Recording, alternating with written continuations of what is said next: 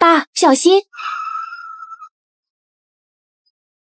一次意外，我们一家3口和一辆车，居然从21世纪穿越到了60年代，开启了一段跨越世纪的旅行。今天晚上到明天，沙雕镇附近可能有强降雨，并伴随泥石流发生，请附近居民注意防范。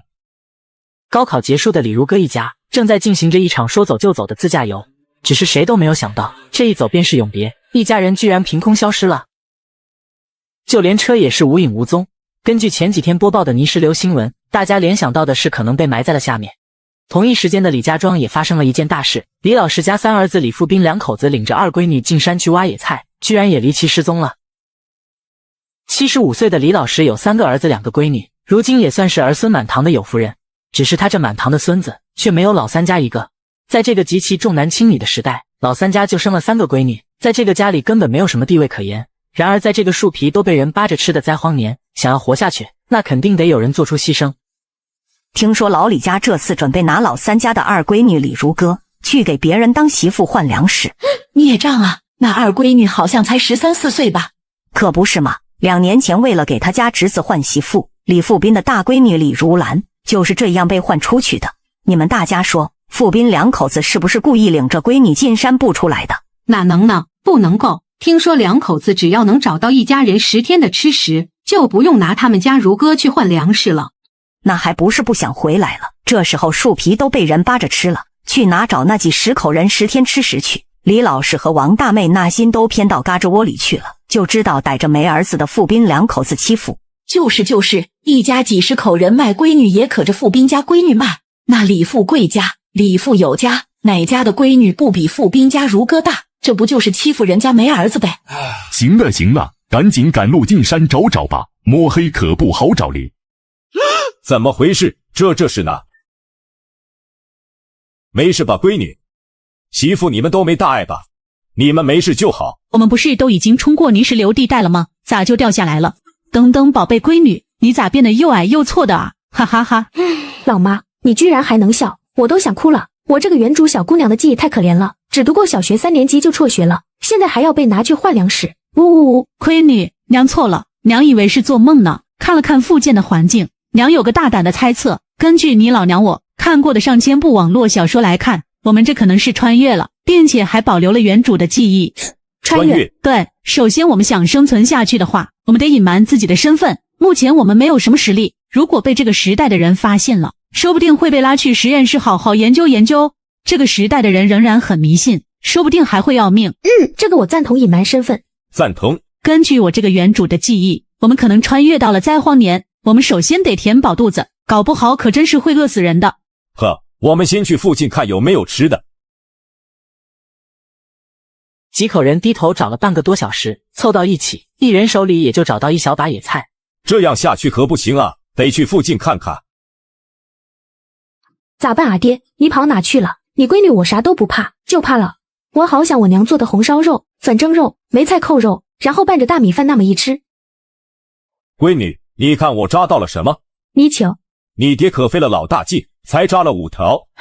这也没有锅，不然我还能给你们炖一锅泥鳅野菜汤。现在咋办？老李，你身上有打火机不？要不咱们把这几条泥鳅鱼先烤着吃了。打火机？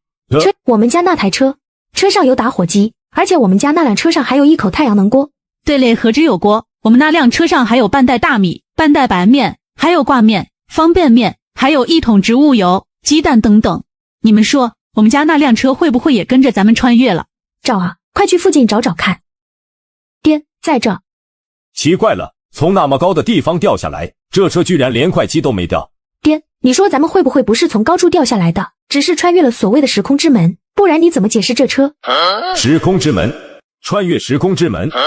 要不是亲身经历，这谁能相信呢？爹，你说这台车咋整？也不好开回村，总不能一直停在这吧？开回村肯定是不行，就现在这个年代，京都也没有这么好的车啊。那咋整？这东西要是能听人使唤就好了，说小就小，说大就大，不用的时候就缩小，也好藏啊。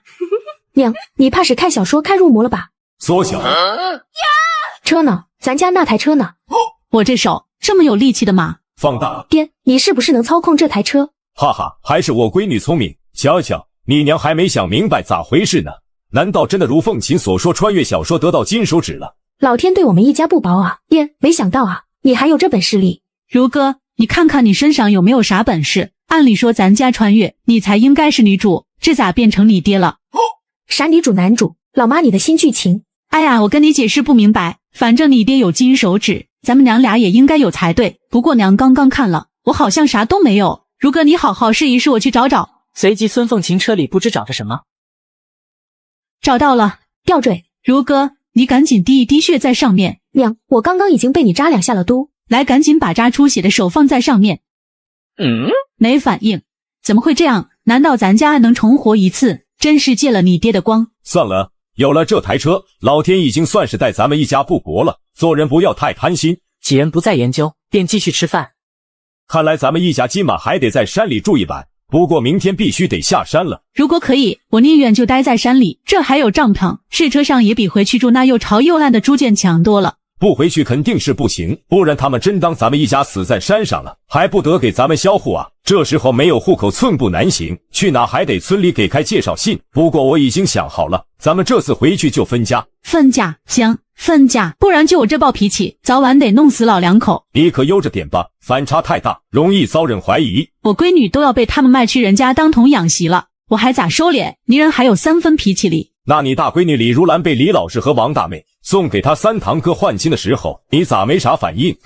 我大姐出嫁也有2年了吧，一次娘家都没回过，也不知在那边过得咋样。等这次回去，爹一定去看看你大姐。我们家既然占据他们的位置，这次必须直愣起来，让他们知道我们老3家不是好欺负的。倒是我也去，如果那家人对大姐不好，咱们就把大姐带回来。我也去，打架抢人这事，别忘了你娘可是习武之人呢。等等，貌似好像外面有人，快，赶紧出去，把这里不该出现的东西都收起来。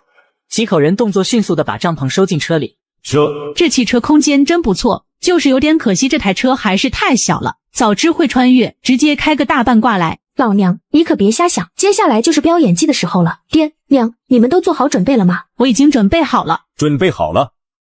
这找都找不到，咱们还是赶快下山吧。等下遇到什么狼呀，虎的多可怕啊！吓我一激灵。在这呢，在这边，村长，我们找到他们了。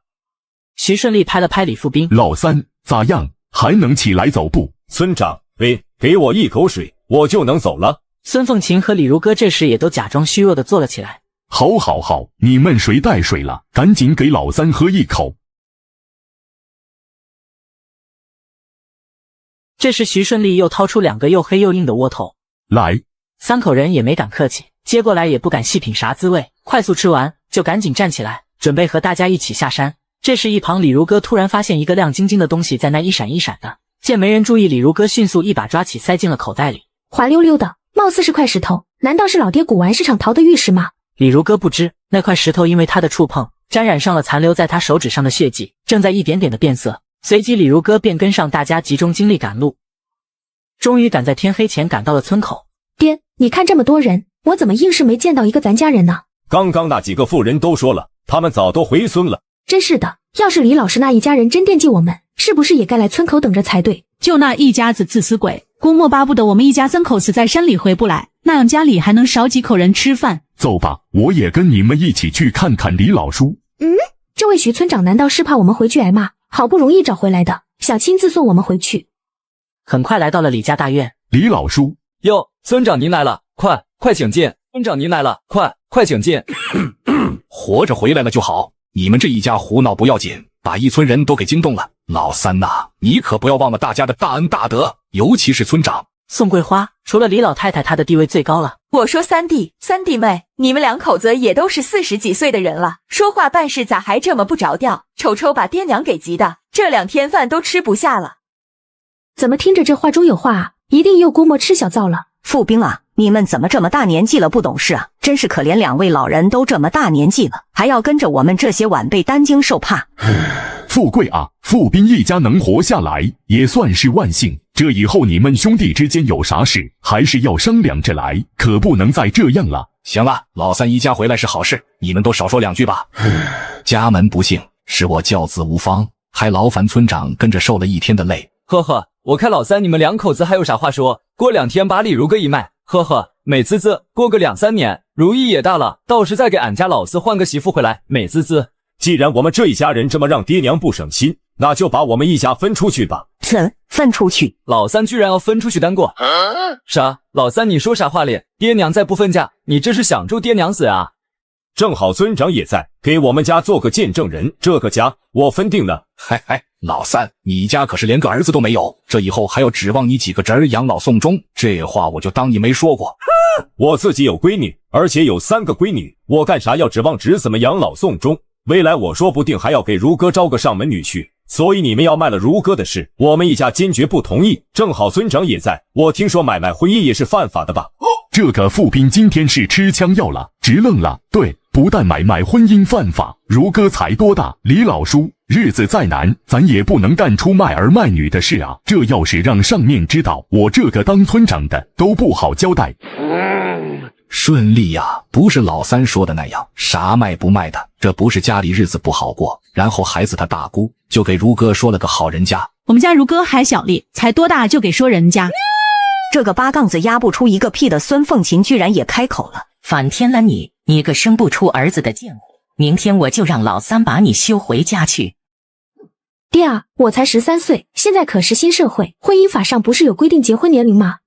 不对，错了，新婚姻法好像是80年通过的，不过我不知道的是，李家这些人肯定也不知道。13岁还是个孩子脸，乡上当然不会给登记，这可不就是违法的。原打算等把这丫头找回来，就卖去山沟村换点大白面的，这下好了，喝西北风吧。我咋摊上这些个不孝的，一个个替他们养大了赔钱货，要点彩礼还犯法。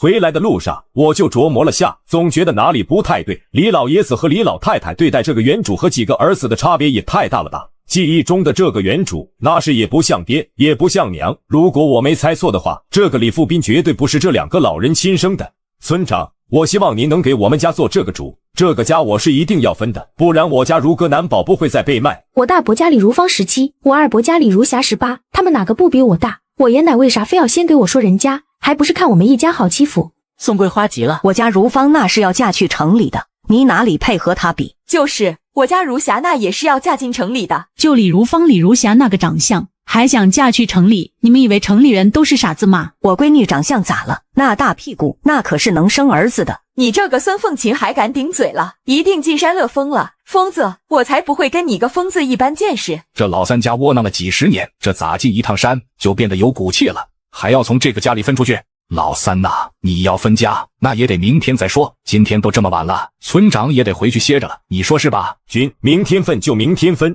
可行，我真快撑不住了，那我明天再过来。老三家送了一下徐顺利，便回到了臭烘烘的棚子里。看来这个家是不得不分了。李老头便吩咐2个儿子到堂屋商量了起来。分家我是不同意的，我要拿李如意给您4孙子换媳妇呢。这老三要是能分出去，那我是不是也可以分出去单过？那2老头子就知道偏着大房，那我们家可有收不完的气力，这日子还咋过？实在不行就把老三打个半死，看他还敢不敢提分家。这件事徐村长又不是不知道，你觉得你这样做能行？行了，都回去睡觉吧，这件事明天再说。门外李富斌的小女儿正在偷听，此时李老头和2个儿子正商量着如何把李富斌做掉，殊不知正好被门口李富斌的小女儿听见。这一世的李富斌是真窝囊，委屈你们娘俩睡牲口棚了。我发誓就这一晚，明天咱们一家宁可搬出去住山洞，也不住这个牲口棚。爹，大伯说要把你打个半死，把你给做掉。爹你别怕，我大伯要是真敢打你，我就把大伯的大孙子李家顺的腿打断。混蛋，瞧把我小闺女吓的，早晚我要让老毕登一家付出代价。如意，娘的好闺女，这几天是不是担心我们了？我二伯娘说你们都死在山里了，还说等找到你们的尸体就把我也卖了。那个臭婆娘，等哪天她落单的时候，娘一定好好收拾她一顿，我让她咒咱们全家。娘咋突然变得这么厉害了？娘以后还会打我吗？还会不喜欢我吗？爹，我那包饼干能拿出来不？我试试。给如哥。如意饿了吧？姐这有好东西，来吃吧。这几天我和爹娘在山里实际是遇见了贵人，这些都是那个贵人给的，还给了咱家好多细粮食礼。不过那些粮食都被我们给藏起来了，等咱们从这个家里分出去再拿回来。好甜啊，二姐，真的好甜。甜就多吃点，这几块都给你。不要，我就吃1块就行，剩下的给二姐，给爹娘吃。哎妈呀，这孩子咋这么可人疼哩？老李啊，咱俩这辈子不能白活，一定得把这3个闺女照顾好。等分了家，咱们就去找大闺女。那个窝囊废也就是当着村长的面敢说几句硬气话，等明早你看着吧，保准又是屁都不敢放一个。可能是累了，一家人谁都没有想到在这样的环境下闻着臭味还能睡着。一个生不出儿子的贱婆娘，咋的还想吃现成的，还不赶紧起来做饭去？一脸懵的3口人。爹说我们今天就要分出去单过，那是真的吗？不是爹一时的气话吗？哎呦呦，可疼死我了！你个死丫头，你这是要撞死你亲奶啊！哎呀，奶你咋在我家门上趴着哩？我着急去茅房，还憋着尿哩。这死老太太舍近求远，放着大院里那么多个儿媳妇孙媳妇不叫，偏偏要来后院嚷嚷。如意回来，今天这饭咱不做，我看他们一家能不能吃生米。这才几点，你再躺下睡会儿。可是娘，以前不都是你做饭？这几天大伯娘、二伯娘因为谁做饭，天天干架，就等着你回来哩。以前是以前，这不是你爹都说了，咱们都要分出去了，这饭咱就不给他们做。对哦，咱们都要分出去了，我怎么又忘了这事？屋里一家人又重新躺了回去，李富斌更是打起了呼噜。门外的李老太太骂了一会儿，见没人搭理自己，只得先离开。哎呦，疼死我哩！老太婆终于走了，上了一趟茅房，没想到整出这么大的一个惊喜。爹，洗醒，快洗醒！告诉你一个秘密，我也有空间了。闪，闺女，你说真的？闺女啊，老天待咱们一家不薄啊，这是瞌睡了就有人给咱送枕头啊。不，爹，这是饥饿就有人给送粮食，渴了就有人给送水。你那里还有粮食和水？粮食倒是没有，不过有一条河，很大的一条河，还有一口井，还有就是黑土地，大概有2亩地的样子。才2亩地，少是少了点，但总好过没有强，何况还有水，这下是不缺水了。不缺水，缺种子啊。我瞅瞅有啥可以种的，苹果、大西瓜。闺女，你看这东西能种不？爹，你居然也可以用意念查看。是哈。爹，你忘了，我娘说这叫意念，而且我那个空间吧，也是可以用意念查看的。对，意念。闺女，你那空间是咋出现的？又来了，我们只能出去看看了。哟，左邻右舍的都来了，还挺热闹啊，这下就安心了。孙凤琴这个生不出儿子的，没被休就不错了。对，他们一家竟然还敢打伤李老太太。我不就上个厕所吗？怎么还打人了？要不是我哪天刚蒙蒙亮就在我们家上趴着，怎么会那样？我又不是故意的。原来如哥是想去茅房，这倒是也能理解。什么呢？还不是老3两口子这几天进山受了罪，我婆婆惦记儿子，一宿都没怎么睡。这不，天刚放亮就赶紧起来，说想过来看看这一家，然后就……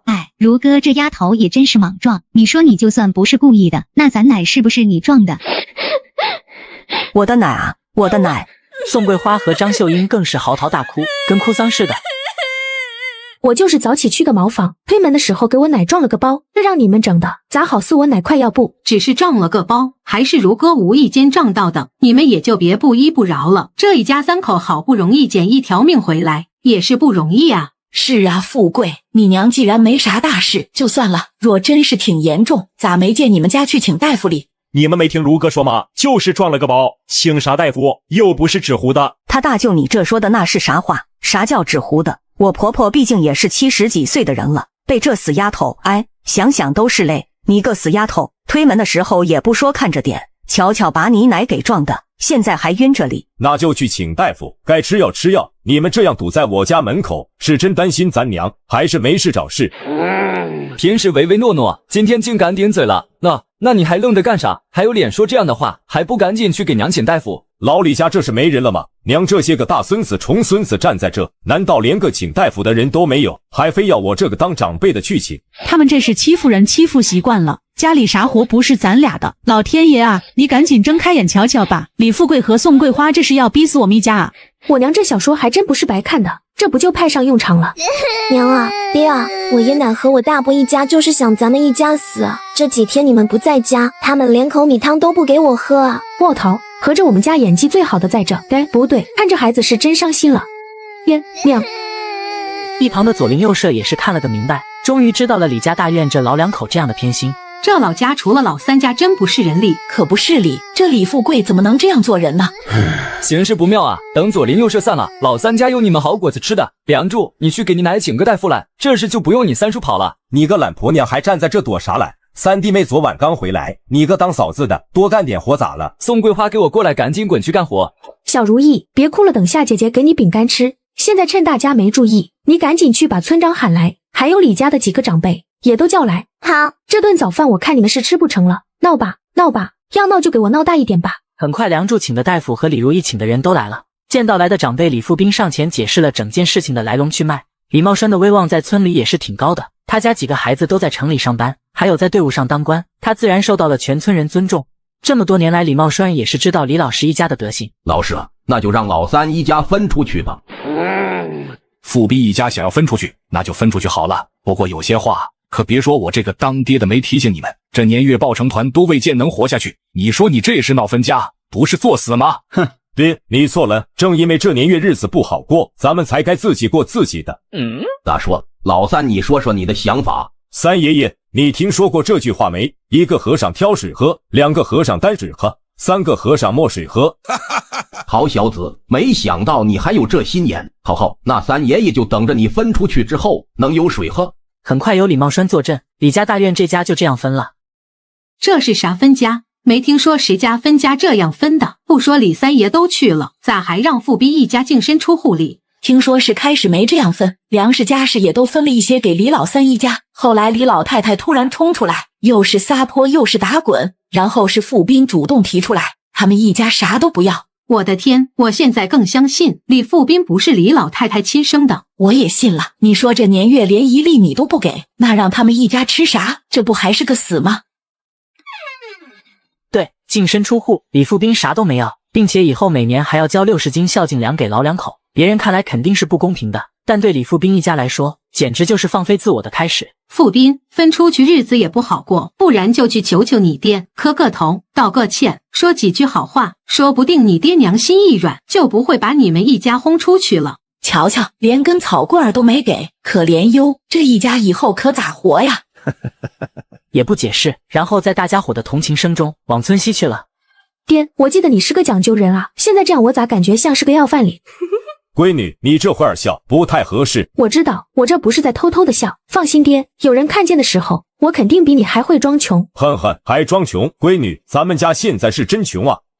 就老李那个汽车空间里的东西也不够啊，以后的日子咋过啊？还有锅碗瓢盆，哎妈呀，不能想了，简直是越想越头疼。来，如意，姐给你好吃的，偷偷的吃。别上火，你忘了二姐和你说的，咱家还有粮食藏在山里。都这年头了，李如哥这话可能也就只能骗骗眼前的小如意了吧。随即李富斌又拿出了一瓶去了商标的矿泉水。如意累了吧？来给你喝贵人给我们的水。喝吧，如意，我们三谁都没舍得喝一口，藏起来就是为了跟你一起分享。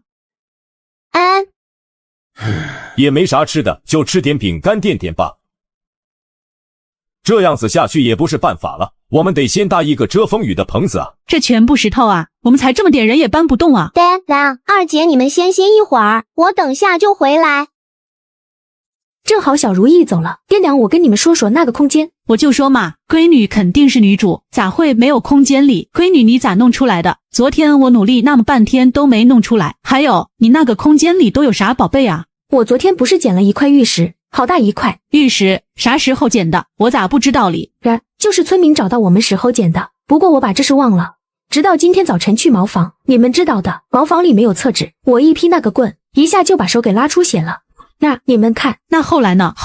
娘，瞧把你急的，要不是我们知根知底，我真要怀疑你们有了如意就不要我了。怎么会呢，宝贝闺女？后来嘛，我就去兜里掏，你们知道的，这都是多年养成的习惯。我还以为我兜里有纸巾呢，可能是我的手指就碰到了那块玉石，完了那块石头就不见了，然后我就发现自己身上多了个空间。我就说嘛，果然要滴血认主。哎妈呀，这也太神奇了！老李、闺女，你们觉不觉得咱们一家三口都不是一般人？那啥，媳妇，貌似你还是一般人吧？哼，不是的娘，我和我爹可不是一个意思。我的意思，你也是有可能变得不一般，说不定啥时候你那里也会出现个空间啥的。切，谁说我没啥变化？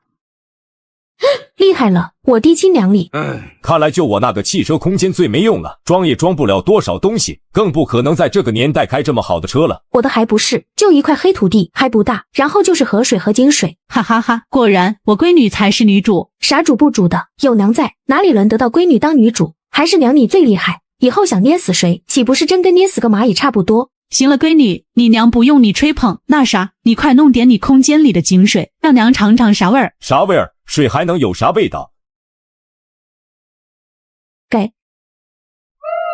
亏你娘喝着这水有种纯天然的清甜味的，像是喝着早晨鲜花上的晨露般。这水不会有啥问题吧？咱们刚刚有点太过草率了，咋能都喝了？这要是有毒。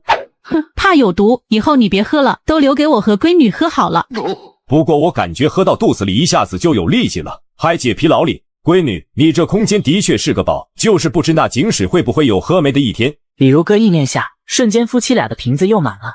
这水不会是取之不尽吧？爹，您猜对了，我试过了，这积水的确是取多少，那边就又补回来多少，积水始终是满着的。好，这我就放心了。只要有水，咱们一家就不愁没粮食吃。那也不能用这水浇地啊，这水说不定还能治病理。我有那么蠢吗？我的意思，闺女空间里不是还有2亩地，还有咱们也可以去山里偷偷开出来一块地。闺女不是说还有河水？积水留着人喝，河水用来浇地，我估摸井水会自动补满，河水也一样。一家人正闹得热闹，这时有2帮人朝这边走了过来。来的这些村民正是村长徐顺利召集来帮忙盖房子的。徐顺利到来也是有原因的，李富斌分家自然村长也是到场的，他也主持过几次分家，哪家不给他点面子？可是这李老师把娘们往外一推，李老太太当场闭着眼睛装死，可见李老师这一家是坏到骨子里了。徐顺利心里也只能憋着一股火。你李老师不是不拿我这个村长当干部吗？那我就让你看看我在这个村说话管不管用。帮忙的村民们还自带了工具和原材料来，徐顺利还把自家600多块土坯也拉来了。当然，这些土坯和木头过后，李富斌还是要还给大家，还给村上的。原主的人设不能崩了，这感谢话还是先不说。大家的好，我李富斌日后一定加倍奉还。孙凤琴和李如歌那更是只会低着头给大家鞠躬道谢。很快大家开始各自行动了起来。眼前这么多人过来帮他们家干活，却没有李家大院一个人。真想给这些帮自家干活的人做顿饱饭吃，可是就如歌糊弄如意的那番话，可糊弄不了这些大人。娘，你说我们要不要去山里看看？要是能挖点野菜回来，给大家煮一锅野菜汤也是好的啊。行，走吧，反正这里也用不着咱们娘俩了。于是娘俩在山里越走越远。这水是真解乏啊，就是不知道还有没有别的作用。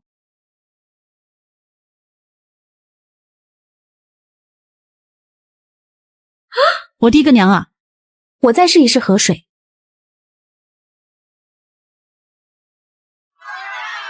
用河水浇灌的植物，居然比用井水浇灌的长势更加茂盛。李如歌就在这附近反复实验，然后孙凤琴就一直在挖。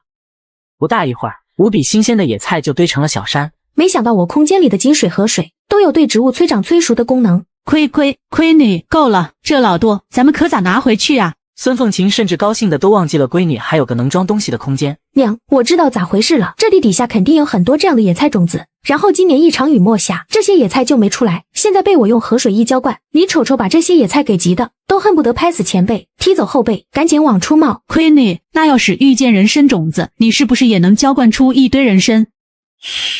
娘，你听啥动静？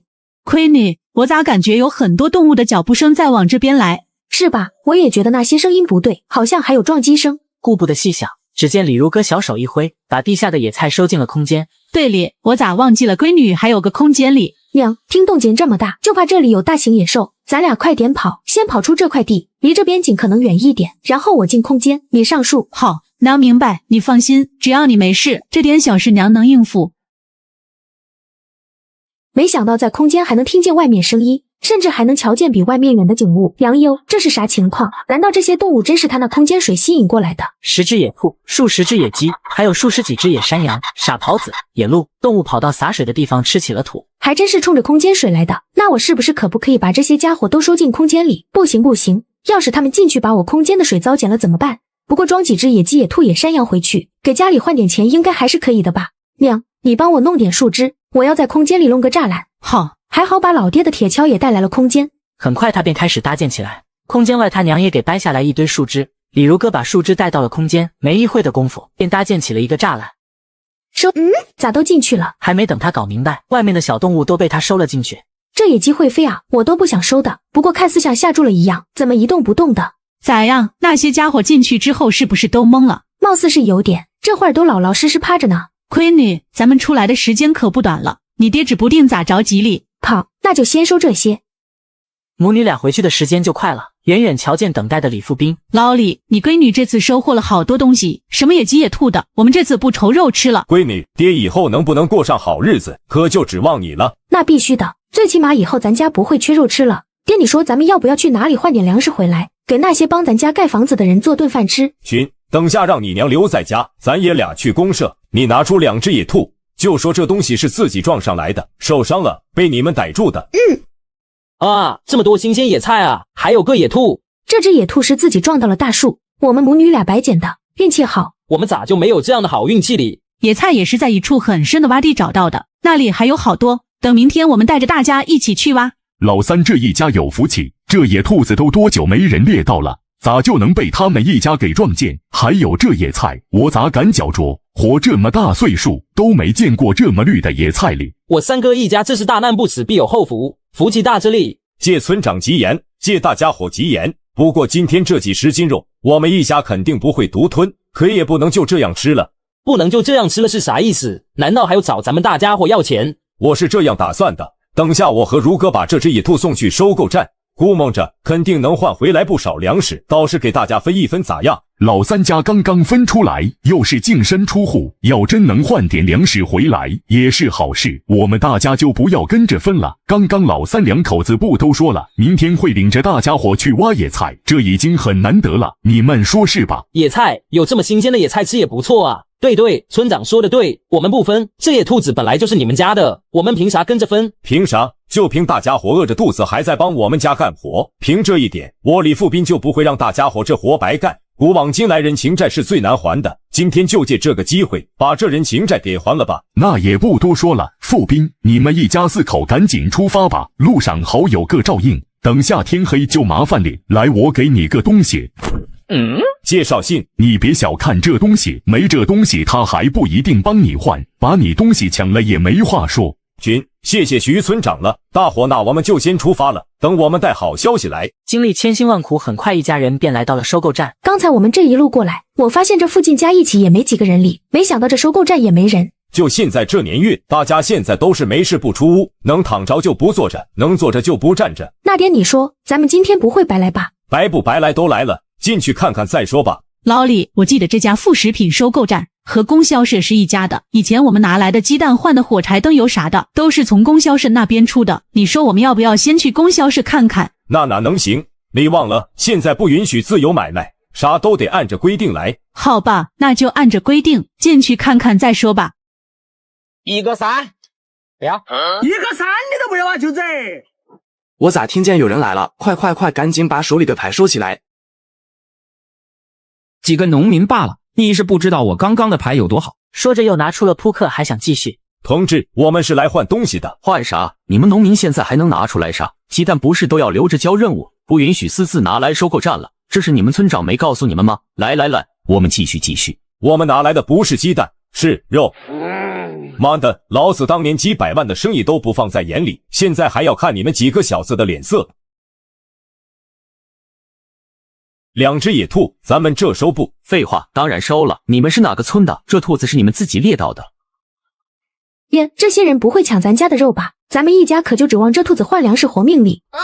你这小姑娘，我们这可是公家单位，咋可能抢你家的肉？那啥，有介绍信吗？有，我们是李家庄的。喂，这是我们村长亲自开的介绍信。这野兔我们收是收，不过咱们这现在就是火柴、咸盐、灯油这种东西多，你们看你们想换点啥？粮食，还有大铁锅，我们还要换一口大铁锅。大铁锅，你们还想换一口大铁锅？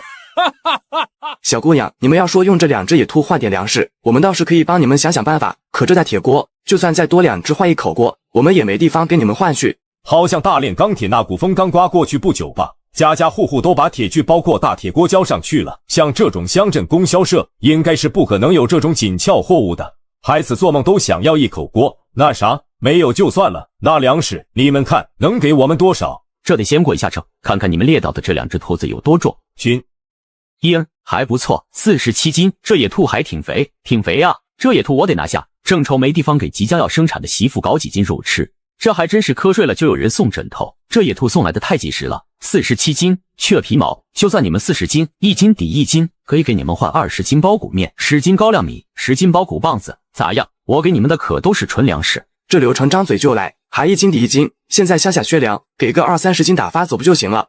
李如哥把背篓往地下一放，我们还想换点火柴、咸盐、灯油，还有能烧饭的陶罐，我们需要2个，你们看这些够不？现在家家都用陶罐烧饭烧菜，李家庄估摸也就徐顺利家、三爷爷李茂栓家有大铁锅，还都是后买回来的。众人连忙去看背篓里的东西，你们还拿来啥了？一起拿出来，我们看看能给你们换点啥，绝不会亏待你们。没想到这些野鸡野兔吃了那些土变得这么肥啊！哇，这一家子的猎物是打哪弄来的？咋这么肥力？这吃起来一定很香。这么肥，那10斤包谷棒子我可以帮你们换成高粱米，然后那2只野鸭野鸡我可以帮你们换2个大瓦罐，换1斤盐、2斤灯油、2包火柴，还有2斤酱油、1斤醋。你们有没有带酱油坛子啊？没有啊。走，跟我去我家取个坛子。说是取坛子，实际也是想领着一家3口去认门，日后有好东西好知道路。他家就在供销社附近，几分钟的路程就到了。很周正的3间砖房，看来日子过得不错，在青山乡应该算是富裕人家了。岳父，难怪会这么积极。爹，你不觉得有点奇怪吗？就他们一家也吃不下这么多啊。我看这小伙胆子挺大，说不定这人还能有点其他门路。咱们先观察一段时间再说，可不可以再利用，就看这人够不够胆量，有没有啥坏心思。这家人看着总感觉不像是普通人啊，难道是一个好猎户？这年月哪都缺肉，要是能教好一个猎户，未来可就不缺肉吃了，哈哈哈。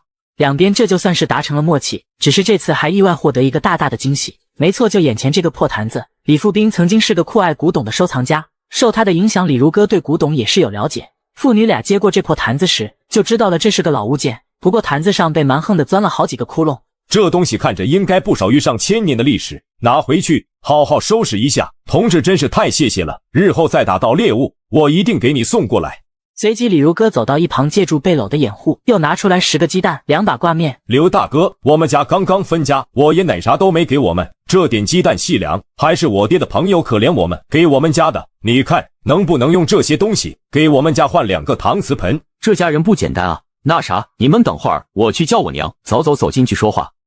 这10个鸡蛋我就按5分钱一个，给你们5毛钱；2把挂面就按1块钱一斤算，我给你们2块钱，你们看咋样？兄弟啊，像这种金粉挂面，凭票买也就5毛8一斤，我娘给你们按1块钱一斤算，真不少了。貌似还真是，好像这年月的粮食都是1-2毛钱一斤，细粮可能会贵一些，大概3-4毛钱的样子。现在粮店别说细粮，粗粮都快供应不上了吧？不是钱多少的问题，我们家就想换2个搪瓷盆，要不你们再给我们几张工业票？我们家几口人一直用1块破钢碴子洗脸，这次分家就连那块半瓢水都装不下的破钢碴子，李老太太都没让我们拿。唉，我们家现在是啥都缺。小原主好像一直梦想着能有张工业票吧，好偷偷攒几毛钱，给家里买个搪瓷盆回来，借助这次机会一定要买回去。工业票那东西我们也缺，要不这样，我领你们一家去供销社看看有没有处理品。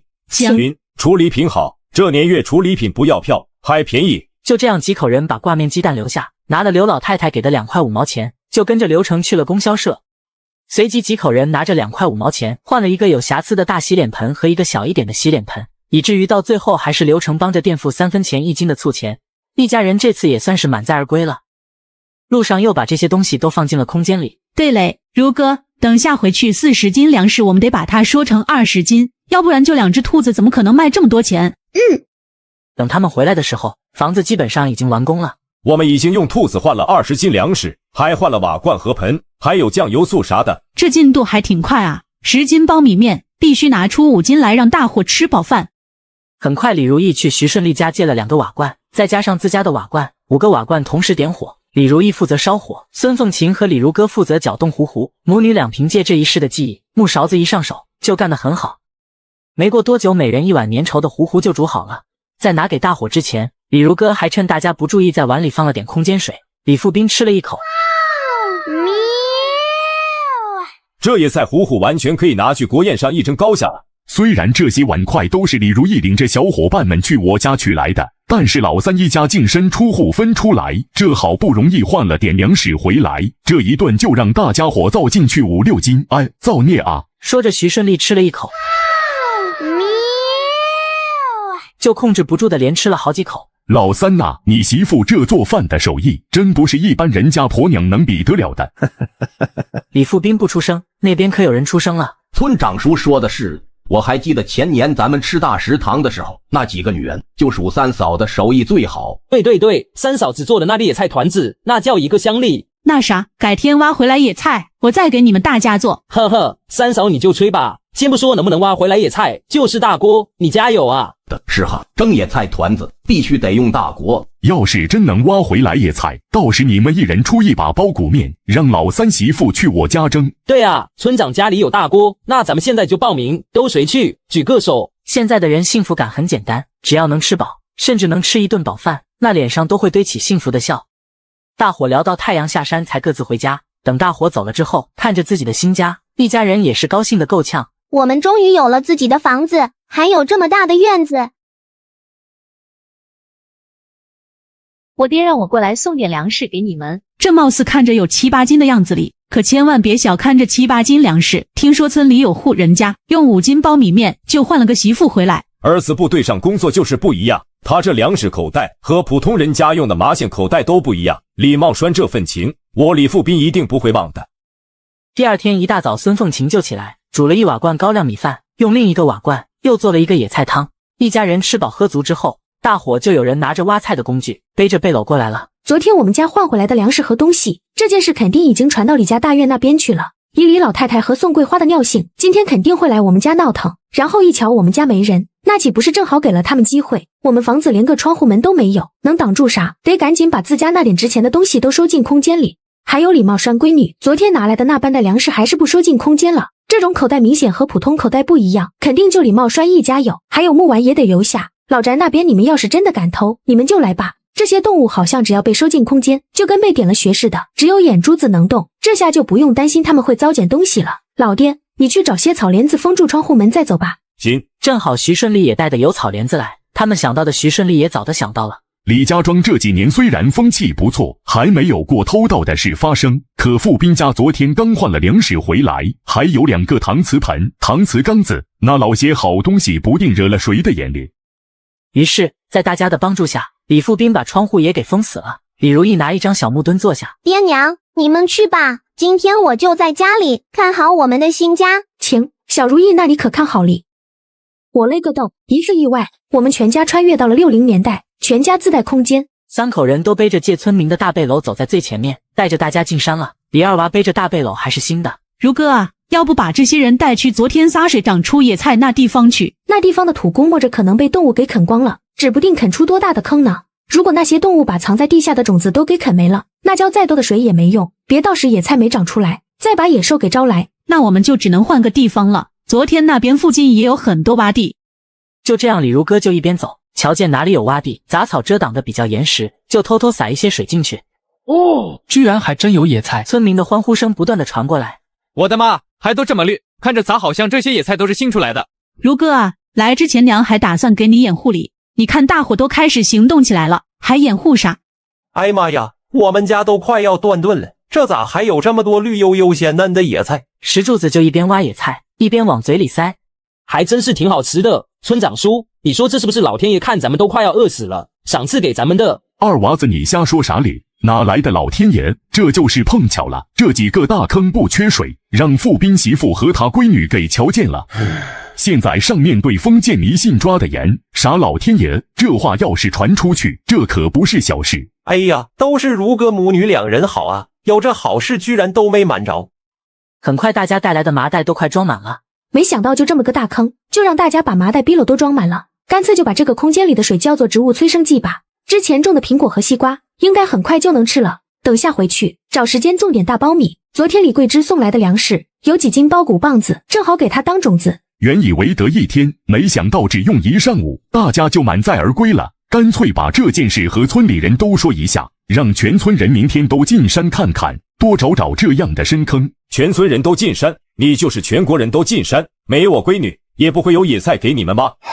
要是让我闺女天天往山跑，那不得把他累个好歹啊！村长，我觉得这样不妥。你想啊，这件事要是村里人都知道，难保不会传出去，那到时外村的人也都跑咱们这挖野菜，你让是不让？那还用说，当然是不让啊！可要是上面让呢？毕竟这大青山不是谁家的，人家要是说了，只要不怕远，谁都可以来，那咱们村可就热闹了。还真有这个可能。他们别的村不会也学咱们进山去找呗？说不定他们那里也有这样的深坑里。可万一他们那边没有呢？我就怕上面倒是把咱们这当成宝地征用了，咋整？这话可是太吓人了。这李老三说的也没错，今天这件事你们大家要是不想再挨饿，不想被饿死，谁都不许传出去，就当没发生过，回去让你们家里的婆娘孩子也都把嘴管住了。我昨天去收购站，发现一个人都没有，听说现在城里也可缺菜了。那肯定是啊，现在正是青黄不接的时候，冬储菜吃没了，夏季的菜还没长出来哩。他们城里人多了个啥？咱们没菜吃，他们也不可能有。去年雨水多，城里那些上班的，还有来咱们这采蘑菇的，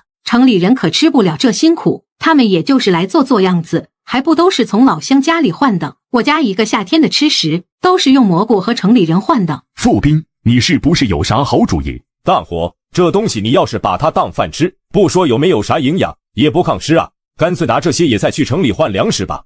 没想到傅斌脱离了李家人的压制，胆子变得这么大，这话都敢说，要是被人举报上去呢？行，这件事既然是傅斌你提出来的，那你就去试一试。不过咱们丑话说在前面，如果傅斌因为给大家换粮食换出事，我徐顺利是主谋，你们大家一个也跑不了。保证绝不说出去，我保证。既然这样，那大家今天挖的这些野菜就不要都拿回家了，否则万一谁家婆娘孩子管不住自己的嘴。徐顺利再次扫了一圈，后面的话还用说吗？谁家婆娘啥样，自己心里没个数。明白。那我们大家都少拿回去点，够今天吃的就行。那我们剩下这么多野菜都放哪？对了，要是这样大咧咧的往家里背东西，保不准就会被谁看见。就放在傅斌家里吧，他们家那消停，跟前也没个邻居，比放在村部安全。徐村长简直太给力了，我正想把这些野菜都放进空间里，免得明天都蔫巴了，卖不上好价钱。大家商量好了，背起背篓，扛起麻袋就往山下走。封好的门窗都被扯破，几十人都傻眼了。这谁干的？如意干啥去了？这家里这是招贼了吧？昨天从公社换回来的粮食和东西全没了。徐顺利领着几个人在屋旁检查了一圈，屋里啥都没有了。换回来的东西粮食都已经不在了。我勒个豆，只因泥石流灾害，我们一家3口穿越到了60年代，看我们如何拿捏恶毒爷奶一家。村长伯伯，我们家这是被人给抢了，你看要不要去公社报公安啊？是嘞，这肯定是让人给抢了，这哪是啥小偷小摸，估摸来的人还不少哩。这还了得，咱们村来抢匪了，这可不是小事啊。那啥，村长，我往公社跑一趟，我去报公安。二娃哥，等等我跟你一起去。这时2个精神小伙站了出来，我也去。几人便开始走去报公安。都回来吧，报啥公安？这件事不可能是外村人干的。大村长，你啥意思？不是外村人干的，那还能是咱们自己村里人干的？二娃，你和石柱子，你们几个小年轻，等下先别急着回家，大家现在赶紧把野菜蘑菇都扛去山脚下老石匠那个窝棚里，让他们几个先看着，等傅斌家这件事处理完，你们再偷偷去把自家的野菜扛回来。行。徐顺利这边话音一落，大家就开始行动了起来。这边刚刚消停下来，就见李铁柱媳妇王菊花跑了过来。村长也在啊，正好你们快点去东头看看吧，你们家如意都快被那一家人给打死了。只因前一天傅斌2口子给了王菊花家半瓦灌糊糊，2口子实在过意不去，一大早就让自家二闺女李盼娣过来看看李富斌家里还有没有啥需要帮忙的。然后2人就在傅斌家门口边上玩。估摸9点多钟的时候，李富有家二闺女李如梅就来了，说是李大宝他们几个在河边捞着鱼了，就把李如意给骗走了。要是别人过来，李如意或许还能有点防备，但李如梅就比她大3岁，而且平时也没打骂过她，算是李家大院对他们家还不错的，少有的一个了。很快到了河边，见李大宝几个的确在抓鱼，也的确抓了些小鱼上来。李如意再怎么聪明，也才10岁，她哪里知道这一切都是李家大院那边设计好的，包括这几条小鱼都是李家人让李大宝拎来的。小姑娘在这边跟着大家捞起了鱼，捞着，李如意就觉得有点不对了。为啥我怎么都捞不着鱼啊？而且李如梅和李大宝还总凑到一起嘀咕：不好，我家里没人看着呢。我的鞋子呢？不好，我一定是中计了。小丫头赶紧撒丫子就往家里跑，李盼娣也跟着往回跑。宋桂花带着2个儿媳，身后还跟着张秀英。好的，你个李富斌打了野味，居然不往李家大院带，我今天就来帮你拿回家。你们几个走快点，等下李如意回来了就没得搬礼。很快来到了李富斌家，宋桂花就带着2个儿媳妇翻了半天，才翻出那口袋粮食，还有几个木碗。见没别的东西可拿了，这婆媳3人背着这点东西就跑。这婆媳3人怎么搬了这么多？不行，我得看看还有啥搬的。这几个臭婆娘咋啥都没给我留？算了，还是赶紧走吧，等下李如意回来了。李富斌家门口正好碰见赶回来的李如意。二伯娘，你来我家干什么？怎么把我家破坏成这个样子？你是不是把我家东西给搬走了？我没拿，我只是路过。你家东西是被你大伯娘和2个堂嫂拿走了。张秀英说完就要跑，李如意咋能拉得动一个大人？她就拿着棍子在后面追。李盼娣见情况不妙，赶紧往家跑。很快李盼娣回家，跟自己老娘王菊花说了这件事情。娘跟你去看看啥情况。李铁柱因为之前去山里找李富斌被蛇咬了脚，在家卧床不起。很快母女俩来到了李家大院院子里，只见眼前的李如意一动不动的，还有众人在看热闹。这李家大院的人怎么去抢富斌家东西，还打人呢？这都打昏过去了，还出了这么多血，会不会给打死了？王菊花听了这话，吓得腿都直哆嗦，赶紧去找富斌一家。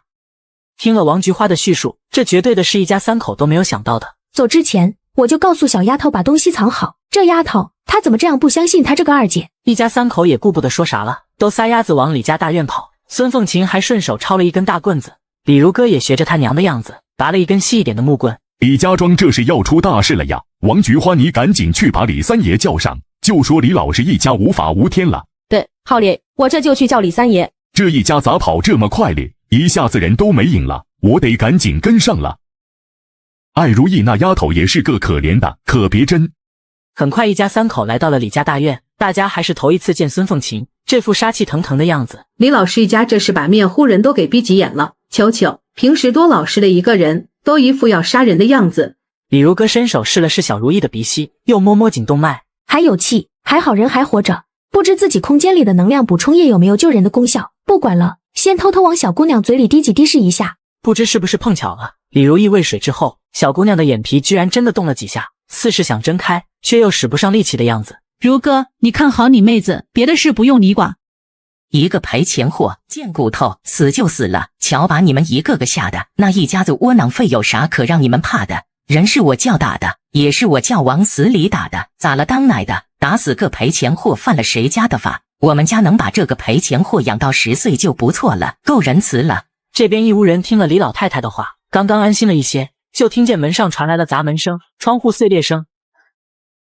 你们一家子都给我听着，如果我闺女今天有个好歹，我定要你们一家子给我老闺女陪葬。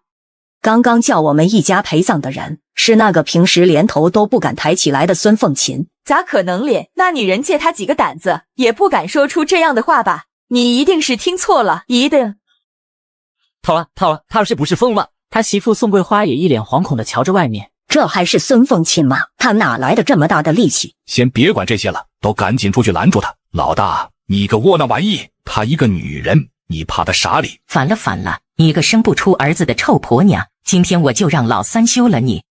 一次意外，我们全家穿越到了60年代，拿捏恶毒也乃一家。凤琴，你这是干啥？闺女还在那躺着生死不知，你不赶紧送闺女去卫生院，砸这有啥用？对啊，砸门窗有啥用？就是把房子点着了，他们还能盖。对，老李你说的对，咱得送闺女去住院，去城里住好医院，必须花她几个小目标。徐顺利也是磨磨蹭蹭的在后面赶了进来，看见了手上的这些家伙事，都给我住手！你们这是要干啥？徐村长这一吼，吓得李老师一家赶紧扔掉手上的家伙事。村长，你来的正好，你看看富斌媳妇把我家给砸的，老天爷啊，这还让不让人活了？这还有没有地方说理咧？李老太太一边说，一边挥舞着菜刀。那啥，平安，把你奶手里的菜刀抢下来。李平安是李富有家的长子，也是二房唯一的儿子。王文英，李平安媳妇，张秀英儿媳妇，婆婆经常刁难她，骂她笨，骂她蠢，骂她吃屎都赶不上热乎的。王文英的确有些笨，也没读过书，这脑子不转弯的人就知道听话。听见村长让自家男人去抢菜刀，觉得这事就不用麻烦自家男人了，一把过去把李老太太的菜刀抢了过来。你个棒槌干嘛呢？当初咋就给老二家说了这么个棒槌媳妇呢？我的命苦啊！亲儿子打了野兔，居然都不说给亲爹娘送点过来。你不知道你娘我就爱吃肉吗？谁不爱吃肉啊？你老太太这话说的。前几年邻居家的鸡被偷，估摸着跟李老师有关。老三你不孝啊！这是我还是从别人嘴里听来的，你们大家说说，谁家有这样不孝的儿子？当爹娘的不生气。还有你孙凤琴，你个不下蛋的老母鸡，到现在你都没给我们老李家生儿子，还有脸跟这家发威，你哪来的脸哟？这年月不孝顺可是大错啊！俗话说父母在不分家，这里傅斌分家本就不对，这才刚刚分出去就忘了规矩，咋能行？是李有肉吃都不知道先给自己老人送点，也难怪李老头和李老太太气成这样。李如哥听到众人舆论，赶紧和大家解释，我们家昨天分出去，连一粒粮食都没有，这件事村长伯伯可以给我们家作证，那野兔是自己撞上来的。难怪我这还琢磨哩，就这家人咋可能打到野兔里？原来是老天爷主动送来的。他大娘你可小点声吧，这事咱们知道行，可别嚷嚷出去。知道，我哪敢外面说去，不过这样一说，这件事可怪不着傅斌一家里。就是啊，我这活了半辈子，还没听说谁家分家是这样分的，居然连一粒米都没给，那不是明摆着要饿死这一家人吗？大家越说越激动，正嚷嚷，就见李三爷李茂栓走了进来。如意咋样了？我们来的时候，我爷奶一家都在屋里，就如意自己躺在这，我娘还以为我妹已经估计是气疯了，就砸了我大伯娘那屋的门窗。行了，砸就砸了，和人命比起来，几扇破窗户算个啥？行啊，老子还没死呢，你哭啥子丧？村长，三爷爷，我家如意被宋桂花给打的，可还昏着哩。我们得去城里医院给孩子看看，这钱是不是该宋桂花出啊？什么我出钱？说什么哩？再说打李如意的时候，老太太也下手了，而且最后那一下子还是老太太用擀面杖打的，还有张秀英、王文英都打了，为啥要我出钱？我发誓，如果碰了，就不得好死。平安媳妇，不是你就不是你，这还有这么多人看着哩，发啥誓？现在不兴这个。这王文英也就是个蠢的，换做别人敢指天发誓，早被拉去公社教育了。我不管啥兴不兴，反正我大伯娘冤枉我就不行，要不然你让他发个誓，你看他敢不敢？这么一说，宋桂花她急了，把自己他俩儿媳都供了出来。黄翠平时就很不服气自家婆婆，这会儿见婆婆把啥事都推给她，立刻恼了。我是打了，那不也是你让的？还有去三叔家抢粮食，也都是你出的主意。对，梁祝媳妇说的对，都是宋桂花这个臭婆娘出的主意。你个懒婆娘，做了坏事还想往老娘身上来，没门！二儿媳妇张燕她开始站队了。奶，您别生气，我婆婆也是气糊涂了，胡说哩。我不管是你们谁干的，我家如意可是还晕着哩。村长，三爷爷，你们可要给我家做主啊！是啊，三太爷，村长，你们刚刚也都听见了，这话可是他们自己承认的。我家的那些粮食和东西都是被他们给抢走的，如意也是被他们给打晕的。三爷，昨天傅斌一家净身出户，一粒粮食都没拿，这件事你我都见证了，要不然我也不会给他们一家开这张介绍信。我见证过这么多分家的，就没见过你李老师家这样分的。也是傅斌这一家运气好，命不该绝，换了点粮食回来，还被你们给抢了，咋的？你们这是不逼死这一家不甘心呐？三叔骂的对，是我没管教好家里人，这是我也有错，还愣着干啥？还不赶紧去把老大媳妇从老三家里抢来的东西还回去？东西到了李老太太手里，要拿出来简直比割她的肉都难受。李老太太看了一眼李老头那眼神，忙闭上嘴，转身进屋去了。随即李老太太就拎出来半口袋苞米，还有几个木碗。昨天傅斌一家去公社换粮食回来，我和常青他们都在，我记得还有2个搪瓷盆、2个瓦罐、1斤盐、2包火柴、1斤灯油吧。李长青、李茂栓的亲侄子站了出来说道：粮食也不止这些，而且我瞧着这袋子咋像是我大爷家的？不错，这口袋粮食是我让桂枝借给傅斌一家的。李老师，你可真行啊，你们这一家人还真是眼过拔毛，比强盗也不差啥了。你个臭婆娘，你把那老些好东西都藏哪去了？还不赶紧拿出来！宋桂花被李老太太一眼一眼的瞪着都懵了。哪有搪瓷盆、瓦罐？我拿回来的东西都给你了，就这些。差不多了，现场有这么多人在这作证，等我们从城里回来，这家人还敢赖账？三太爷，我妹妹不能再等了。虽然小如意早醒了，但是她装的好辛苦啊。村长，三爷爷，我家如意还晕着哩，我们现在必须要送孩子去医院。至于那些东西，不然就让他们赔些钱给我家，我们好带着孩子去看病。中，那就赔钱。李老叔，这事你咋说？李老头越想越气，满眼杀气。老大媳妇，如意是你打坏的，东西也是你去抢的，这钱你不掏，难道还想让我和你娘掏？不是爹，我不也是听我娘的。你闭嘴！到了这种时候，你还想攀咬你婆婆？富贵，你一个废物！都啥时候了，你还不赶紧去找你媳妇要钱，给你侄女看病去。宋桂花，你还不赶紧去拿钱！扑通一声，宋桂花倒在了地上。呵呵，这晕的还真是时候，别一会儿我奶也晕了，那我家如意咋办？李老叔，这如意再不送医院，这要闹出人命，咱们村可就管不了这事了。李老师反手就给老太太一个大逼斗，骂道：还愣着干啥？还不赶紧去拿钱！看着李老头那脸色，转身就进屋拿钱去了。没一会儿，李老太太就拿了一把零零碎碎的钱出来，气哼哼的招呼孙凤琴：家里就这么多钱，再多我们也没有了。李如哥抢在前面接过钱，看了看，2块8角3分。村长，这些钱应该给如意看病都不够吧？加上老三家那些东西，你们再拿出10块钱，今天这件事就算了，不然就往公社报。这件事村里管不了了。李老师显然最怕的就是这句话，一个眼刀子扫过去，李老太太赶紧转身进屋。随即李老太太又拿出来12块8角3分钱，在这个时代已经不算是小钱了，这一下拿出来10几块钱，那心里不定咋难受呢。反正他们这一家难受，他们一家4口就高兴，一家人拿了钱抱着孩子就走。至于他们走后李家人是咋闹腾的，就不关他们一家啥事了。李富斌这次进城可不只是给如意看病。李富斌走的时候偷偷告诉徐顺利，让他安排人照顾好那些野菜，等他找到买家就回来取。这次行程徐顺利也安排了车老板赵大壮跟着出这趟差，目的自然只有这些进山挖野菜的人家知道咋回事。只因一次意外，我们一家3口重生到了60年代，全家自带空间。李如哥在来之前就从空间里拿出来一篓子野菜，很快在赵大壮的带领下来到了县城。几人兵分2路，赵大壮要照看马车，就把马车赶去了大车店存放，一家4口就直奔县医院挂号、找大夫、抓药这种事，他们一家算得上是比赵大壮要熟悉一些了。带着李如意直接挂了内科。你家小孩除了这些眼睛能看得见的外伤，就是营养不良，别的倒是也没啥。大夫，您再给我孩子从里到外好好检查一下。就现在这个医疗条件，估摸着现在大夫也凭着自己的经验判断了。很快医生又开始了一番检查，但好在也没有什么内伤，大夫就简单的包扎了一下，又开了些外伤用的药。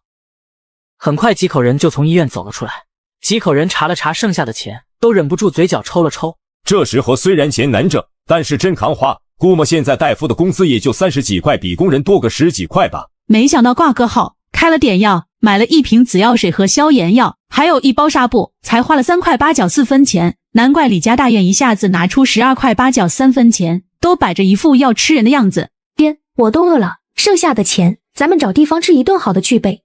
老姐咋敢说这话哩？爹不会骂我们吧？小如意，你想吃啥？今天咱们就吃啥。那我想吃大馒头，辣大白面的馒头。这可怜孩子，不会是从未吃过白面馒头吧？何止如意没吃过白面馒头，这个时代的3口人都没吃过。都是李家大院的那破规矩，什么金细粮男丁可以吃，生儿子的可以吃，能嫁进城里给李家人争光的闺女孙女也可以吃，这都是些什么破规矩？今天必须带小闺女吃顿好的。好，那咱们今天就吃大白面馒头，还有红烧肉。不过现在手里只有钱，没有票啊。爹，你说那边是不是有卖粮食的？刚刚那几个人背的好像都是粮食。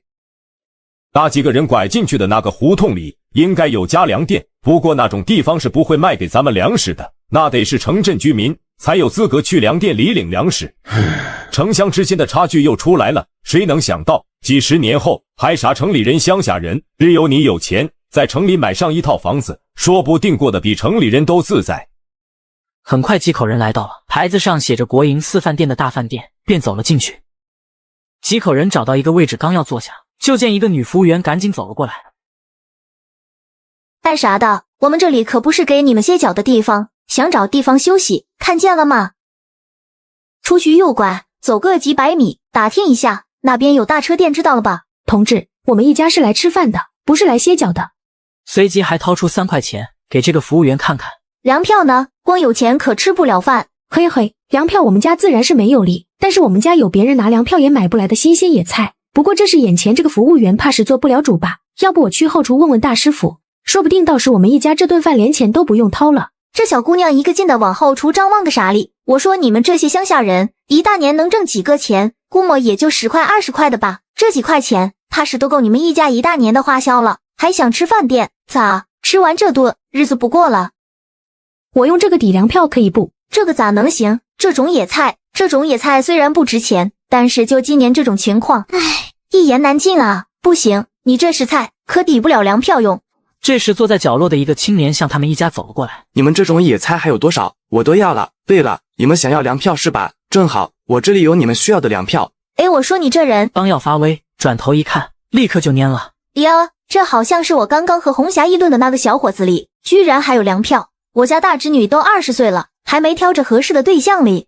看这小伙子的穿搭，就算不是个当兵的，他们家里人也一定有在队伍上当官的。那啥，小姑娘，那你就把这些野菜都给这个小伙子吧。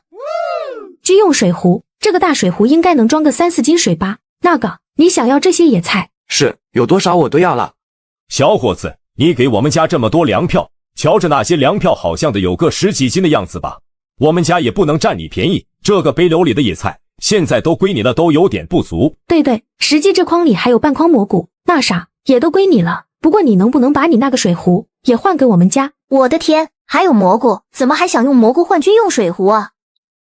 这蘑菇山里多的是，你那水壶可不是便宜货，多的是。您能拿出来多少？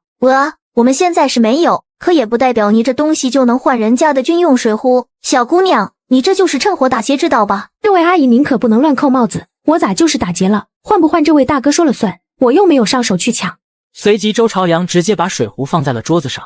我们那里有病号，很需要这些蘑菇野菜，我这就剩下几斤粮票了，正想着有点少，正好这位小姑娘喜欢这个水壶，那就换给你了。哼，算了，要是让大师傅和主任知道是我把这筐蘑菇野菜推出去的，那要遭可劲的骂哩。你们一家想吃啥，赶紧点。李如歌见自家老爹已经和那个年轻人唠上了，这会儿连人家名字都问出来了，就憋着笑转向女服务员道：4碗大米饭，再来10个，10个馒头，1盘红烧肉，1个炒干豆腐。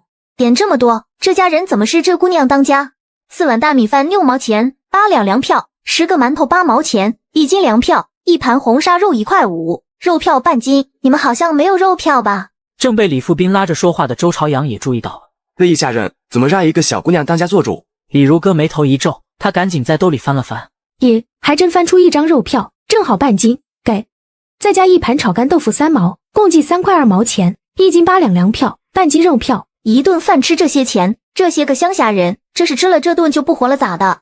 当然，后面这句话他说的很小声，几个人并未听见，几口人没听见的话，周朝阳却听得一清二楚，也不由得皱了皱眉。一次意外，我们全家穿越到了60年代，全家自带空间。算下来，我在这边参军也有2年多了，这几年乡下过紧巴日子我也清楚。不过怎么看这家人也不像是有钱人呐。那个最小的姑娘头上还包着纱布，看样子应该是刚从医院出来。这一家4口人，居然是一个小姑娘来管钱，当家做主，这一家人不简单啊！小伙子，我看你刚刚就吃了1碗面，你这个年纪正是能吃的时候，那1碗面咋能吃饱？坐下，再和我们一起吃点。不了，大叔，我还急着回去，不过您能留个地址给我吗？我得借用一下您家这个背篓，然后等哪天我有时间，把背篓给您送家去。不要了，刚刚你给了我们家那么多粮票，还给了肉票，这又给个水壶。此时李富斌一家已经对周朝阳产生了强烈的好奇心，看着就是个普普通通的农民，可说起话来，给人的感觉又不太像是个农民。就刚刚还邀请我和他们一起吃点，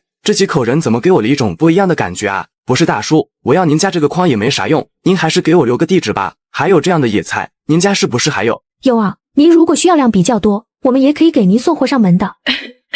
这时候不允许个人做买卖，看来闺女这是又忘了我们生活在什么年代。没想到就连这位大婶就跟那些乡下妇女不一样啊，貌似也是个深藏不露的精明人啊。那啥，我们一家是青山公社李家庄的，我叫李富斌，你去的时候都不用打听，村西头独一户，那就是我们家。行，李大叔，那这筐菜我就背走了，改天给您送筐去。好嘞，那啥我们也不着急用，你啥时候有空或是顺道送过去就行。哎，乡下那几位，你们猜好了？唉，算了，多一事不如少一事。李如歌起身去端菜，很快桌上就放好了几大碗米饭，菜也上齐了，几口人便开始吃了起来。这馒头等下给你赵大叔拿2个，人家大老远陪咱们跑一趟，虽然也挣工分，但总不能让人饿着肚子回去吧？啥？随口就是2个？请，这是我想着呢，刚刚我看还有芥菜疙瘩炒肉，我买了1盘，等下给赵大叔拿点，剩下的咱们一家留着晚上就着馒头吃。二姐，二姐咋舍得把这么好吃的馒头送人，还买了肉菜送人？估摸着自家之前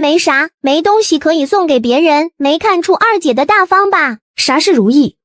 我想说，二姐你买的这肉可真好吃，我还是头一次吃这么好吃的肉。好吃，二姐下次还给你买。咱们一家人肚子里都没啥油水，肉这东西好吃也不能多吃，这次吃完，等几天再吃吧。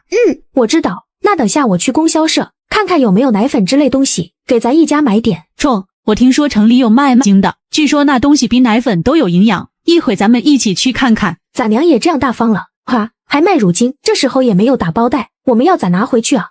如哥，你跟爹出去看看有没有卖筐的，或是卖盆的。李如哥知道老爹啥意思，顺手拿起2个馒头，又嘴甜的找服务员王大兰借了个大碗，还借了一双筷子。借就借吧，希望他们一家能给我送点野菜蘑菇过来，反正这里还压着2个人，就1个碗1双筷子，难不成还怕他们跑了？随即父女俩出来就往大车店那边走，一边走一边研究对方那里都有啥能拿得出来装东西。爹，你瞧那边那人挑着那么多背筐，是不是卖的？不如咱们先买个背篓，然后再找地方买个盆，或是干脆就用白毛巾把馒头包上，放在背篓里。君，过去看看。廖香，你这背篓咋卖啊？不卖，我这不是卖的，我这是给收购站送去换洋火的。洋火应该就是火柴吧？这时的人胆子可真小，不过不小也不行啊，投机倒把，抓住那是真判啊。大叔，我和我爹没别的意思，就是想从你这里买几个筐，你看看多少钱一个，偷摸卖给我们几个呗。随即大叔向四下瞧了瞧，见这附近没啥人，就偷摸伸出2根手指，2毛钱一个中不？才2毛钱一个，那还有啥不中的？那给我们来4个吧，2个大的，再来2个小一点的，2个大的给爹娘用，我和如意还小，背个大筐不合适。随即4个编织光滑的大背篓才花了8毛钱，还因为老大叔没钱找零，他们这4个筐实际才花了7毛9分钱。现在的钱真抗花啊！爹，我这还有5块钱整，等下给赵大叔送完馒头，咱们接上娘和如意去供销社买点啥去啊？闺女，你是不是忘了咱们一家来城里还有个任务列？还真把那件事给忘了。不过这不矛盾吧，爹？不然你打算去哪卖野菜？不是去供销社吗？那哪能去供销社？卖吃的东西得去居民区。沙雕县穷是因为山多土地少，然后这几年又接连不是涝灾就是旱灾，前年还遭遇一场蝗虫灾。但县城里还是有几个大厂子的，比如糖厂、纺织厂、棉纺厂，这几家大厂子那可是老百姓削尖的脑袋想要进去的好单位。等下咱们就去糖厂家属区，我估计就咱们那点野菜都不够哪一个小区消化的。那等下咱们爷俩再背回去2筐野菜和蘑菇，就和如意说是藏在车上的。父女俩这边商量好了，就加快步伐朝着大车店走去。很快就到了大车店，来之前就听老爹说过这里的味道，现在终于体会到了，这是真臭啊！他们怎么不走远点？难道他们都闻不见这味儿？老农民哪有个鹰牛粪马粪的？对于他们来说，这可都是能增加粮食产量的宝。赵大壮瞧见是李富斌父女走了过来，赶紧迎接。如意咋样了？需要住院不？现在的医院就这条件，这环境，没病都能住出病来。没啥大事了，大夫给好好检查了一下，就让回家养着，还开了好几块钱的药，说吃完就能好。李如哥赶紧把大碗递过去。赵大叔，这2个馒头是我爹买给你的，这里还有点咸菜，估摸还没凉，你赶紧趁热吃吧。买给我的，这咋能行？你们一家吃了没？我们一家都吃了，这不是如意看病，人家给的病号饭，还好一家4口之前就商量好了这个说法，要不然让赵大壮知道我们一家是去了国营饭店，这话要是传回村里人咋想？李家大院那一家子不得又找我们家闹腾了。现在病人住院，的确也是有病号饭的。那我就吃一个吧。我勒个豆！一次意外，我们全家穿越到了60年代，全家自带空间。赵大壮在众人的羡慕声中，有些麻木的接过大碗。那我就吃一个。赵大叔，你都吃了吧？这都是给你的。我爹说你饭量比他大，得多吃点。我一直向往着啥时候能可劲造一顿大白面馒头，就是死了也值得了。没想到这个梦想被富斌一家给实现了。30几岁的大老爷们被感动得红了眼眶。大壮，你慢慢吃，我们一家还有点事。大壮，你还得在这等我们个把小时。行，没事，多久都行，你们去忙你们的。对了，好像富斌家可能是要去找地方给大家卖野菜。三哥，你等我一下。咋了？有事？赵大壮连忙拉了拉李富斌，压低声说道：三哥，我知道你要干啥去，那啥，还是我去吧，我比你有力气，跑起来也快。放心吧，大壮，我们准备去糖厂家属区，我们一家是扮成走亲戚的样子，不会出啥事的。那行，难怪这父女俩买了4个竹筐，还都是带着盖的，这可都是为了我们大家伙啊！以后傅斌家有点啥事，我一定第一个冲上去。很快父女俩回到国营饭店，李如歌叫上母女俩，和王大兰道了声谢谢，母女3人便走出了饭店。而此时李富斌正在看着满竹筐野菜和蘑菇，正是从李如歌空间里拿出来的。孙凤琴父女俩人每个人都背了一个，一家3口并没有让如意背。咋咧？你还想背一个拎一个？就你那点力气，还是留着等下和人砍价吧。让我一个在谈判桌上张嘴就是千万亿万的人，去和一群家庭妇女老太太砍价，我觉得还不如给我2个背筐。爹，你是不是把你闺女我给忘了？对啊，我闺女那可是很有老人缘的。很快几口人一路打听便来到了糖厂家属区。这个时间段上班的还没下班，也就一些老头老太太，没有工作的小媳妇在家。爹啊，咱们家啥时候也能有这样一套房子就行了。曾经没发家致富前，李富斌就是个卖房子的，要不咋一眼就相中这个糖厂家属区了。想想前世自己盖的大别墅，多舒坦啊！这年月别说我们家还没钱，就是有钱，谁敢盖那样的大别墅？不想活了。如哥、如意，你们俩想读书不？嗨，我才参加完高考。李富斌同志，这是啥意思？不会是想让我回去从小学开始重新再来一遍吧？爹，那啥，我都多大了？要不你把如意送去读书好了，如意才10岁，就算从1年级开始也不算晚。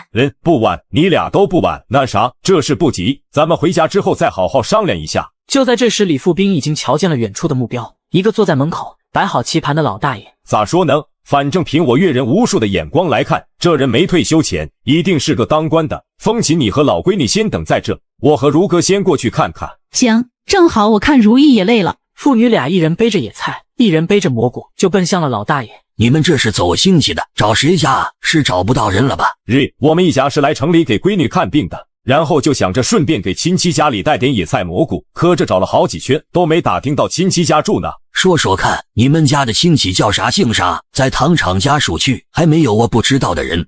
那可太谢谢您了。我媳妇那个堂姐叫孙大凤，今年也就45、6的样子。孙大凤，你确定你那位堂姐是住在糖厂家属区的？当然确定，那人不住在糖厂家属区，不然我咋敢把孙大凤的名字报出来？的确有这个亲戚，不过是一个在印刷厂工作的人，咋都不可能住到糖厂家属区来。我们也多少年不联系了，我婆娘也说不准这事，我们几口人就想找找看吧，毕竟东西都背来了。对，东西大老远背来的，咋都不能让你们再背回去。我的意思，你们几口人背着这么沉的筐，要实在找不着你们家亲戚，就把东西卖给我咋样？卖给您，那倒是也行，可就是这买卖东西不是犯法的吗？瞧李富斌一副老实憨厚样，沈万林一点都没怀疑这个乡下人是在故意钓他上钩呢。沈万林退休之前，那可是在糖厂当了差不多10年的厂长。犯法？你们不是我家的亲戚吗？来我家里串个门，拿点野菜蘑菇，犯哪家的法了？切，把他们娘俩也都叫过来，进屋喝点水。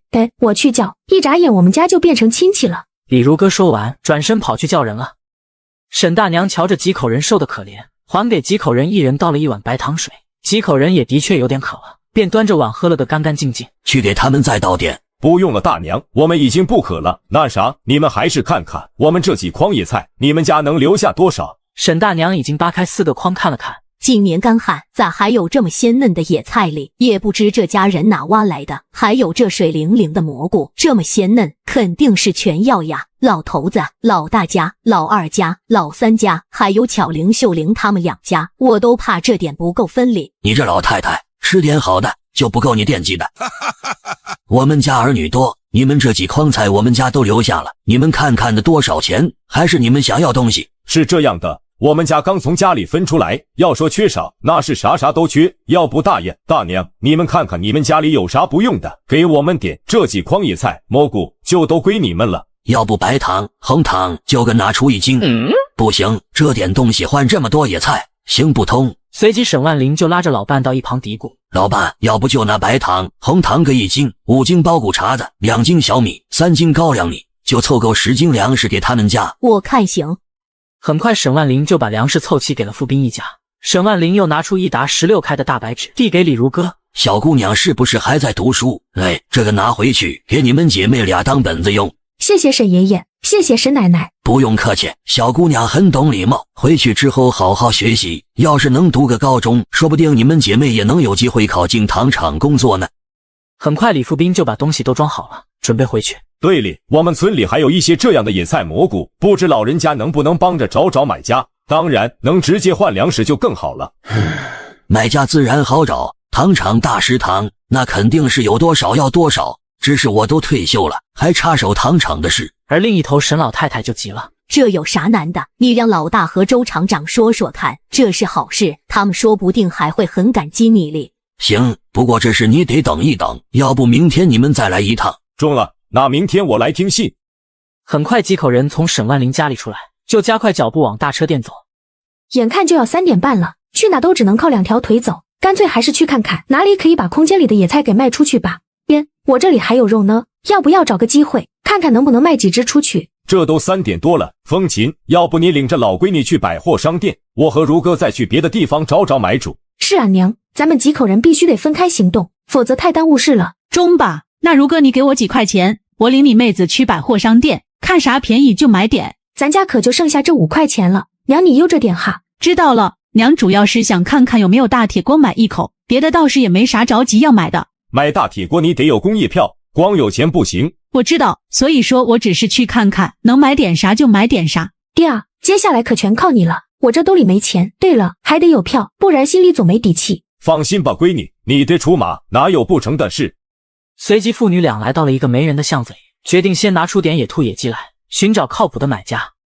很快父女俩凭借前世的经验，几乎同时盯上了一户人家。门两边居然还放了2个石狮子，不是说解放以后像这种东西都被砸碎了吗？所以我才觉得这家人不简单。你看他们家不但住着这么大的房子，居然还能保留的这么完整。爹，你记不记得李老师曾经说过，沙雕县有个大富翁叫啥来着？你说这家人会不会就是那家？你说的冯家吧，我觉得有可能。听说冯家的老太爷打鬼子时就没少捐款，之后更是把所有的家当都捐出去了。要真是冯家，那就不奇怪他们一家还能住在这样的房子里。随即李如歌上前敲了敲门，轻声问道：家里有人吗？很快院子里就传来踢踢踏踏的走路声。你们找谁啊？大娘，我和我爹是来走亲戚的，没找到人，想向你们家讨口水喝，可以不？冯妙兰瞧见这样的小姑娘，之前那点戒心一下就没了。进来吧，我去给你们倒点开水喝。不用开水，大娘，您给我们父女俩1碗凉水就中。我们家喝的是压井水，凉水可凉了，我还是给你们倒点开水吧。随即父女俩便来到了院子里。老太太进屋之后，端着水出来的却是个20来岁的小伙子。你说你这孩子怎么连句话都不会说？你瞅瞅你把这姑娘给吓的。这小伙子的长相也太像了，太像后是我一直崇拜的一位正能量大明星了。天底下怎么会有长相这么相似的2个人？不会这人就是那位小哥哥的前世吧？不知这位小哥哥姓啥叫啥？如果名字相同，不是的大娘，我没有被吓到，我只是觉得这位小哥哥很面熟。大娘，你们家姓啥？只要姓氏对得上，那这人10有8九就是那位大明星的前世。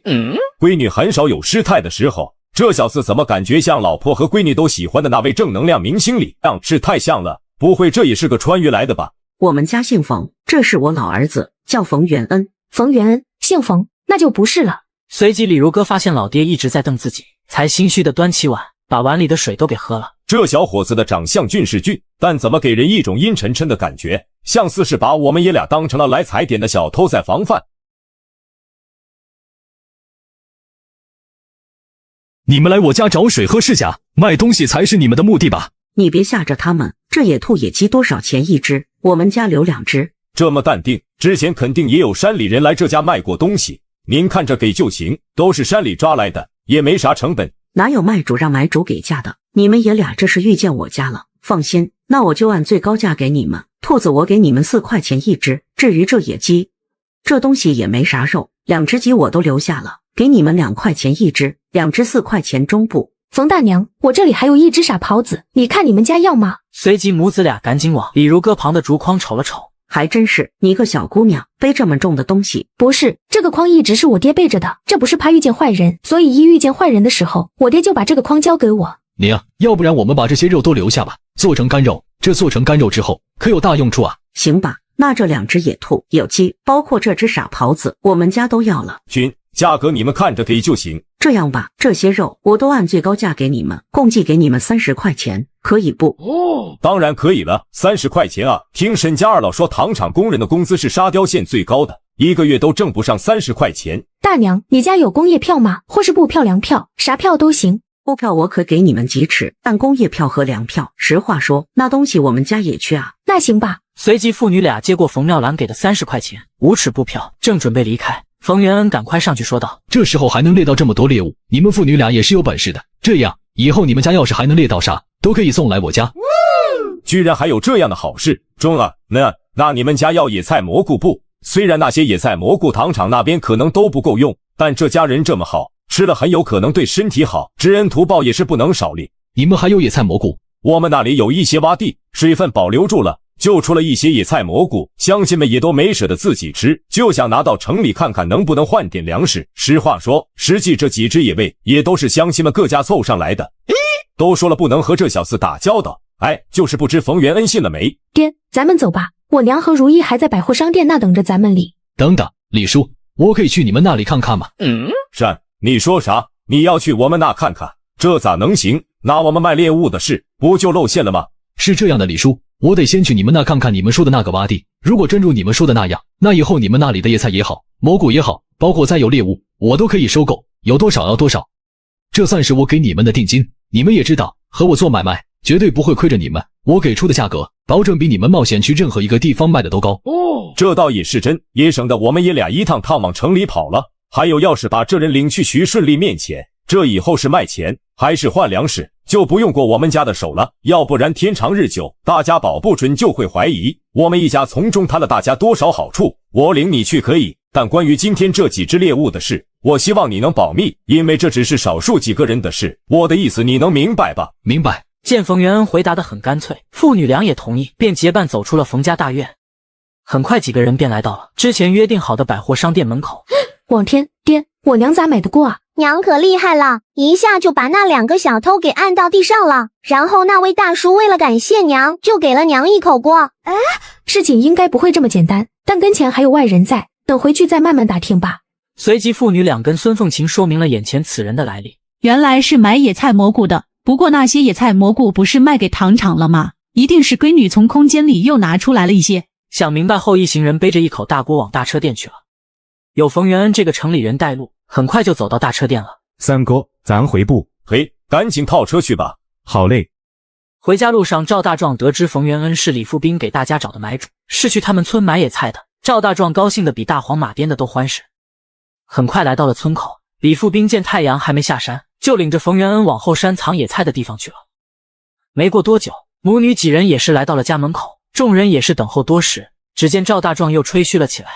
别提了，咋回来这么晚？还不是如意伤得太重，要不是钱不够，不然都住院了。我就说李老师那帮人就不是东西。贝贝，你说我这一天8个工分，挣得容易吗？陪着他们一家人在城里蹲了一天，估摸着一天没吃东西哩。吃啥了？你说吃啥？河西北风呗。我这再不容易，也比富兵这一家强嘛。可怜的这一家小闺女还受这么重的伤。李如梅和李大宝挤在人群里，听见这些，赶紧往回跑给他们爷奶、太爷、太奶报信去了。见时间也不早了，众人也开始散了。还好途中把大锅用干草盖了个严严实实，不然被李老师一家子知道了，又要过来闹了。这赵大叔真是人才啊，这表演能力，这睁眼说瞎话的本事，不得不佩服啊。赵大叔，晚上说不定还得你去送菜。说着又拿出2个馒头塞给他，这个你拿着，回去让婶子帮你热一热。不，这可不行，我可不能再要你家吃食了。赵大壮把馒头推还给李如哥，带上马车赶紧往家走。小如意咋一直盯着李，估摸着又舍不得了。那啥，我们今天进山挖了好多野菜，刚刚那个冯元恩说可以用野菜换粮食，如意，咱家以后再也不会缺粮食吃了。真的吗？难怪二姐变大方了。可是野菜怎么可以用来换粮食？是啊，可能城里比较缺菜吃吧。如意，你先和娘进屋，我去把咱家那些盆瓦罐找出来。孙凤琴瞬间明白了如哥的意思，赶紧拉着小闺女进屋。娘，你说我奶和我大伯娘他们不会再来咱家抢东西了吧？他们敢。今天娘打那2个小偷的时候，你瞧见了吧？你娘我现在厉害着哩。娘说了，我们一家已经死过1次了，如果再软弱下去，那肯定还得被爷奶大伯他们给逼死。所以娘说了，以后绝不能软弱，打不过的时候得智取。就比如他今天明知道打不过那家人，还送上门去给人揍，不是找死吗？可智取要怎么个智取法啊？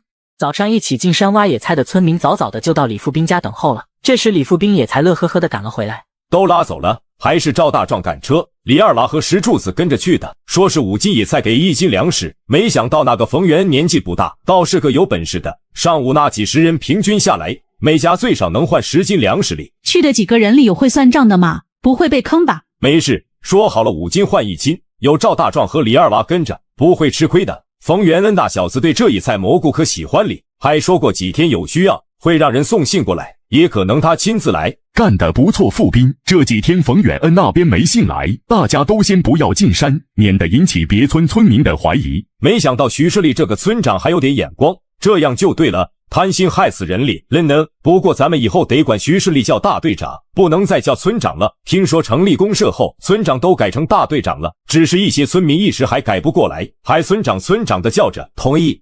时间也不早了，大家就各回各家吧。很快大家就行动了起来，离开了李富斌家。孙凤琴哄小如意睡着之后，3口人就来到了门口。这个村的孙风还是不错的，毕竟像李家大院那样的人家还是少数。如意吃完饭喝了药就哄睡下了。今天这时要不是有如哥空间里的水，小姑娘的命说不定就不保了。你们爷俩还别不信，我跟你们说，那东西老神奇了。李如哥嘘了一下，一抬手，手里就多了一片大叶子。这是啥呀，闺女？闻着味道还怪清香的。这是西瓜，长这么大了。苹果树都比我高了，简直就是嗖嗖的。就这西瓜都已经开花了，我估摸再有个几天就能吃西瓜了。还有，我今早种的苞米，现在都有这么高了。我的个娘啊！果然闺女这个女主不是个简单的，未来指不定有啥大造化力。见时间不早了，几口人便回屋睡觉了。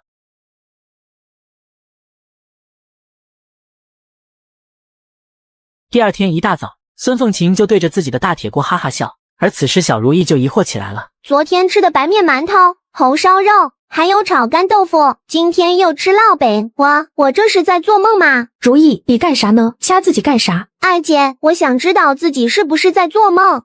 这可怜的孩子，那啥，我有时也觉得现在的好日子太不真实了。早知这样，咱们就该早点从老宅搬出来，早点离开爷奶他们。对哩，我们家能过上吃油饼的好日子，一定是因为搬出来单过的原因。二姐，你说大姐能吃上油饼不？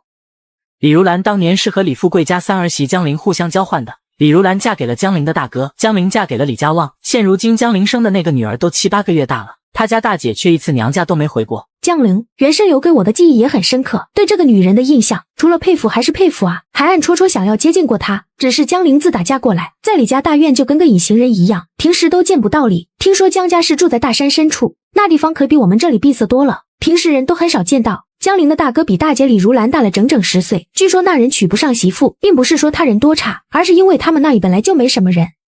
江大虎来接人那天，李老太太故意把他们一家都支出去了，所以对自家的大女婿李富斌一家至今没见过。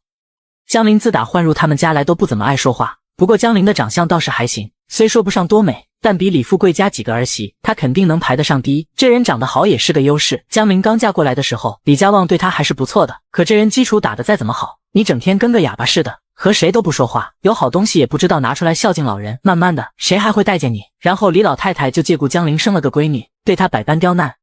后来有一次，江玲收工回来，见自己闺女摔在地上，哭得都快没气了。李老太太和宋桂花都在家，却都假装没听见，气坏了，抱起闺女就要回山里。好不容易换回来的媳妇，李家大院的人自然不会让她走。然后江玲就开始闹腾，不上工，不做饭，不洗衣服，不听话就揍，谁家的媳妇不挨打？揍老实了，你就是天，说啥是啥。后来江玲自然也没少挨打，直到有一天半夜，李家旺的一声惨叫，顶着一身火苗跑到了院子里。这件事总算有了个了解，自此以后不是李家旺变成了天，而是江玲变得更狠了。像等李家旺睡着了，往他头上倒灯油、点把火这种事都不算个事了。山里人不仅擅长狩猎，还很擅长配药。我依稀记得过年那天，家里炖了肉，然后大家吃完之后都一副中毒的样子，轻者肚子疼、拉稀，重的满地打滚，差点送了命。当然，这是我们一家并没有参与，我们一家就连闻的资格都没有。最后还是查到了江玲那里。对，就是我干的，怎么了？如果你们以后谁还敢欺负我，李家旺还敢打我，我迟早会弄死你们一家。那一次可真把李老头、李老太太吓坏了。从那以后，大家见到江玲都得绕着走。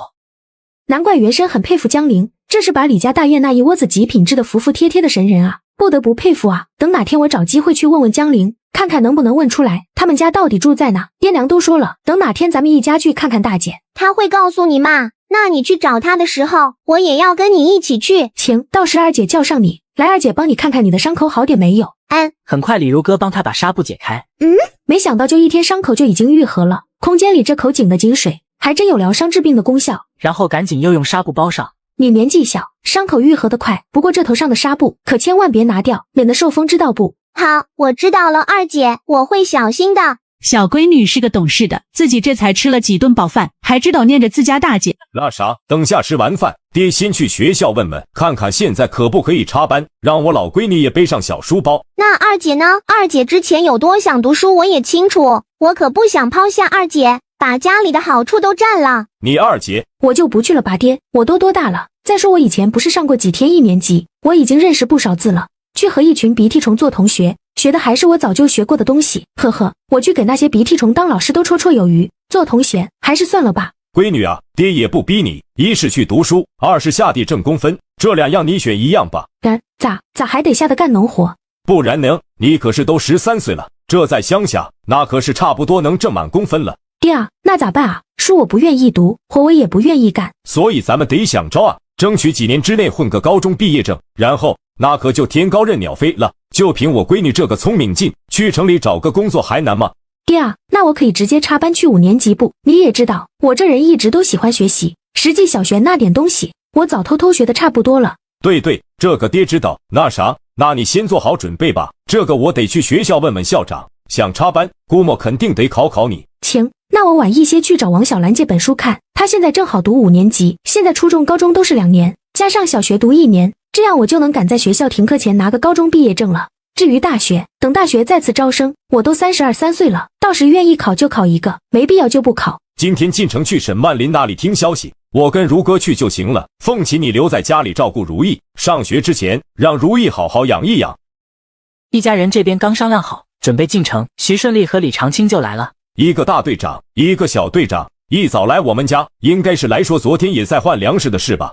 傅斌，你们家应该还没有席子吧？我家里刚好还有张贤志的新席子，晚一些我让二蛋给你们家送来，长短应该是够用。这该多少钱？等下让凤琴把钱直接给二蛋。给啥钱？那东西又不是钱来的。我们家老爷子就是个闲不住的，没事就编个筐，编张席子，大家用的也不少。你看谁家给钱了？徐大爷也是70几岁的人了，我们可不好意思白用老人家的东西。不然这样吧，我们昨天进城，医院那边给的待遇，不要糖票，可以买半斤白糖，等下我给徐大爷拿去。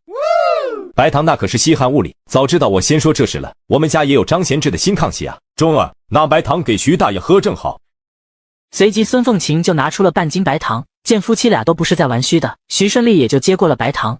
晚些我让二蛋把新炕席送过来。没事嘞，徐村长。昨晚后半夜，我看他们也拉回了不少粮食嘞。我看他们几个整整1宿没睡，估摸也就刚睡下没一会儿，我就没急着喊大家商量这事。怎么徐顺利和李富斌说话的语气都和以前不一样了？说啥话之前都要说上一句。你说李，你看这是咋样？怎么徐顺利还想让李富斌来当这个小队长了不成？随即李长青露出了一副凶悍的表情。李长青那是啥表情？怎么一副气哼哼的样子？不管了，我们爷俩今天还要进城，看看糖厂那边需要多少野菜蘑菇，如果需求量大，这个买卖就交给村里。今天他们爷俩可没有专车了，走了5里土路才来到公路上。听说一天最少有3趟车，赶得上2毛钱一位，用不了多大一会就能坐到沙雕县，比坐大马车可舒服多了。不知道第1趟车过没过去？这时候的车可不保准，说不定走到哪里就坏了，要不然第1班车咱们肯定能赶得上。李富斌这边话音刚落下，就瞧见一辆大客车赶了过来。2个人4毛钱，切，就他们这样的买得起车票吗？李如哥大大方方把钱递了过去，要2张小票，准备留作纪念，然后才往后面去找座位。随即父女俩走到后面，找了个座位，刚坐下，就听坐在前面的一男一女哼哼道：“什么味啊？这车怎么什么人都了？早知这样，我们就不该坐这趟车。”说完还频频回头，还一个劲儿地瞪他们父女。咋哩？说有味的人是我们父女？我靠，我咋可能有味？我昨晚可是在自己空间里好好洗了个澡，而且还弄出来不少水，让爹娘也洗了个痛快。这女人明显是把我们父女俩当要饭的了吧？闺女，多一事不如少一事，和这种人较什么真？爹，你觉不觉得这身衣服有些面熟？是不是在哪个小品里看见过？超生游击队吧？不过这姑娘的长相可是比宋老师差远了，难怪这么招人烦。丑人多作怪用在她身上一点不过分。喂，我说你们两个要饭的，能不能坐去后面一些？熏死我了！我说这位姑娘，你是鼻子不好使，还是自己身上的臭味太重，就以为这味道是从别人身上来的？还有你算什么东西？咱们都是买票上的车，凭啥你让我们坐哪我们就坐哪？你们是啊，人是掏钱买了票的，那就不可能是要饭的。这时唐小红的对象陈宝根也站了起来。我说你们父女俩是咋回事？我对象说你们身上有味，你们就坐远点，这事不就完了吗？我说你这年轻人，你说别人之前怎么不先闻闻你们自己身上都啥味？这姑娘我就不说了，就说你吧，你那脑袋上真是头油吗？我咋闻着一股子猪大油的味道里？用猪大油当头油不一定有，不过用豆油的还真有。唐小红还是头一次吃这样的亏，一抬手就要去挠李如歌。一个臭要饭的，我今天非撕烂你的嘴不可！李富斌刚要挡在闺女面前，随即就被李如歌给按回去了。小样，姐可是老天爷最疼爱的崽儿，岂是你这种无知小人随便欺负的？见众人没注意，随即李如歌就从空间里掏出来一条蛇，正想着放生呢，那就先帮我干一架吧。李如歌往唐小红面前这么一晃，随即唐小红一声尖叫，扑通一声就倒了下去。切，就这小胆儿还敢惹事？售票员见有人晕倒，赶紧走了过来。你们到底是干啥的？咋把人给整晕过去了？各位好心的叔叔伯伯，你们说我们父女干啥了？我们坐在这动都没动啊。是了，这姑娘说的没错，这爷俩可啥都没干，我可是瞧得真真的。这时李如歌委屈的都要哭出来了。一位中年大姐站起身说道：我这个位置离得比较近，我看见了，这爷俩连动都没动，这姑娘就倒了，不是想要讹人吧？对嘞，刚开始就是这姑娘主动找这爷俩的麻烦，然后又装晕，这样还不是想要讹人啊？我没有装晕，我是真吓晕了。这姑娘身上有蛇，而且是一条毒蛇。我从小生活在乡下，怎么会不认识那条蛇是啥蛇？太可怕了！刚刚差一点就被那条毒蛇咬到手指。一听是毒蛇，众人吓得一激灵。开啥玩笑？这位大姐不是疯了吧？我一个小姑娘还没活够力，玩啥不好？你说我玩蛇？对嘞，就这小模样，而且这孩子又瘦又小，咋都不像是喜欢玩蛇的。你说你这姑娘咋能满嘴跑火车里？你是想把大家都吓晕，陪你一起讹人咋的？我看他就是那个意思，这心思比蛇都毒。你们都被他给骗了。刚刚他的确拿着一条蛇，随即就走到了父女两旁，就发现了2个竹筐，一定是被他藏在筐里了。那2个筐都是他们父女俩的，那条蛇一定就在筐里。这时一个胆大的小伙走了过来，直接掀开了盖子。小伙子，那爷俩的竹筐里到底有没有蛇啊？你发啥愣啊？哪来的蛇？就2筐野菜。野菜？今年哪里还有野菜？顿时众人一拥而上，想看个新奇，差点又给唐小红几个跟头，随即被陈宝根一把拽到了座椅里边。姑娘，你们父女俩背这么多野菜是进城看望亲戚的吧？那啥，你看能不能换给我点？我这里正好有2张肥皂票。小姑娘，也换给我一点呗，我用粮票跟你换。今年城里是有多缺菜啊？还用肥皂票跟我们换？这女售票员一张嘴就是粮票。我说你们这些人，说有毒蛇的时候，你们能跑多远跑多远。这一说有野菜，你瞅瞅你们，把这爷俩给吓的。我默不作声，这是吓的吗？我这分明就是沉稳，好不好？那啥，咱们咋都得给这父女俩留一筐，不然人家进城看亲戚也不能空着手。没事，没关系，不用留，我这空间里还有一大堆礼。剩下这一筐，大叔、小姑娘，你看这样行不行？我和这位大姐还有这位售票员分一分。这是你说呢，闺女，4毛车票钱不赚回来，岂不是亏了？所以我才故意让他们发现野菜。瞧瞧，买卖来了吧？爹啊，大姨家里10几口人，就给1筐行吗？行倒是也行，那看看他们都能给多少票吧，不然咱们去你大姨家里也是去借粮的。这话可把女售票员给高兴坏了，洋洋自得的瞅了一眼那位要拿肥皂票换野菜的大姐。我就知道现在农村都断粮了，但这时候进城的10之8九是去借粮借钱的。随即一掏，摸出1张2斤粗粮票。小姑娘，我给2斤粮票，你这筐野菜都给我可以不？2斤粮票就想换我1筐野菜，这是搁在往年，2斤他都给多了，可我这1筐菜压实了，少说也得要20斤，按冯元恩出的价格，还得给4斤纯粮食呢。他这就拿2斤粮票，钱还得我们自己出，就想换我这1筐的野菜，想的可真美啊！随即李如歌就盯着那张粮票，也不说同意，也不说不同意，可把旁边的人急坏了。那啥，干脆我直接给你们2块钱，你干脆连这个筐都卖给我好了。 2块钱可不是小钱，那可是20个大馒头钱。相比之下，小伙子出的价可比女售票员有诚意多了。现在不允许个人买卖，知道不？我拿粮票换行，你拿钱那可是犯法的。今天咋就啥票都没带哩？花生，对，我还有1斤花生。小姑娘，我这里还有1斤花生，换不换？花生啊，我那2亩地大苞米估摸很快就能收成了，到时总不能一直种苞米吧？花生可是个好东西，吃了顶饱，还能当菜吃，多一点还可以榨油。这时李如哥不再矜持了，忙接过来。那我得先看看你这1斤花生的质量，要是太差可不行。本来这就没多少，看着卖相还不错，老爹你看看。这小子也是个神通广大的，这1斤花生10之8九是留作种子的，也不知他打哪弄来的。可行，不过1斤花生可换不来1筐野菜。小伙子，今年野菜有多缺，想必你也是知道的。那你说咋换吧？给那位大姐抓出去一些，剩下的你和那位售票人同志1人1半可以不？这位大姐可是最先替我们父女俩说话的，知恩图报这几个字，在后世能够顺风顺水多年，正是因为牢牢记住了这几个字。中了，我这2张肥皂你们拿着，野菜你们看着给点就行。接收到中年妇女善意的眼光，李如哥痛痛快快接过肥皂票。你用啥装野菜啊？用这个吧。行啊，那我给您多装点。女售票员和那个小伙子就死死地盯着李如哥，生怕他给大姐装的太多。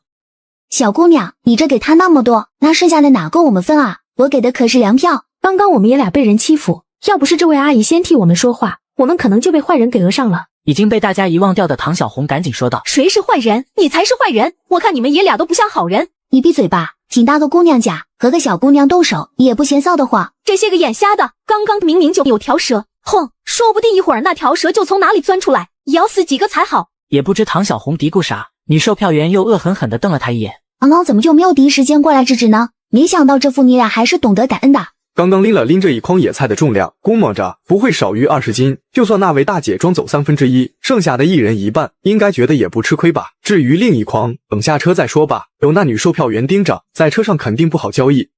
随即父女俩把剩下的都倒了出来，分成2堆。野菜这东西装在筐里不显多，可这一倒出来，这么一看，这俩人还是占便宜了。女售票员和小伙就开始整理起来野菜，俩人把野菜都收走了。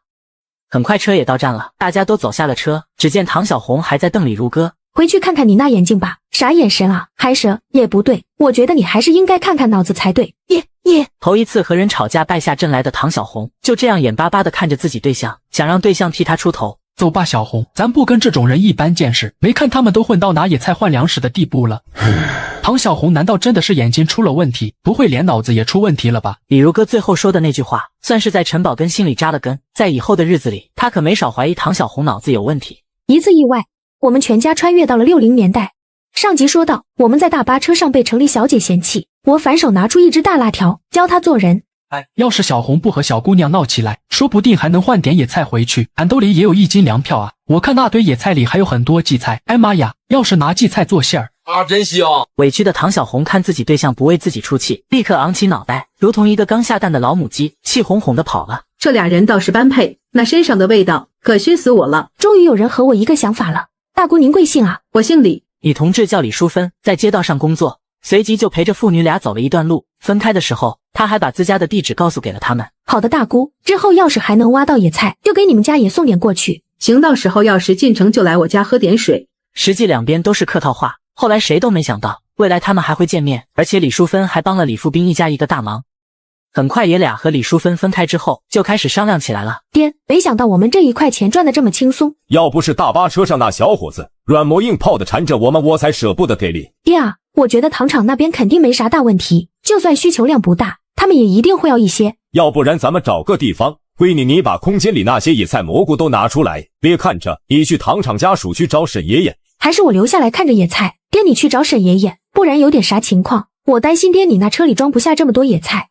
不是爹，我就今早你和徐顺利他们说话的功夫，去后面又实验了一把，谁知道就咱们家后园子居然也出了好多野菜。你这丫头，以后可不准随便哪里都搅屎了，你忘了那些动物。我知道了，我以后不会了。那行，那爹去糖厂那边，不过你得找个安全一点的地方。对，就咱们刚进城那个路口，那里有个岔路口，拐过去有座小山，你先躲去那边，等我这边带人过来，你再把野菜拿出来。昨天路过那个岔路口还听见有水声，正好过去看看。行啊爹，你放心去吧，我就在那边老老实实等着你，然后你就和买咱家野菜的人说，拉一马车野菜进城太显眼，咱们没办法，就把野菜卸在这了。对，这是个好借口。父女俩商量妥了，就分开行动了。老爹终于走了，这下终于可以放飞自我了。很快李如哥就跑到了他爹说的那个岔路口。昨天就听见这边有水声，这附近会不会有河啊？找找看，如果有河，就肯定有鱼。鱼那东西可是很补钙的，要是小如意吃上，还愁长不高嘛。这座小山并不高，很快李如哥还真看见了一条河。哎，我这里没钓鱼工具，没捕捞工具的，就算这里有鱼，我总不能用手抓吧。背里好像空间里有铁锹，要不把野菜装在背篓里，在潜水的地方挖个大坑，然后把背篓放在大坑里试一下。很快李如哥开始行动了起来，在背篓里放块大石头，以防万一。很快没过一会，李如哥的捕鱼陷阱就布置好了。这满脸的汗还算没白流，1条、2条、3条，赶紧拎起来，等下鱼又跑出来了。拎不动。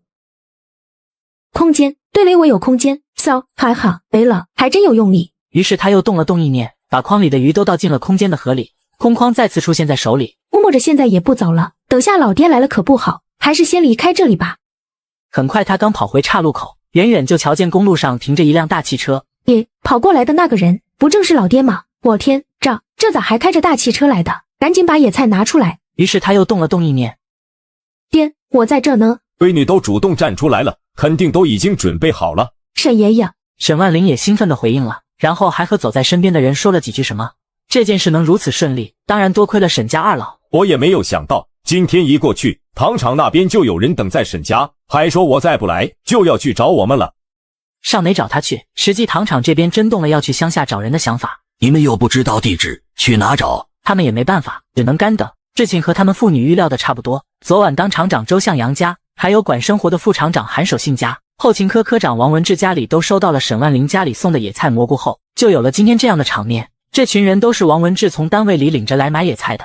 兄弟，我们也不多废话，你看你拿3斤蘑菇换1斤粗粮，4斤野菜也可以换1斤，你看重不？昨天和冯元恩的交易是5斤换1斤，还没把蘑菇单提出来，可见糖厂真是够财大气粗，中啊！不过粮食还没拉来，有沈万林担保，就让他们先把野菜拉走，粮食随后就给他们拉来。实在是不好意思了，大兄弟，厂子里的汽车不能随便出，不然就给你们送去家里了。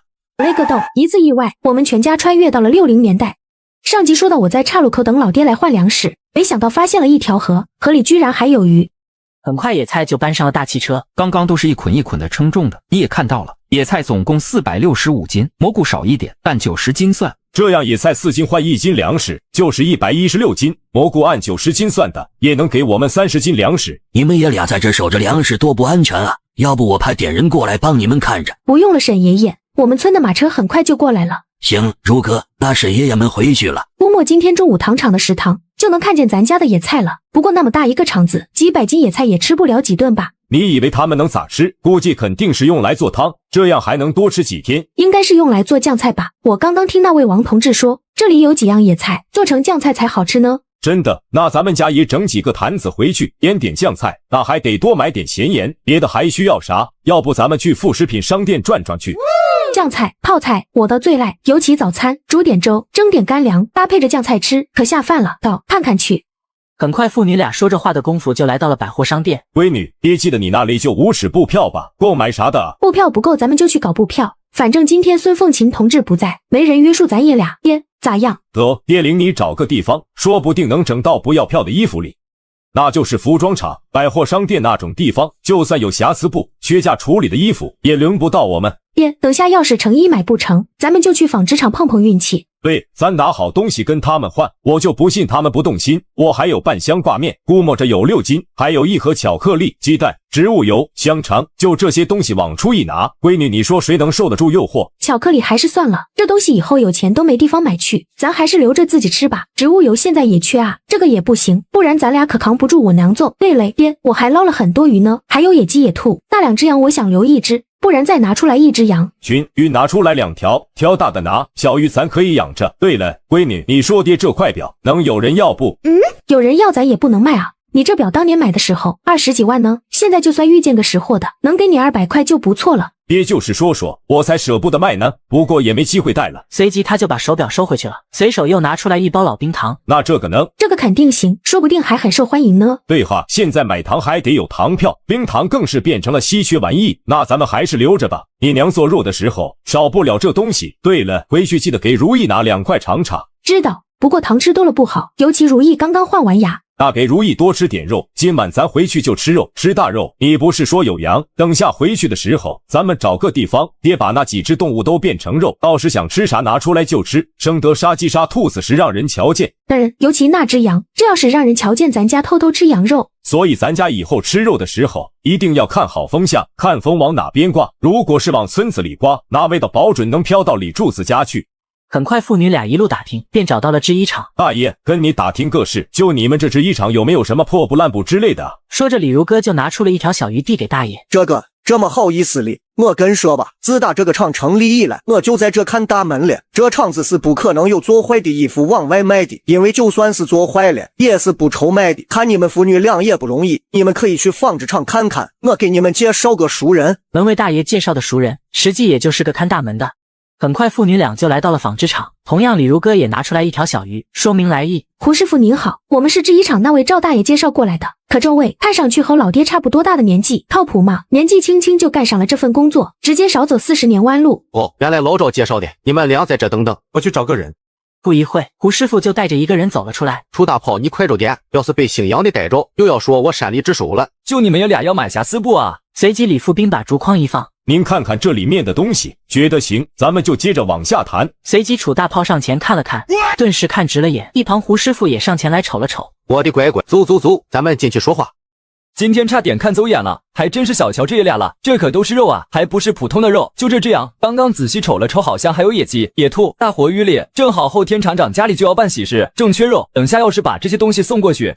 那啥，这位大哥，你们爷俩就是想要点瑕疵布是吧？对，我们家也没有钱，一家人穿没穿的，盖没盖的。您看这些东西，能给整多少就整多少。你说你们爷俩有这本事，咋不早点过来？我们之前也不敢想，还能拿这东西换布，这不是遇见了赵大爷。这样吧，我呢，在厂里就是管这个的，我们厂子里也的确有很多瑕疵布堆在仓库里，不过那些能卖的都拉去商店摆柜台了，我能做主的都是一些实在卖不了的，只要你们不嫌弃，我给你们多弄点。不嫌弃，嫌弃啥？你看看我们爷俩这穿的，能补着做几件衣裳就中了。大哥啊，你是真老实啊，你这样的人这是遇见我了，不然可是很容易吃亏的。是，我们爷俩命好，今天遇见好几个好人帮我们，这样日后再猎到啥，我还给你送来中布。行啊，我就等着你这句话呢。那咱们也不多废话了，你们父女俩在这等等，我去给你们取。半个多小时后，楚大炮就扛着叠好的2大摞棉布来了。这捆蓝色的实际没啥大毛病，就是染色有点不均，然后还没等拿去商店卖，就在库房里被雨水给泡了一下。这捆花布你们拿回去好好挑挑，有坏的地方就扔掉，挑好的给小姑娘做几件衣裳也够了。这就挺好，谢谢你楚师傅。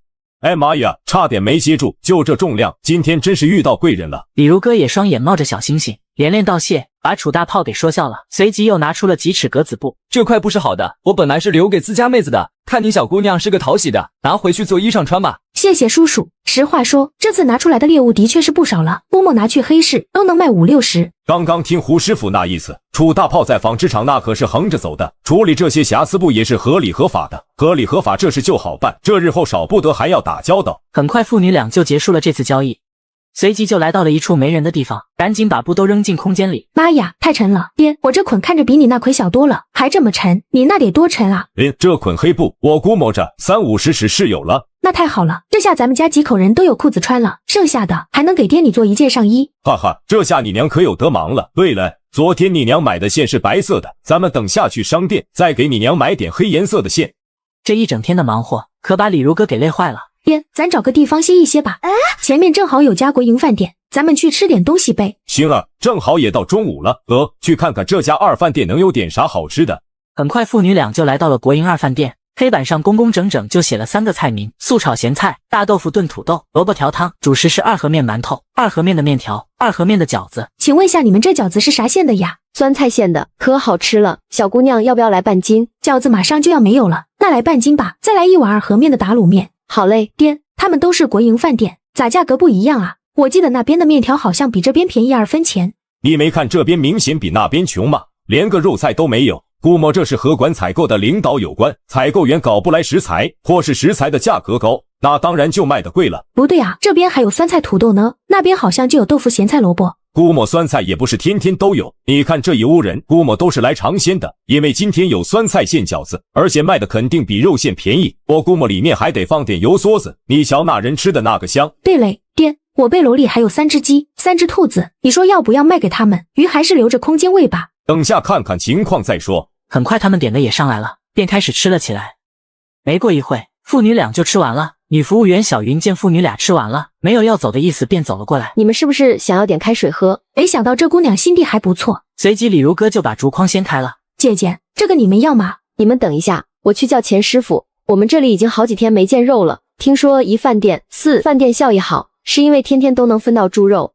很快小云就从后厨把钱师傅带了出来。钱师傅，就是他们俩，你看看他们的筐。随即钱师傅便上前瞅了瞅，这几只兔子野鸡你们打算怎么卖？现在这东西少了很多，不好抓了。这样野鸡就2块钱一只，野兔4块钱，您看中不？看着穿的是破了点，想必这是去过黑市的，不然这行情咋掌握的这么准确？大兄弟，你既然把东西拿我这来了，就不能按那个价了。这样呗，我也不让你太吃亏，3只野兔10块钱，3只野鸡5块，加一起15块钱咋样？虽然比去黑市少卖了3块钱，可在这卖东西安全啊。黑市那种地方，我们父女俩暂时还没考虑去冒那个险。一旁李如歌突然拿出了一包老冰糖，这个你们要吗？我想用这东西换几斤盐，还有坛子什么的，家里要腌制酱菜，正好还缺几个坛子，几斤咸盐。丫头，你这包糖的确不错，可你要换的东西也不少啊。要不然这样，钱我给你们也20块，剩下的我再给你们拿4斤盐，4个酱菜坛子咋样？这次还真赌对了，这位钱师傅貌似很喜欢这包老冰糖，只是一下要这么多，会不会有点要多了？咸盐还好，酱菜坛子一下就要4个，这位钱师傅不会因为这件事犯错误吧？李如歌心里琢磨这些的时候，钱师傅就把酱菜坛子、咸盐给他们拎出来了。他们这次的交易互相都很满意，两边换的都是彼此很需要的。乡下居然还能搞到这等食材，未来一定还有用得着的地方。钱师傅给的盐也很足，酱菜坛子也不小，在爷俩走的时候还塞给他们2个2合面的大馒头。随即父女两边乐呵呵走出了2饭店，就奔百货商店的方向去了。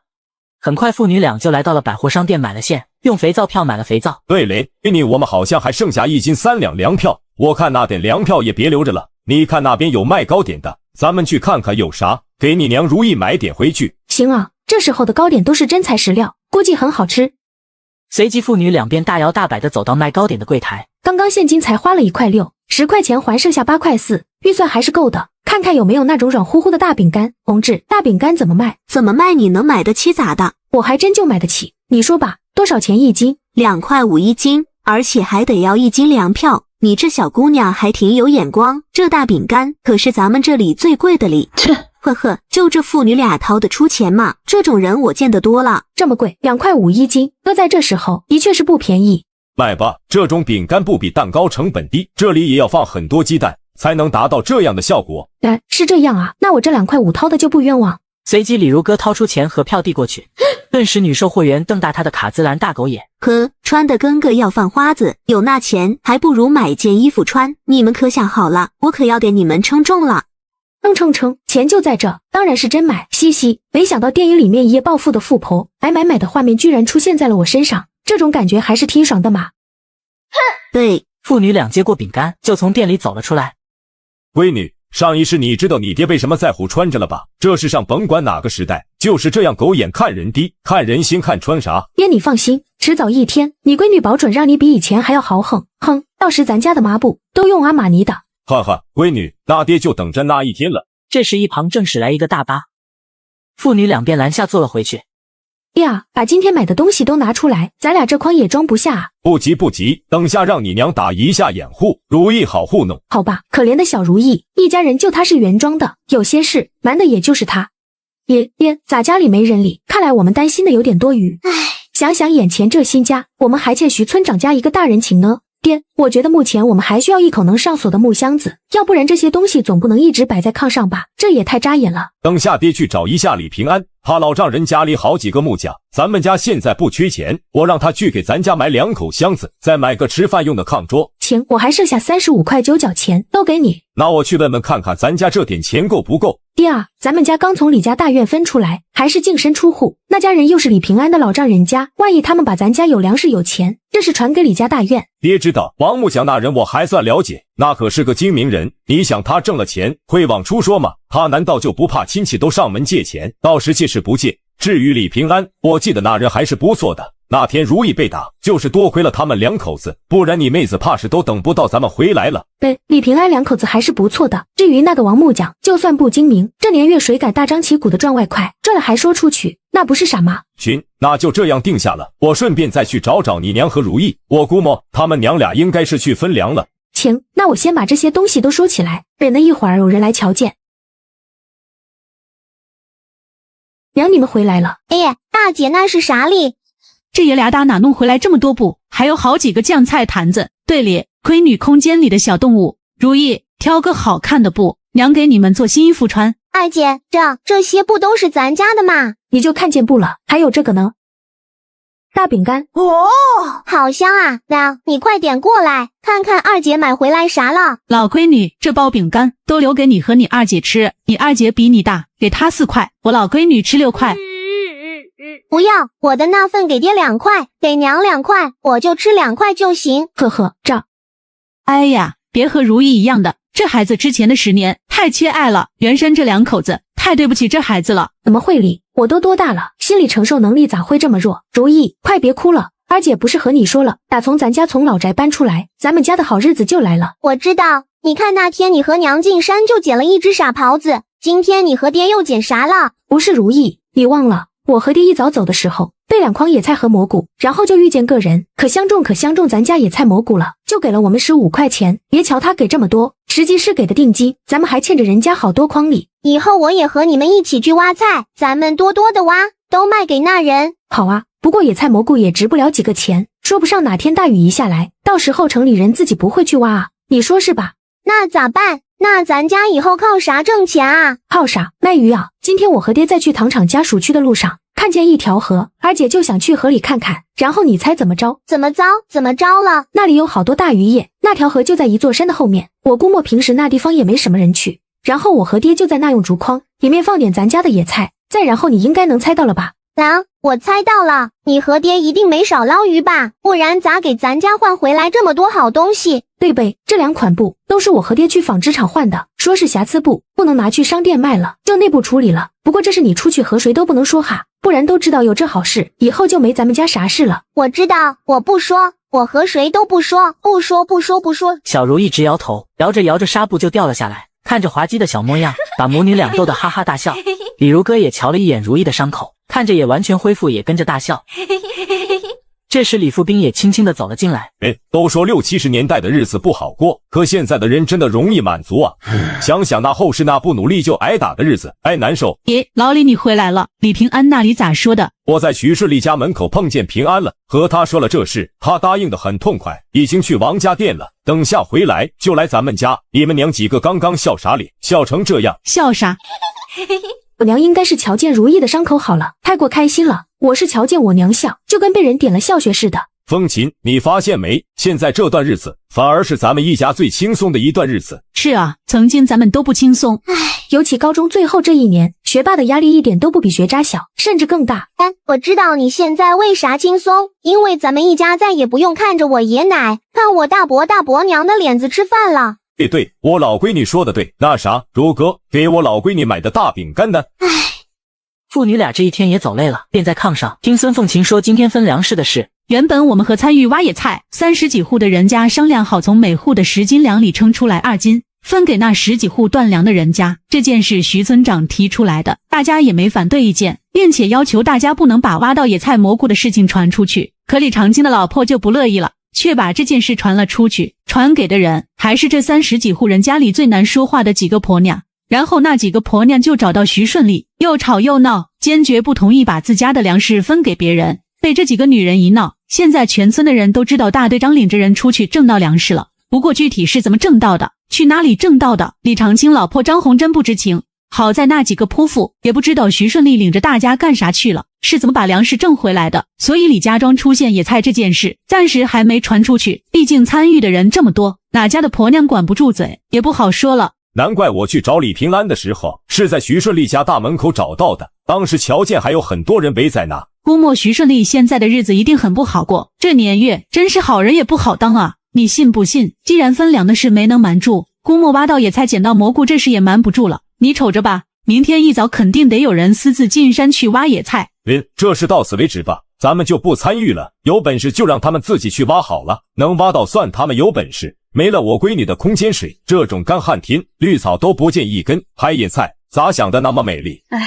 今天算是见识到了人性的贪婪，就那几个疯婆子，还有李长青两口子，多清澈的水都能被他们给搅浑了。就咱家现有的粮食，就算没有救济粮，也能吃几个月，可不和他们去冒那个险了。尤其那个李长青，今天这事就坏在他身上了，我都怀疑他们两口子是不是故意的。肯定是故意的，那人就不是个安分的，婆娘更不是个东西，以后咱们都离那家人远着点，有他参与的事，咱们尽量躲着点。中啊，这一次咱们一家也算帮了大家，以后就不管了。几口人正说着话，这时李如意哒哒哒的就跑了进来。爹娘，平安哥往咱家这边来了。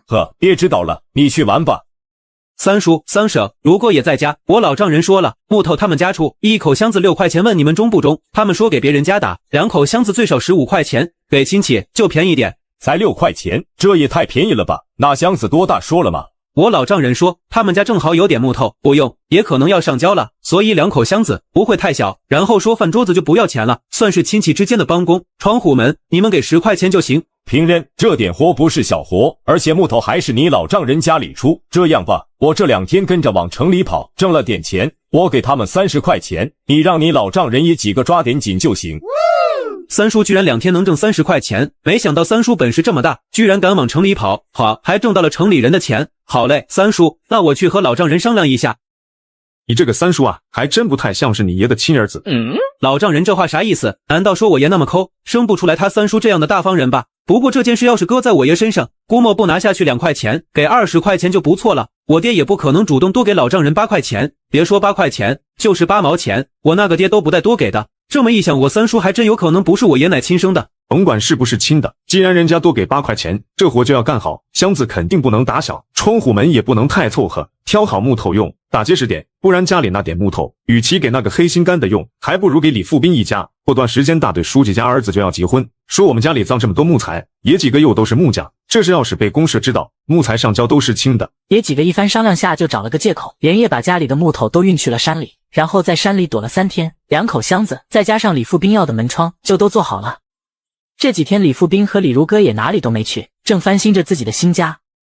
没了李富斌一家的组织，却也挡不住大家进山挖野菜的脚步。可不知道怎么回事，这几天大家天天都进山，却再也没有挖到野菜。更奇怪的是，原本他们挖到野菜的几个地方，还有一些小野菜，想等长大再去挖。可再去看，不但那些野菜没了，还出现一个个大深坑，像似被啥东西给啃了。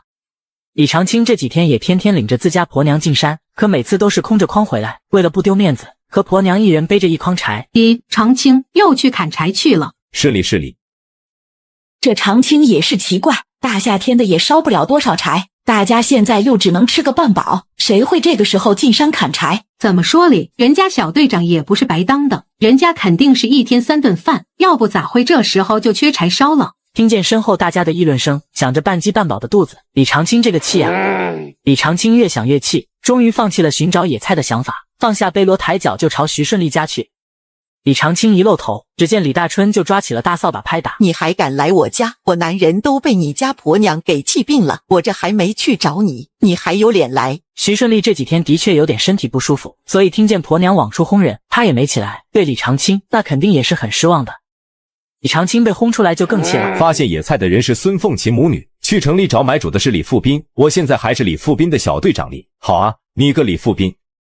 穿越组合这几天却一点都没闲着，李富斌打算把自己新家扩建，一家人忙忙乎乎，3天时间就拖了上千块土坯扩建。很快李富斌的新家也翻新好了，就差李平安的2口大木箱子了。几天不见，这李富斌家咋安上新的窗户门了？哟，李队长吃了没？还没吃。富斌家这干乎乎的粮食粥，看着那个香里，刚才在家吃的那是个啥？我说没吃，富斌家应该会留我在他家吃饭吧。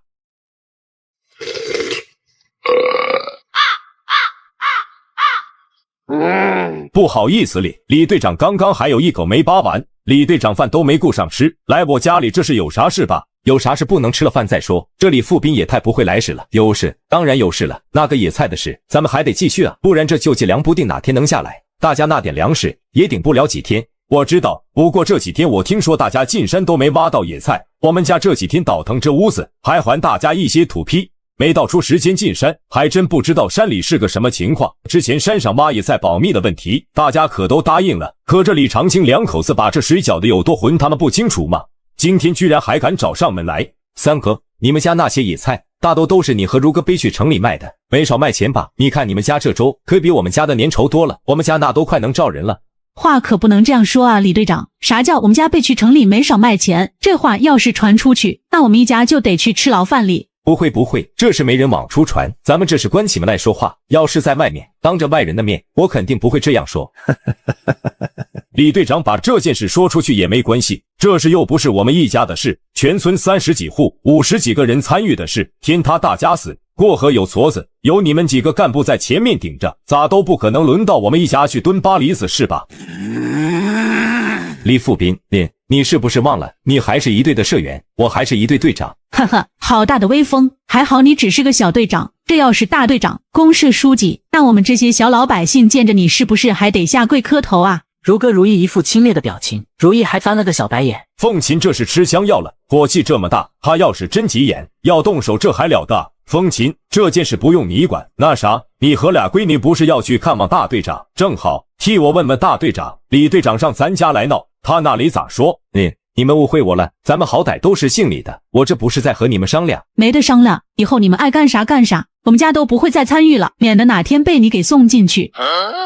这还是我认识的那个窝囊又废物的李富斌一家吗？这还是全村最老实的婆娘吗？李长青被气得不敢再多说，气哼哼的转身就走。还敢摔我们家心门？如意唱。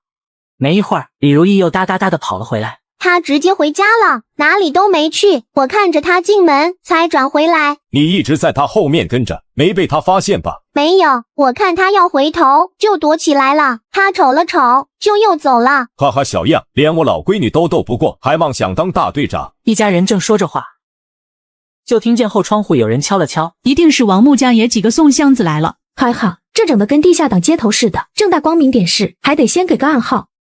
王师傅，你这手艺可真了得啊！这2口箱子还真不小力。爷，这2口箱子还带了锁。说着，孙凤琴就拎出来了一小布口袋，正是他们家分的那3斤苞米。这2口箱子简直就是太满意了，连锁头都给安好了，这点粮食就算是抵这2把锁头钱了。你瞅瞅，我这总觉得收你们家30块钱收多了，想着送你们家2把锁头。不多，这活我们要得紧。你们爷几个这几天肯定是起早贪黑的忙活，这点粮食你们拿着，多少算是我们一家的一点心意吧。可我听平安说，你们分出来，李老师1粒米都没给你们家。好汉不吃分家饭，王老哥你说是吧？不愧是有本事的人，说话都这么有底气，这种人在哪都饿不着脸。随即王木匠勉为其难的接过粮食便离开了。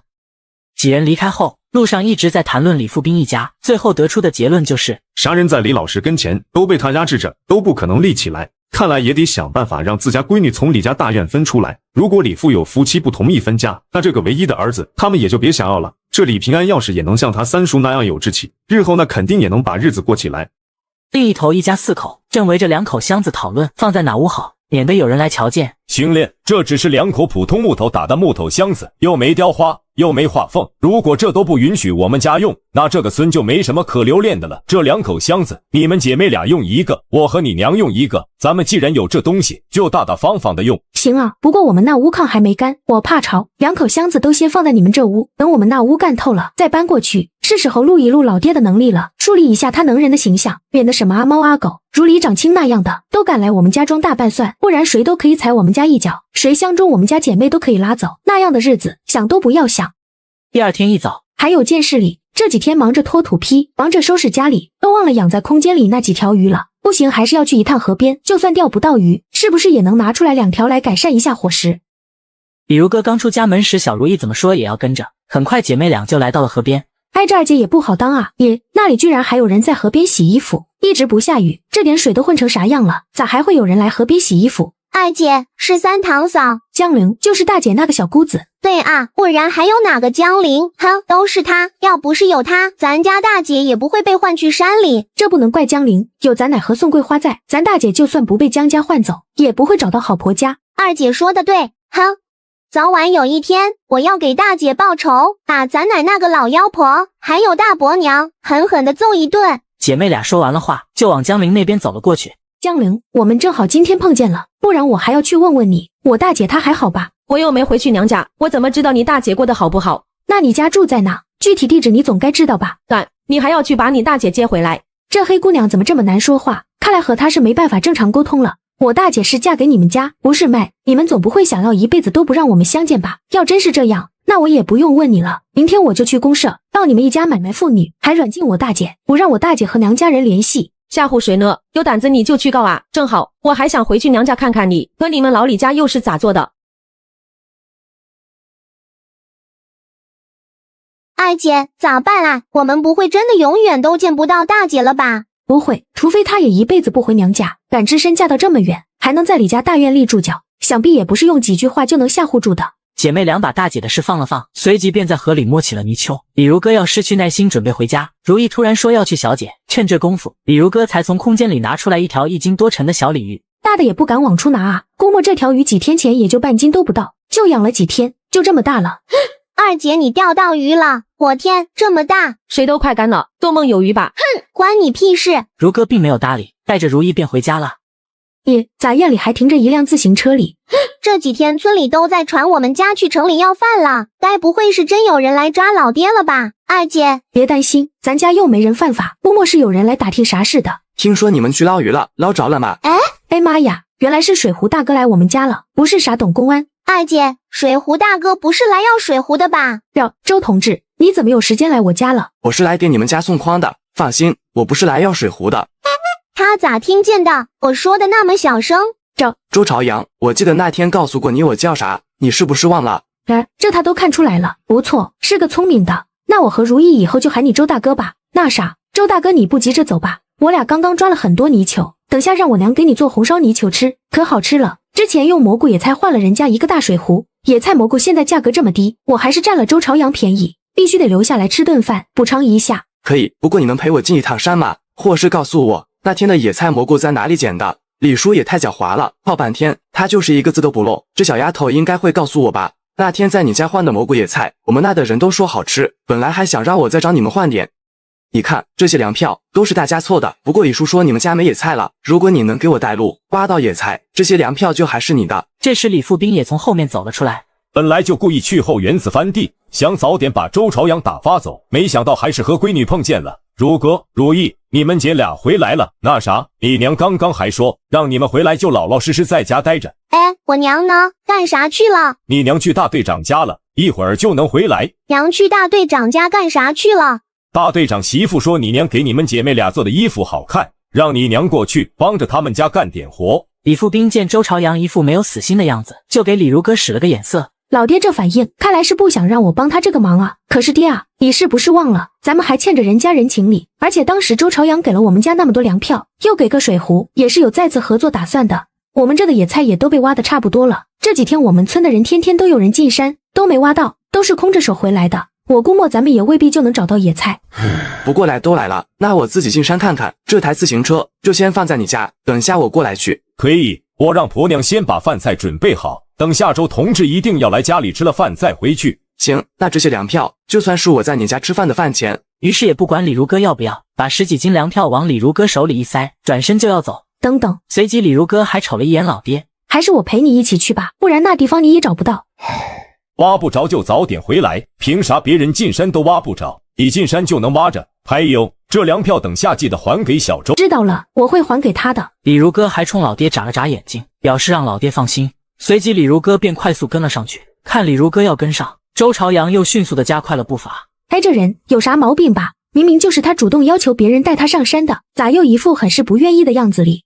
然后俩人就这样一前一后，又走了很长一段路才停下来。这是你们大人的规矩吗？男女不能并排一起走。这和大人儿小人儿有啥关系？这不是你爹的意思吗？我爹。呵呵，别以为我没瞧见，我都看见了，你爹一直在偷偷给你使眼色。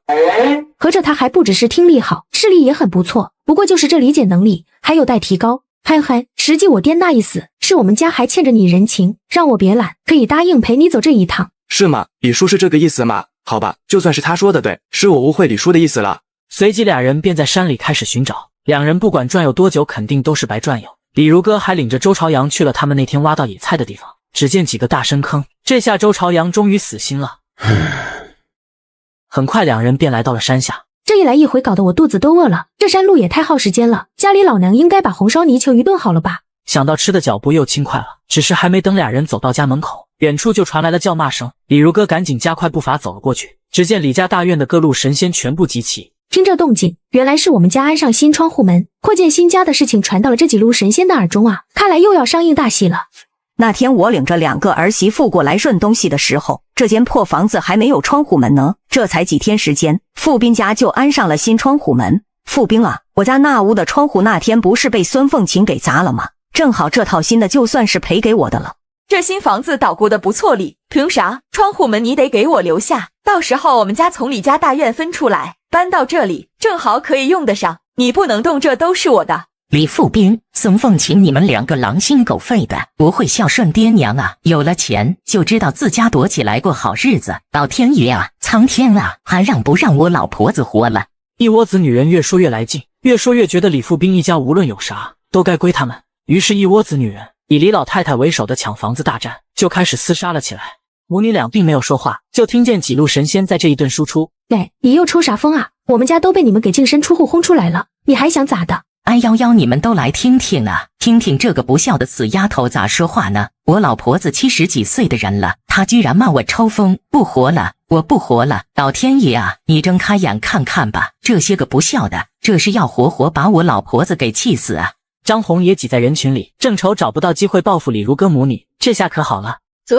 平时装的挺老实，没想到孙凤琴是这样的人，咱们当儿媳妇的咋能这样对待自己婆婆？这可是大不孝啊！李富斌家这个二丫头也不是个东西，小姑娘家的就这么不孝顺，这日后咋找婆家？谁家敢要这样的儿媳妇？如哥以前可不这样，还不是被老李太太给逼的。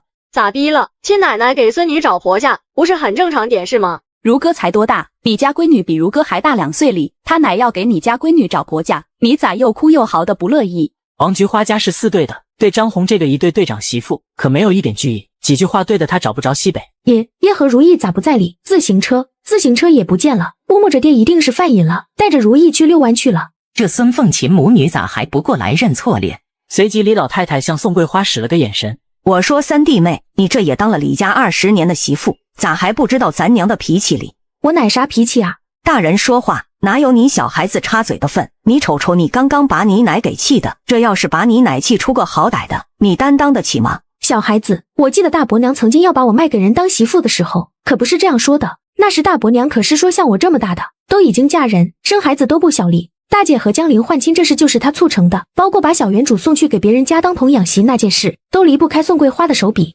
我啥时候说过这话？你这孩子咋瞎说话哩？这死丫头，村里妇女主任的职位可是还空着呢，可不能因为这事让我失去当女干部的机会哩。完犊子，和李如歌一个丫头片子有啥可啰嗦的？当了婊子还想立贞节牌坊，都啥时候了？你宋桂花还想装好人？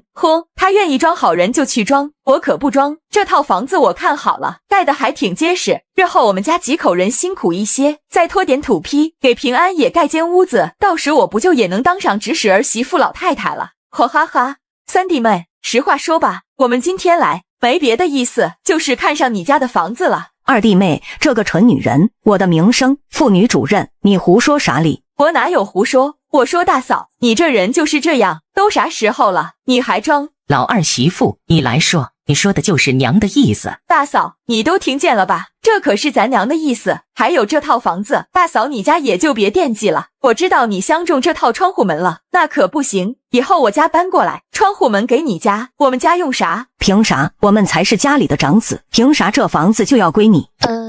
不过房子归你们2房也行，但窗户门必须归我们大房。算是3弟妹那天砸坏我家的窗户，赔给我们家的好了。我不会是遇见了一窝子傻子吧？想笑，又有点替原主一家感到悲哀。就这样连点良心都没有的一家人，原主一家估计直到饿死，都还在当他们是一家人。原来这李老太太一家是来抢房子的啊！我说你们妯娌俩争啥争？这房子给你们，李富斌一家住哪去啊？我管他们住呢，反正这房子我们二房要定了。随即双手叉腰，冲王菊花过去要干仗。你可怜他们一家，就让他们住去你家好了。不要脸！我说张秀英，凭啥人家的房子你说要就要？你们可是都分家令过了。嚷嚷啥呢？这说的是我们老李家的家务事，关你啥事？用得着你多嘴？竟然还有人替我们家说话，看来我要对新邻居看法得提升一个层次了。够了，我说你们都够了。我们一家净身出户搬出来，一斤粮食没拿你们的。如今我们一家人能活下来，那也是靠大家伙儿帮的忙，可没见你们家啥光。对，我娘说的对，你们这些人太不要脸了，不要脸。你啥你？你年纪大了，记性不好，忘了咱们分家的时候咋说的了吧？没事，你忘了，我可以给你提个醒，当时可是大队长李三爷都在场，你老人家要是还想不起来，那咱们就去找大队长问问，你们这样算不算抢劫？娘，是入室抢劫。对，是公然入室抢劫。老天爷啊，你快睁开眼看看吧，瞧瞧这些个黑了心的，都分家令过了，还惦记我们家的东西，这是想要逼我们一家去死啊！因为瞧见前院干起来了，周朝阳便去了后院，一直躲着没出来。突然听见了孙凤琴的哭声，赶紧站出来走了过去。李如霞和李如芳一看见周朝阳，眼睛都瞪圆了。我的天，这人打哪冒出来的？长得也太好看了！不，还不是好看的问题，就是干净。李如芳瞧见堂姐双眼冒光，赶紧抢在李如霞前面。同志，你找谁？这家是我三叔家，你咋是从他们家后面过来的？死丫头敢跟我抢男人，哼，这个对象我要定了，谁都别想跟我抢。李如霞晃悠着大腚冲了过来，把李如芳拎到一边。同志你好，我叫李如霞，请问你贵姓？周朝阳对伸向自己的大黑爪子一点面子都没给，就跟孙凤琴去了。婶子，我刚刚都听明白了，你们需要报公安吗？这事我可以替你们跑一趟。都这么大动静了，这徐顺利和李三爷咋还不来列？行吧，那就麻烦周同志你跑一趟吧。报啥公安啊，小伙子，你可别听我三弟妹瞎说，我们都是一家人，吵吵闹闹几句，人公安哪有空管这事？谁跟你们是一家的？打从我们一家被你们净身出户赶出来那天开始，咱就不是一家人了。如哥，你咋能这样说爷奶？我们做小辈儿的，对爷奶孝顺，不是应该的吗？刚刚这位同志一定是不好意思，毕竟当着这么多人的面，一定要好好表现表现。随即又冲着周朝阳眨起来眼睛。之前就觉得这李如霞有病，你说啥人能在自己又胖又丑的情况下，还觉得自己是天下无双的大美女？妄想症！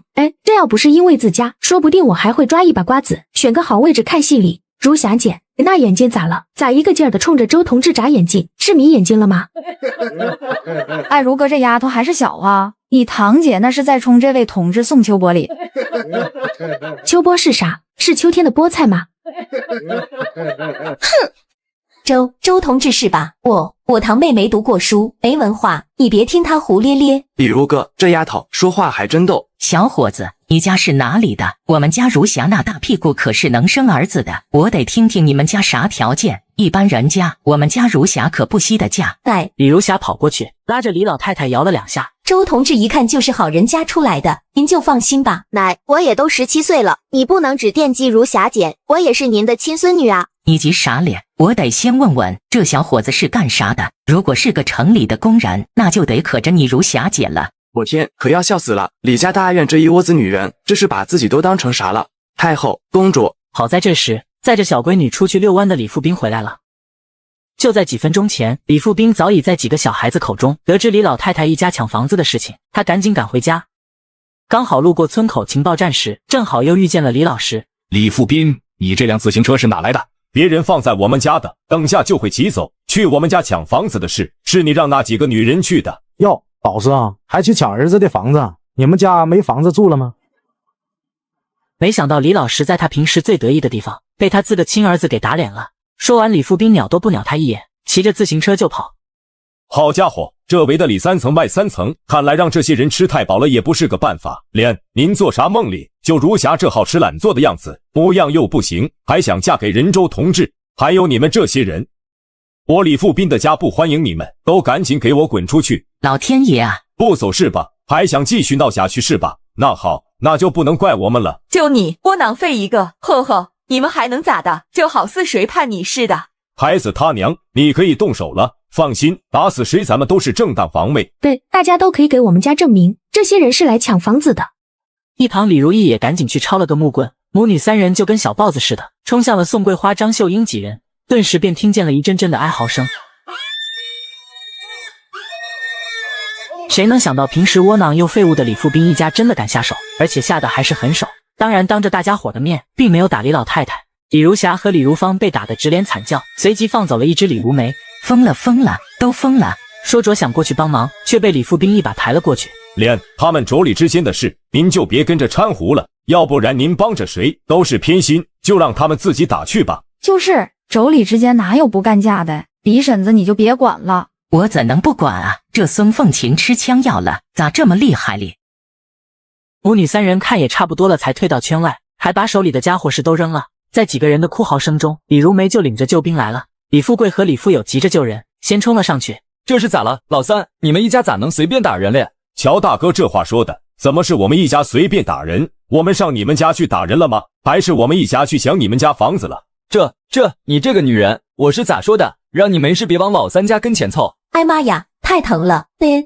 你瞅瞅我这胳膊，都是如哥那死丫头抽的。你这丫头也都10几岁的大姑娘了，咋能说动手就动手嘞？如霞可是你亲堂姐。你还是我亲大伯呢，不也说要卖了我就要卖了？还有我大姐已经被你们一家给卖了，到现在是死是活我们都不知道。徐顺利和李老爷子听了一旁人的讲解，也得知这几个人是来抢房子的。这房子是我们几10户人家凑的土坯给富斌一家盖起来的，你们谁都没有资格住进来，以后这样的事最好不要再发生了。李老叔，你说呢？都跟着老婆子说了，我来吓唬吓唬，有了钱别忘了爹娘就行了。这事情咋闹得这么大哩？你说你这个老婆子，你都多大年纪的人了，这也稀罕那也稀罕，再怎么稀罕你还能带进棺材里去咋的？还有你们几个，这是要活活的把我和你娘气死啊！然后在李富贵、李富有的叫骂声中，两家的女人闺女都哭着回去了。看情况不妙，李平安也不管李老太太愿不愿意，扶着李老太太也跟着回家。李家大院的人都走了，看热闹的人也散了。至于大家离开后是怎么传这件事的，娘几个压根就不在乎，反正从今以后也没人敢欺负他们老李一家了。这时李如哥把王菊花给叫住了，还回屋拿了几条泥鳅鱼给他。这是我和如意上午去河边抓的，没抓多少。婶子你拿几条回去给我柱子叔补补身子。哎呦呦，哥，这咋好？你看看，我们家都没帮上你们家啥忙。说是这样说，可手就不老实了。如哥，以后你家里有啥事需要婶子帮忙，就让如意过来喊我一声，咱们远亲不如近邻，你说是吧？好啊，婶子，那以后少不得还要麻烦你们家，我在这就先和您说声谢谢了。谢啥谢，都不是外人，哈哈。走了，婶子回家给你柱子叔炖汤去。只因我们一家去山里找他们一家，柱子崴了腿，帮他们说了几句，就得了这么大个余力。哎呦呦，如哥可真是个大方丫头。徐村长，你等等吧，我有事情交代，必须得把徐顺利留下，好好陪周朝阳这个贵客喝几盅。不一会，大伙就吃上了，周朝阳还带了酒来。你小子是个有本事的，李叔以后喝酒可就指望你了。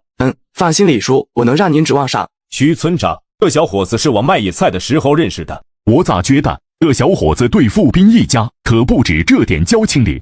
很快饭局就结束了，吃就吃了，还打包带走了富斌家一条大鱼。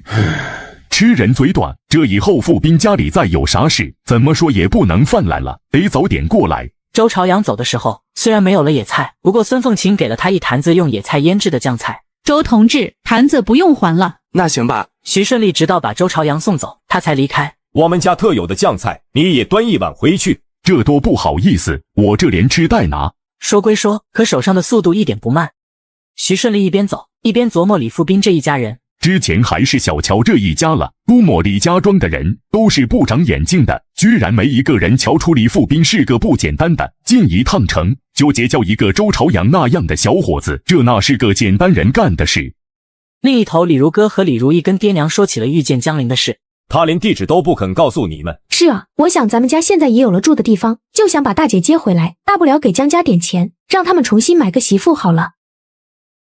如意，你把咱爷奶藏东西的地点和二姐再说一下，等有机会我去看看他们埋了些啥。等啥时候生产队开工就好了，到时就奶一个大人在家，李大宝他们几个还得上学。二姐，咱们就那时候去，然后我在外面给你望风，要是奶出来，我就学狗叫。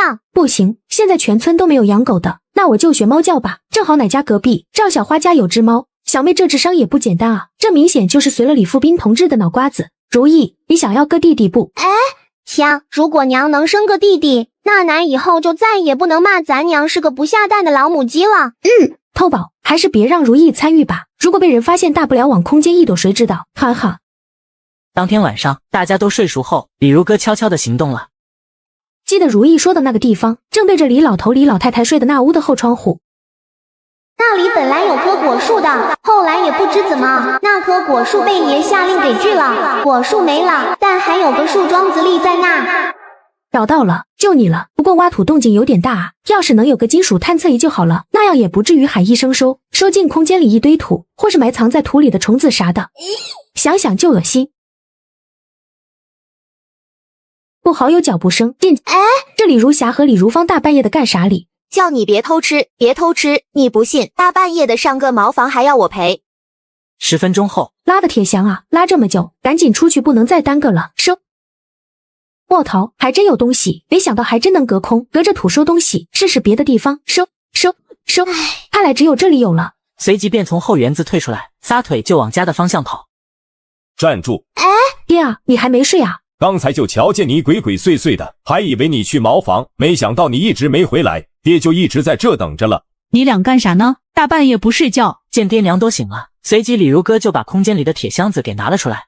你这是哪来的？李家大院啊，我之前听如意说过，那两个老的往后园子里埋过东西，我就想试一试。嘿嘿，没想到还真成了。我天，我还以为就一个，没想到还有个小箱子。爹，打开看看呗，我总觉得这2个箱子说不定和你的身世有关哩。随即李富斌意念下便拿出来一个工具，大金条。我天，没想到李老头和李老太太还是隐形的大富豪呢。不过这个位置好像是少2根吧，你们看呢？这箱黄金早先肯定是满的，估摸那老两口啥时候缺钱，动用过2根，就有了这个缺口。肯定是这么回事，那2个老的都这么有钱了，还算起咱们一家，就冲这一点，爹我敢保证，你不但不会是那2个老的生的，还极有可能是他们仇人家的孩子。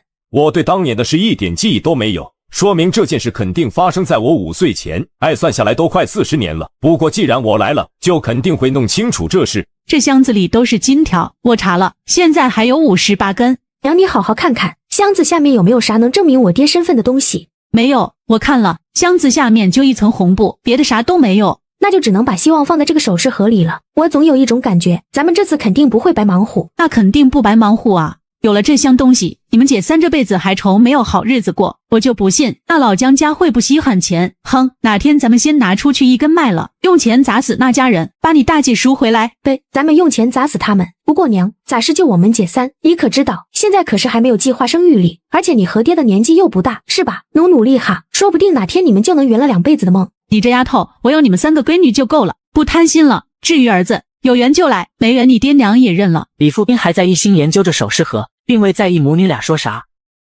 我天，这得多有钱的人家！瞧瞧，这可都是顶级的翡翠啊！还有这个，我天，这箱首饰的女主人绝不可能是李老太太，就她那个看见一块肉都会双眼放光的不值钱样，打死我都不信这箱东西是她的。就李老太太那双大脚，就不似富贵人家出身，好像那时候的妇女都流行裹小脚，只有穷人家的闺女没有那些讲究，或是大户人家的丫鬟婆子是大脚板。随即3人赶紧都伸手过来，小心翼翼地把一盒子首饰一样样的往出拿。很快地方就铺满了一小堆首饰，把几人都累坏了。我们为啥不把盒子拿去炕上呢？爹，你看里面还有张小照片，这长相跟大姐也太像了。爹娘，你们看这个坠子上的照片和我大姐长得太像了，我觉得这个很有可能就是我们的庆奶奶。老李，你现在啥感觉？我听人说过，要是有血缘的亲人一见面就能感应得到。随即李富斌眼圈红润了起来。咋了老李，是不是感觉心里特别难受？要是你真有这种感觉，那没跑了，那这位女士肯定就是我的亲婆婆了。我也不知道自己现在啥感觉，真就像你说的那样，心里特别不好受，还有种控制不住想哭的冲动。那啥，老李啊，你可别多想哈。我觉得吧，这人如果真是咱娘，就冲这一脸福气的模样，估摸人肯定是没啥事。我爹亲娘哩，他这不是此地无银300两吗？保不准傅斌同志还没那些想法哩。娘，咱们赶紧把东西都装起来，先睡觉，有啥事明天再说。对，明天再说。老李，你不用管了，先去躺着吧。那啥，我和闺女收拾就行。第二天一早，几口人个个顶着大熊猫眼，李如意瞅瞅这个，然后又瞅瞅那个，看着爹娘都挺好的呀，怎么心事重重的样子哩？我知道怎么回事了，二姐，我昨晚做梦，梦见咱家大姐了。你和爹娘是不是也梦见咱大姐了？我们也都梦见大姐了。要不爹咋一早就去大队长家了？就是想看看能不能给咱们一家开张介绍信。爹说这2天就想去找找大姐。那好吧，那我去找盼弟和小花了。他们说要去河边捡野鸭蛋，如果能捡到，我就可以给大姐带去了。注意安全，别往河里去。别看河水不多，下面都是稀泥，就你那小个子，进去就没影，知道了吧？知道了。娘，实际我们一家这次穿越之旅挺好的是吧？当然挺好了，矮捡2个大闺女，比你爹1年给我挣多少个亿都强。娘，你觉得我大姐还能回来吗？现在的女子只要嫁了人，生了孩子，没有随随便便就回娘家的，除非你大姐还没生娃娃。不过这种可能太小了，毕竟都过去2年了。这次去，如果她实在不愿意回来，也就没办法了。那就尽可能多给她带点东西过去，帮她撑撑腰。就在这时，李富斌同志也突然走了进来。你昨晚1宿都没怎么睡，也不困，咋了？这是遇见啥好事了？没啥好事，不过说起来也算是一件好事。到底啥好事啊？爹，你不是去找大队长了？介绍信开了？不，我先去找的大队长许顺利的意思，让咱们等2天。他说这几天村里人刚刚不闹着进城要饭了，这个时候咱们一家又走了，他那边也不好和大家交代。是这么个理儿。我从大队出来就绕去村口情报站蹲了一回，然后你们猜我听见啥好消息了？那还用猜？肯定和李家大院有关，而且一定是那家人谁倒霉了，不然你不会这样开心。我就刚到，还没说上几句话，就听有人说李家大院那2个老的住的那屋后墙不知为啥塌了。塌了，不会是闺女？嘘，小点声，我估计是。听说那2个老的差点被活埋在屋里，幸好只是后墙塌了，不然今早咱们一家还得过去吊孝。听说把他们吓得差点尿裤子，还把王大夫请假去了。这下又破财又遭罪了，好像李老头腿都被压断了。爹，你说这样，李老头会不会已经猜到了，是埋在地下的宝贝不见了，才导致后墙坍塌的？我估摸他一时半会想不到这上。李家大院的房子都是黄土泥垒的，几十年了，塌了也没啥奇怪的。就是那么小的2个箱子，能占多大地方？我觉得还是他们自己遭到报应了。箱子不大，分量足啊，万一这2个箱子是有灵性的呢？嘘，有人来了，我瞧瞧，好像李如梅。爹，你赶紧躺下，就说病了，起不来炕了。三叔，你这是咋了？这还用问？谁好人大白天躺炕上，还不是昨天被你们一家人给气的？病了？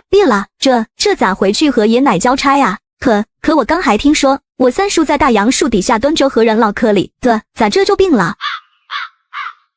这丫头这是都打探好了过来的，可不就是，就出去蹲了那一会儿，回来就肚子疼的都起不来了。那啥，如梅你来有啥事？要是没事，我正想让如哥去给你三叔找大夫，要不你和他一起去可以不？王大夫在我们家呢，他是过来给我爷看腿的。你爷咋了？哎呦，我的肚子咋这么疼哩？三叔一直都老实，应该不可能撒谎吧？而且都这样了，还惦记打听爷哩，我爷腿断了。随即说完这句话就跑了。这丫头跑得还挺快，我还想打听打听断到啥程度了。娘，你说爹病了，咱俩可是还好好的呢，要不咱娘俩过去看看？哎，对啊，咱们不但要去，还得大张旗鼓的去，得让全村人都看看咱们一家多懂事，多孝顺。说的就是，咱们得以德服人，得让那2个老的以后想编排咱们家都无话可说。那我能？爹啊，我和娘去是去看热闹的，你要是去了，那就是去当苦力的。那还是算了，那我还是在家肚子疼吧。对了，你们要是碰见王大夫，就和他说一下我的情况，这样就更像真的了。行，就你那身子骨，说不好真有毛病，让王大夫过来瞧瞧也好。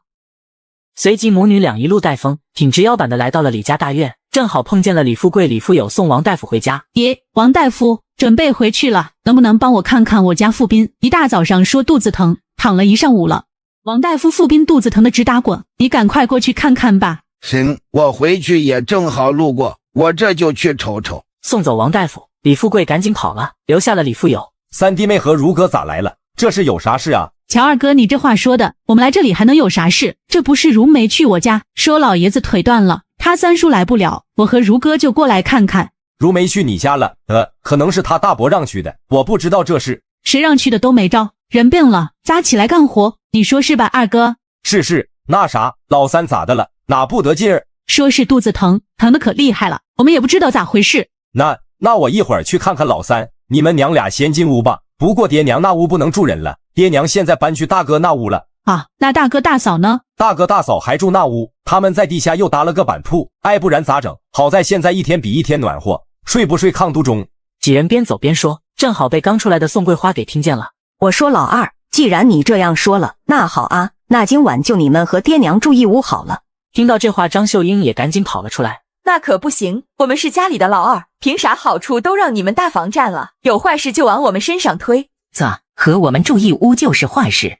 好家伙，起锅烧油，一家子又吵起来了。你个不孝的玩意，再敢这样说，我就让老二把你休回娘家去。这时四面八方的吃瓜群众也陆续到场了，李三奶奶和闺女李桂枝也走了进来。您老怎么来了？这么老远？不过我瞧您这身子骨可是越来越结实了，好像比我上次看见您那会儿都年轻哩。孙凤琴的一句话果然把李三奶奶说得很乐呵，连忙拉着她的手。你这孩子这张嘴不是挺会说的，以前怎么就不爱吱个声？爱三奶奶，我也是死过一次，突然就想明白了，咋样活着才能对得起爹娘给我的这条命？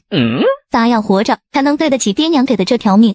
听到孙凤琴这么有哲理的一句话，李桂枝一下子愣住了。自从死了男人，又因为再嫁，就总觉得自己在婆家人跟前矮了一头，处处小心行事，反而把婆家人的脾气都惯大了。要像孙凤琴说的那样，挺直了腰板过日子，不然都对不起爹娘给的这条命。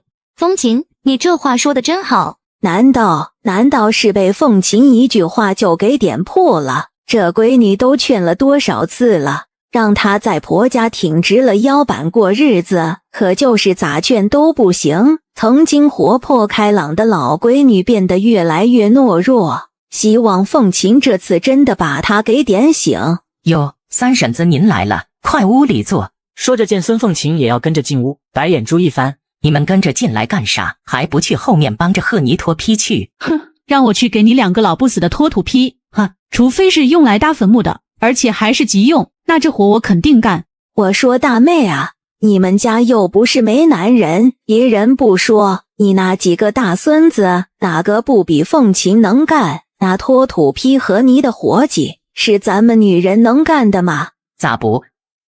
这以前家里啥活计不是李富斌的，就是孙凤琴的，可不是，我这也是被吓糊涂了。哎呦，三婶子你是没看见啊？那后墙咚的一声，说倒就倒，可吓死个人脸。随即在李老太太几次白眼下，母女俩都进了屋。李老头架着一条腿躺在炕上。老头子，三婶子来看你了。咦，这老头咋半天没反应？老头子，三婶子来了。三婶子你咋来了？你看看我这。快躺着别动，别因为我来坏了你的事，你这腿可轻易不能挪动。是，我这就不是个能闲得住的，这一下不躺着也不行了。说着还扫了他们娘俩一眼，那眼神简直就是淬了毒一样。老家伙不是已经感觉到什么了吧？爹，你腿疼不疼啊？我爹也病了，不然肯定一听说就过来了。富斌这一家都是孝顺的，瞧这孩子这话说的，这是心疼他爷哩。是，都是孝顺的。陆陆续续又进来不少人，有这么多人做见证，母女俩这次的探望肯定是成功的。凤琴啊，富斌还在家躺着哩，这儿有我们大伙哩，你就赶快回去看看富斌吧。那我们先回去照顾富斌了。李三奶奶，快去吧。母女憋了一路，终于笑了出来。你们这下可威风了，我都听王大夫说了，你们娘俩一去，李富贵的脸都白了。不至于吧？不过李家大院那些人，估摸短期内都不想看见咱们一家，倒是真的。对了，爹，王大夫咋说的？他有没有看出你是装的？看出来倒不至于，不过听王大夫那话，似是就算看出来，也不会把这件事说出去。王大夫那可是个奸人，不然我咋放心让他过来？估摸着要到午饭时间了，真想吃点好的，可又不知道吃点啥。这样的日子啥时候是个头啊？就连我这个不爱吃肉的，这2天都想肉吃了。娘，我这里有羊肉，上次那只羊我爹收拾完，咱们可是一次都没吃过哩。要不咱们包羊肉馅饺子？羊肉馅饺子，多放点小野葱。哎妈，那的老香了，等不了了，我去后院抱点柴。等着和如意就说这羊肉是我出去弄回来的，让他不要说出去。那孩子，咱家吃一顿大饼子，他都叮嘱我要瞒着，和谁都不能说。呵呵，我觉得他比咱们都小心。很快，等不及的孙凤琴又空着手又回来了，而且还领回来2个人。舅舅、老姨夫，你们咋来了？也解锁新角色里，印象中这应该是老娘的亲弟弟孙大壮和孙家老幺孙凤梅的丈夫王长根吧？俩人手里还拎着个破麻袋。很长时间没见了，咋感觉你们一家都变了？我不说了吗？自打分家出来，我们一家简直就是重新活过来一样，能不变吗？我们前天才听说你们分家了，还是净身出户分出来的，娘当时就急病了，爹也急得不行。说着见大姐眼眶都红了，连忙转移话题。正好昨晚我和四姐夫在山里猎到一头小野猪，娘就让我们赶紧给你们家送点肉过来，就一个大后腿，一整套猪下水，还有这点粮食是娘和四姐给你家凑的。爹说让你们先坚持，过几天可能就计量就下来了。200多斤重米，咱们家和四姐夫家一家一半，然后他们家要猪头，咱们家要的猪下水。爹说我大姐夫就得意这口，就都给你们家拿来了。咋都给我们拿来了？爹也爱吃这口。那啥，凤琴啊，那天的酒还剩有7、8两吧，等下让大壮给爹拿回去。还有这下水，一会我来收拾，你来炒香点，给爹拿回去下酒。啥？你家咋还有酒哩？那酒是别人送的，细行等下让你大姐和如哥和你细说。我现在就去河边洗这些下水。老妹夫，你先坐着喝点水，等下你和大壮都喝点解馋，剩下的再给咱爹拿回去。那大姐夫，那啥，要不我和你一起去吧，咱俩一起洗，还能快点。眼中2个姐夫一走，孙大壮就开始围着大姐打听。大姐，你们一家真去城里要饭了？那酒不会也是讨要来的吧？城里的日子不会真像巧珍说的那样，都是神仙过的。你看谁要饭能要来酒？随即便瞪了小弟一眼，一边收拾猪腿肉，一边和老兄弟把事情的经过能说的都说了一遍。刚刚你说的巧珍是谁？巧珍是谁你都不记得了？就是和咱们家隔2家，老陈家那个老闺女，不就叫陈巧珍？啊，你说的是就和我年纪差不多的陈巧云，她老妹吧？老舅脸咋红了？看来那个陈什么巧珍的，肯定是老舅喜欢的姑娘。不过听那姑娘的口气，是个喜欢过城里生活的虚荣姑娘啊。姥姥一家都是老实巴交的善良人，可别整进门个搅家精了。我听明白了，老舅，那个傻巧珍，估摸也和我堂姐李如霞一样，一心想嫁个城里人，都不知道咋美化城里了。说着，孙大壮就有点发蔫了，也没反驳他的话，这是被他说中了。老舅，我跟你说哈，那城里人的日子，实际并不是大家传说的那样，也是穷得多。真的？当然是真的。你想啊，他们吃的粮食还得靠咱们种出来哩，咋可能比咱们的日子过得好？行了，如哥，老舅知道你啥意思，实际我明白，陈巧珍没瞧上你老舅。那是他没眼光，没福气。哼，老舅，我告诉你，娶妻的娶贤，就他那样一心要嫁给城里人的女人，咱还不要呢。否则你就是把她娶回来，指不定哪天看见个好的，说不定就跟人跑了。亏你这话说的，不过当姐那有不心疼小老弟的。好了，咱不说啥巧珍了，她是虚荣也好，咋的也好，跟咱家有啥关系？对，不说了。大傻，老舅，你对象的事以后就包在我娘身上了。这对我突然想起来了，娘说让我和四姐夫不要留下吃饭，免得把你家口粮都吃了。肉也不能吃，这都是给你家拿的，再让我们都给吃了。娘还说你们家现在缺钱，可以割下来几斤问问李三爷家要不要，最好能卖几个钱。大壮你就放心留下，等回去的时候再给爹娘拿一些回去，然后把我家的情况如实都告诉娘，我就不信娘还能骂你。对呀，就大姐家这日子过得比我们家大家都强，我们家现在可是连口锅都没有，还有这么个大搪瓷盆，但一看就都是新买的。大姐说的对，就大姐家现在这好日子，等我回去和娘一说，娘肯定高兴。娘，你们唠着，我出去找如意吧。那丫头出去可有一会儿了。好，你去吧。那丫头这是又玩疯了，告诉她你老舅来了，保准那丫头借2条腿往回跑。那必须的，如意最喜欢我这个老舅了。能不喜欢吗？小如意每次去，老舅都会想尽办法给我们姐妹搞点吃的，有时偷个鸟蛋，或是摸几条泥鳅鱼，实在弄不着好吃的，就跑山上摘几把野果子回来哄我们。嘿，所以才要好好招待一下老舅。此刻在河边，李如意正和李大宝扭打在一起。娘说过，如果遇到危险，都要学会下死手，否则先死的就是我。随即顺手摸起一块石头，瞬间就朝脑袋下去。嘎人了，如意嘎人了。咋了这是？如意，你没事吧？见二姐来了，还在装坚强的小姑娘一下就哭了出来。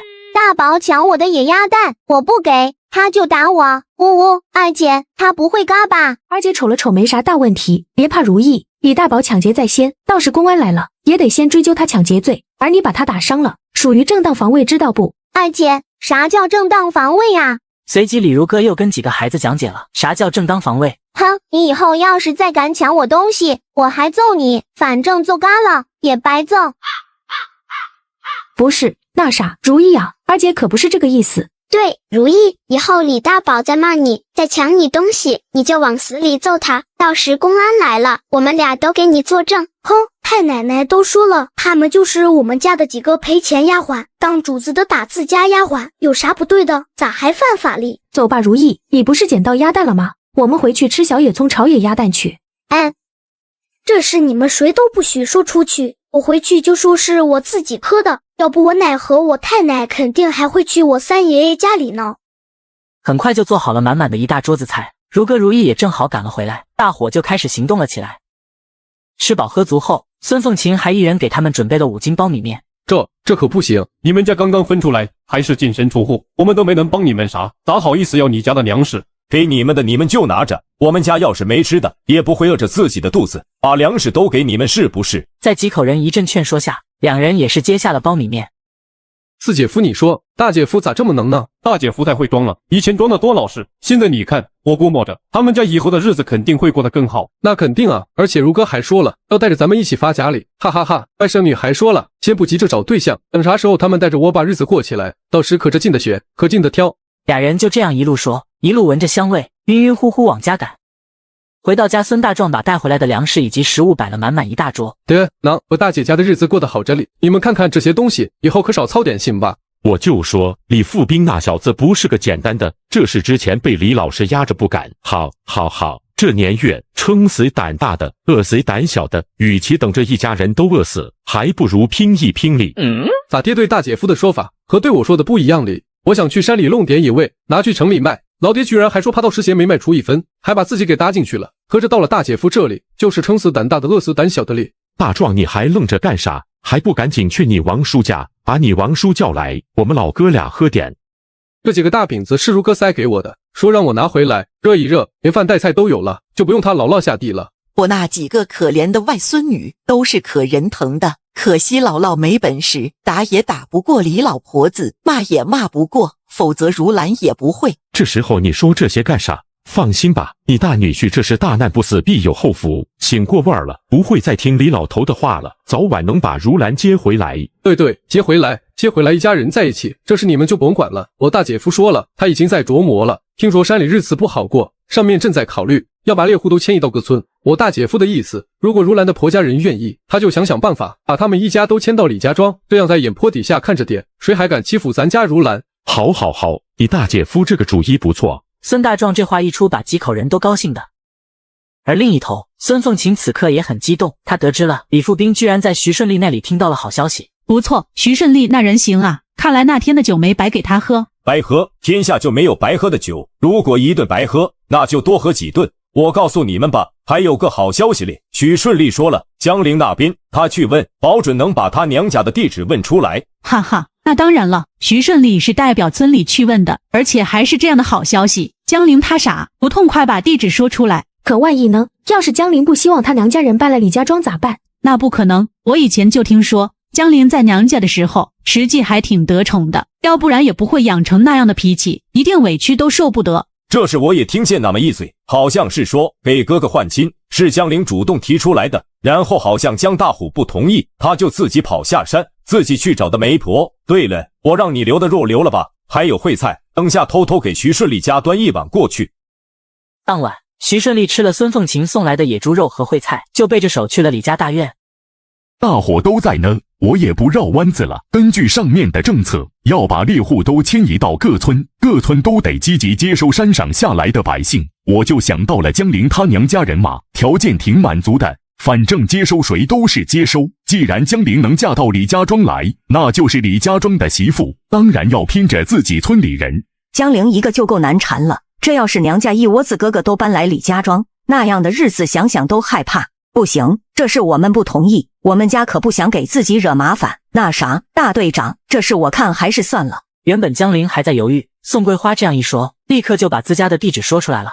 叽里呱啦叽里呱啦，一旁李如霞小声嘟囔着：娘，你说话啊，要是让李如兰回来，那这个村就又是她最好看了，我又得排第2了。你放心，那李如兰再怎么好看，不也是人家媳妇了？你可是还没嫁人，还是黄花大闺女里，当初就不应该把江陵换回来。现如今儿子被江陵抓得死死的，媳妇说句话比我这个当娘的都好使。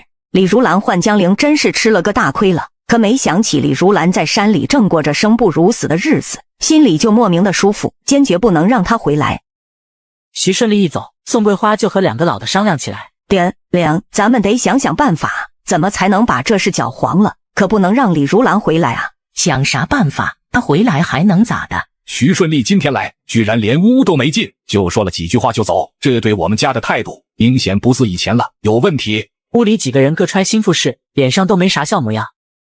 而院子里如霞想到他娘说的话，越想越开心。娘说的对，李如兰早2年前就被山里的野人接走了，估摸孩子都生了，哪里还配和我这个大美人比？嘻嘻。一旁的江林看得恨不得一脚上去。第二天一早，江林居然出现在了李富斌家门口，几口人都愣住了。我来是想告诉你们，你们家大闺女估计很快就能回来了。来都来了，进屋坐一会吧。咱们也算是亲戚，进来坐一会吧。我知道你们都很惦记李如兰，实际大可不必。李如兰在我家一定过得很好，最起码住的地方肯定比你家宽敞。你们山里不是住山洞的吗？怎么也都盖房子啊？才不是，你听谁说的？我们猎户都有自家的屋子，不过我们的房子都是用木头盖的。用木头盖的？山里不是温度很低吗？那样不会冷吗？咋可能会冷？我们家又不缺柴，我们的屋子冬天可暖和了，哪像你们冬天冻得要死，还不让多烧点。小木屋啊，那也不错啊，估计一定比土坯房干净吧？那啥，玲玲还套起近乎了哩。我是想问问你，我们家如兰和你大哥他们俩现在有孩子了吧？1个多月前，我听我家五弟说，我大哥大嫂他们生了个男娃，算下来应该刚过完100天。1个月前，听你的意思，1个月前你家老五来过李家庄。是啊，那孩子太惦记我，偷偷跑出来的，走了好几天才打听到咱们村。那怎么没听他们说起过？我没告诉他们，当时我家小五让村里的一个小孩给我传的话，我出去见了他一面，他就赶紧回去了。这话咋说的？走了好几天才找来，咋连顿饭都没吃？那家人啥样你们又不是不知道，他们咋可能留我家人吃饭？也是，这以后就好了，等你娘家人搬来李家庄，你想啥时候回去就能回去，想啥时候见娘家人就能见到。你们是不是早就知道这事了？是，我们昨晚就听说了，不过这对于你和我们家都一件好事，不是吗？怪不得，我就说徐顺利怎么就会想起我娘家人了。玲，你看你一时没想明白，听我给你解释解释，你就明白了。你说吧，我倒要听听，你们家啥意思？这也是个孩子啊，就比如哥才大2岁，可怜咧。我是这样想的，我觉得让你娘家人落户到李家庄来，首先这肯定是好事。你想啊，咱们村土地多，还靠山，这样你们一家不但能打猎，还能挣工分。重点是这是上面的政策，不然你们家不来李家庄，也得去别的地方，你说是吧？那你们不会教唆李如兰欺负我大哥吧？你大哥很好欺负吗？当然不是，我大哥厉害着呢，我大哥曾经还打死过一只老狐狸。呵呵，确实挺厉害，这时候还没有野生动物保护法。那啥，江林，我们打算这2天去你娘家走一趟，来李家庄落户的事，也想问问你爹、你几个哥哥的意见，咱不能给他们做主事吧？还有你的担心，我觉得也很没必要。你想啊，你大哥那么能打，你又在一个村里住着，还有啥担心的？你说是吧？你们家有纸笔吗？我给你们画个地图，不然你们就是知道地址，也一半会儿找不到那里。纸笔我有，就是这纸小了点。够用。随即江林开始画了起来。很快一张精致的地图呈现在大伙面前。这张图你们拿好了，就按这上面标注的路线走，否则你们不但有可能找不到，还会很危险，知道吗？对里，我那天见你洗衣服没用肥皂，这次我们进城倒到2块这东西，洗衣服可好用了。多少钱？我给你钱，不过我没有肥皂票。给啥钱？我们家又不是卖肥皂的，如果给你你就拿着，咱们又不是外人。江林对孙凤琴的话很受用，也没再跟他们母女客气，拿着肥皂就赶紧回去了。我还得去徐顺利家开张介绍信里，你们等着我的好消息吧。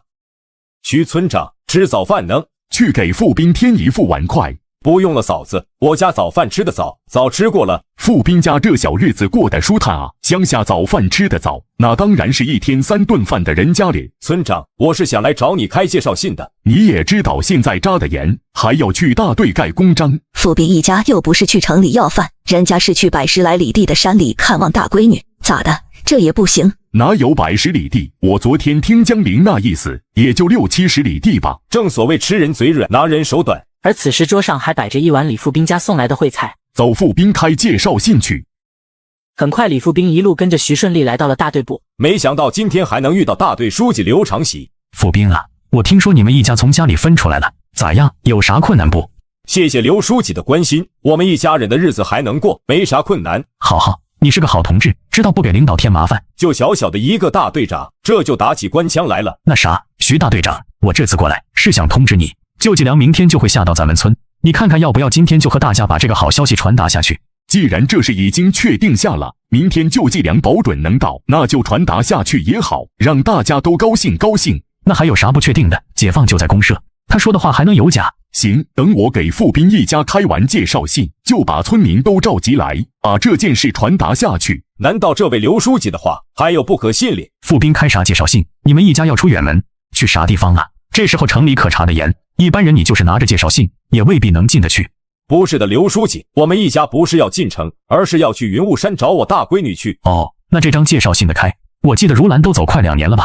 这件事你怎么不清楚？当时那个下派干部能相中如兰，就是你牵的线。可惜啊，遇见李老师这一家人，也不知咋想的，宁愿把孙女换给一个猎户，也不愿意让如兰嫁进城。因为这事，刘长喜对李老师一家好炖脑了，对李富斌更是瞧不上了。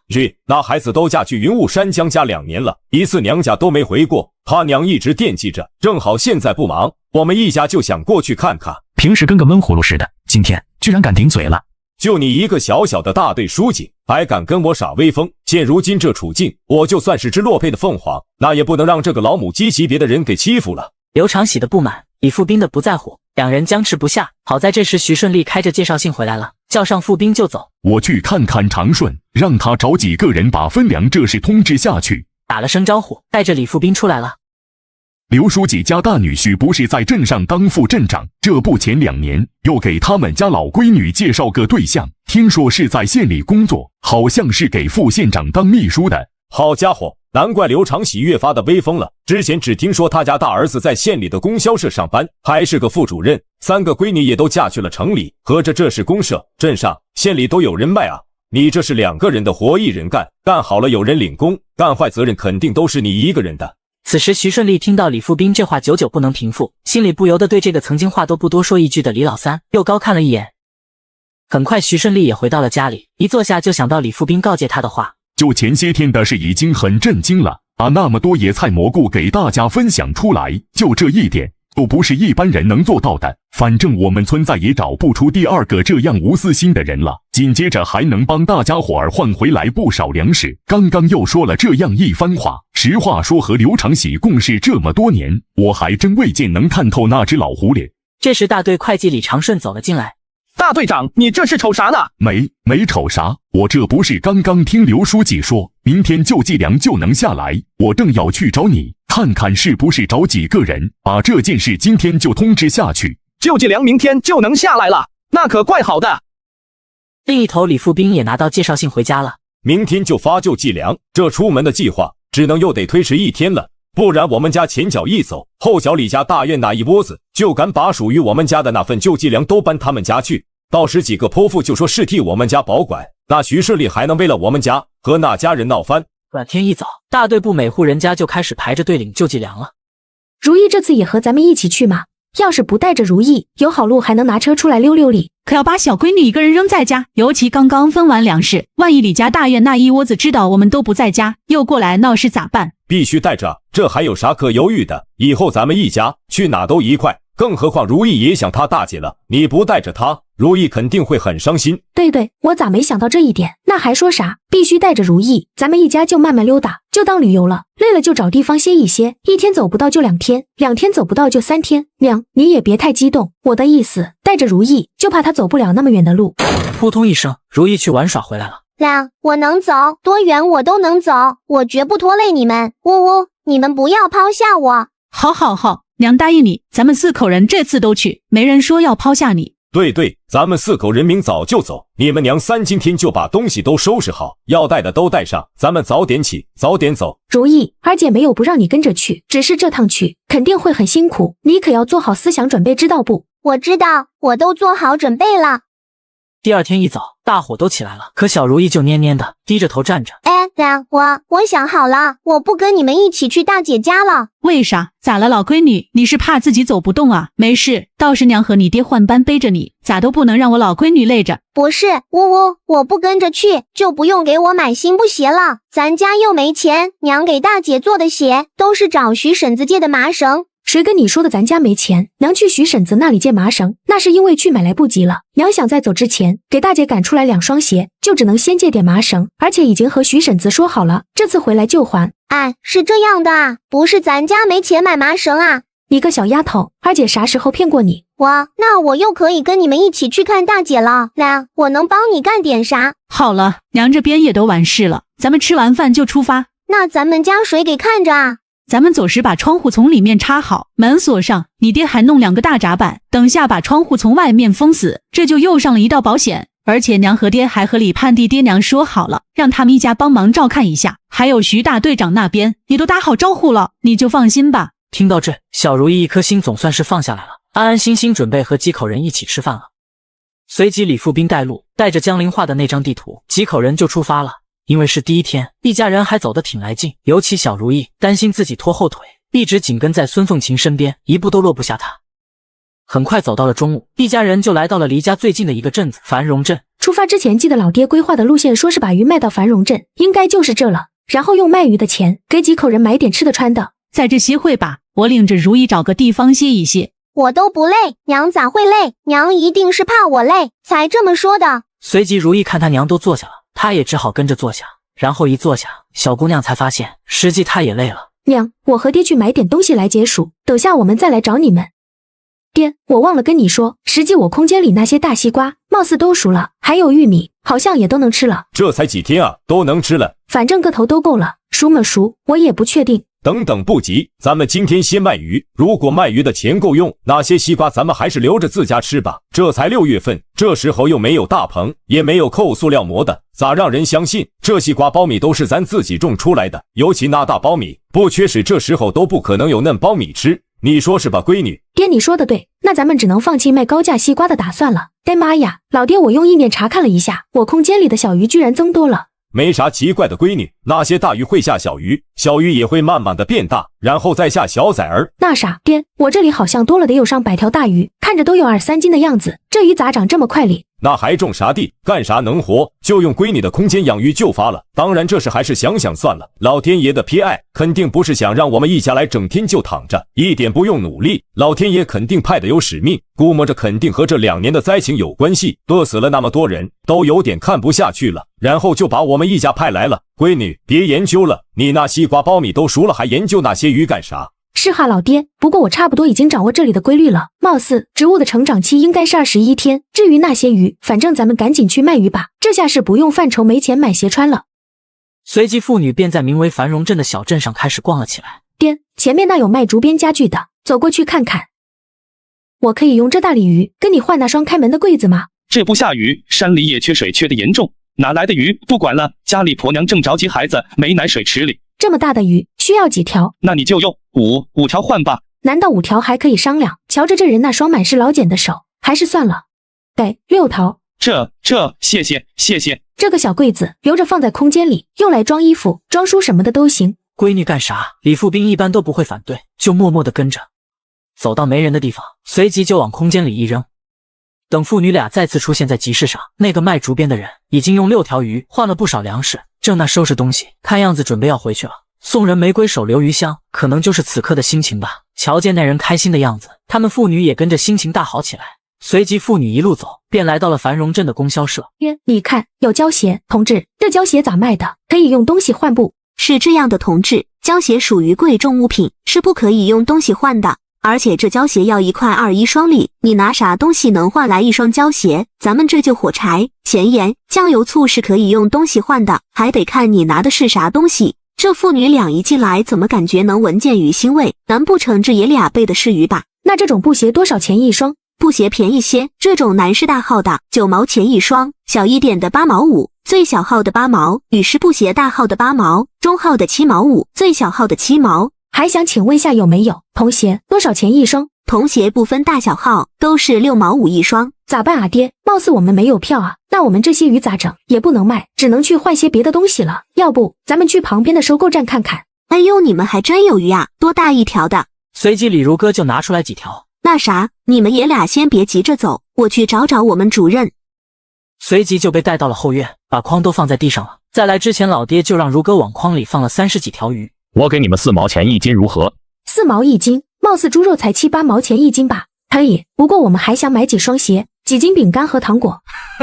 小事，小事，你们父女俩今天买啥都不要票。很快38条鱼称完110斤，共计卖了44块钱。这些钱都够他们这些售货员2个月挣的了。瞧黄主任笑的那样，估摸这些鱼转手就能为他变出更大的利益吧。随即父女俩就来到了柜台前，买啥都不要票，绝不能便宜那个老小子了，还说大话。我要4双布鞋，4双胶鞋。好的，我记下了，这里是7块8毛钱。我还要2斤大饼干，糖块再来1斤吧。也居然还有卖乳精，不过1块8一桶，还是1斤装的桶，还真有点贵啊。卖乳精来2桶吧。随即李如哥就把钱递给了售货员。这爷俩这是没见过钱吧？有了钱就知道花，这一圈下来14块4就没了。女售货员看父女俩要结账了，终于松了一口气。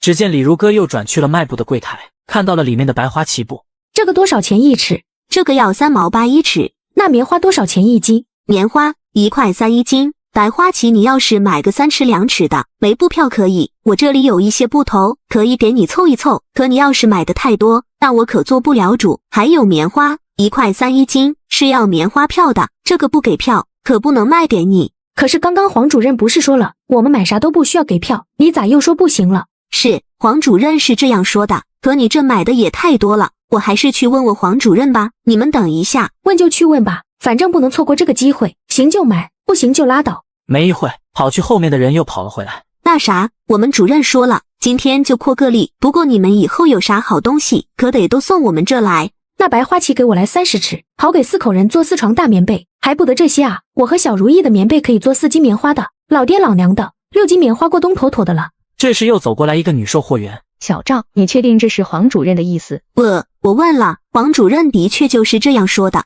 要不我再去问问。还是我去吧，我亲自和黄主任说这件事，放心，不会让你担责任的。李富斌也和黄主任说明了来意。怎么买这么多？不会以为不要票就想多买点，可你们一下买这么多，我这边也不好弄啊。如果你相信我，1个小时后我再给你们送20条鱼咋样？30条，依旧是4毛钱一斤，咋样？真？那几家饭店的？说话留半截，剩下的就靠黄主任自己脑补了。很快父女俩绑着大包裹从供销社走出来了，那家伙的老壮观了，这一路吸引的眼球太多，父女俩也不敢把东西往空间里扔，就这样一直走，直到要到孙凤琴和如意等待的地方的时候，父女俩才把棉花、白棉布都收进空间里。一切妥当之后，一家4口就再次见面了。如意，你看这次我们换了不少东西里，饼干、糖果都由你自己拿着吃吧。我们还跟别人约定好了换东西的时间，我们一会回来哈。这次去，俩人直接就去了后院。黄主任称了称30条鱼，一共92斤，我们就要80斤的钱，剩下的12斤刚好4条鱼。卖鞋的那2个女售货员，1人1条，剩下都给黄主任。哎呦呦，小姑娘真会办事，太感谢了。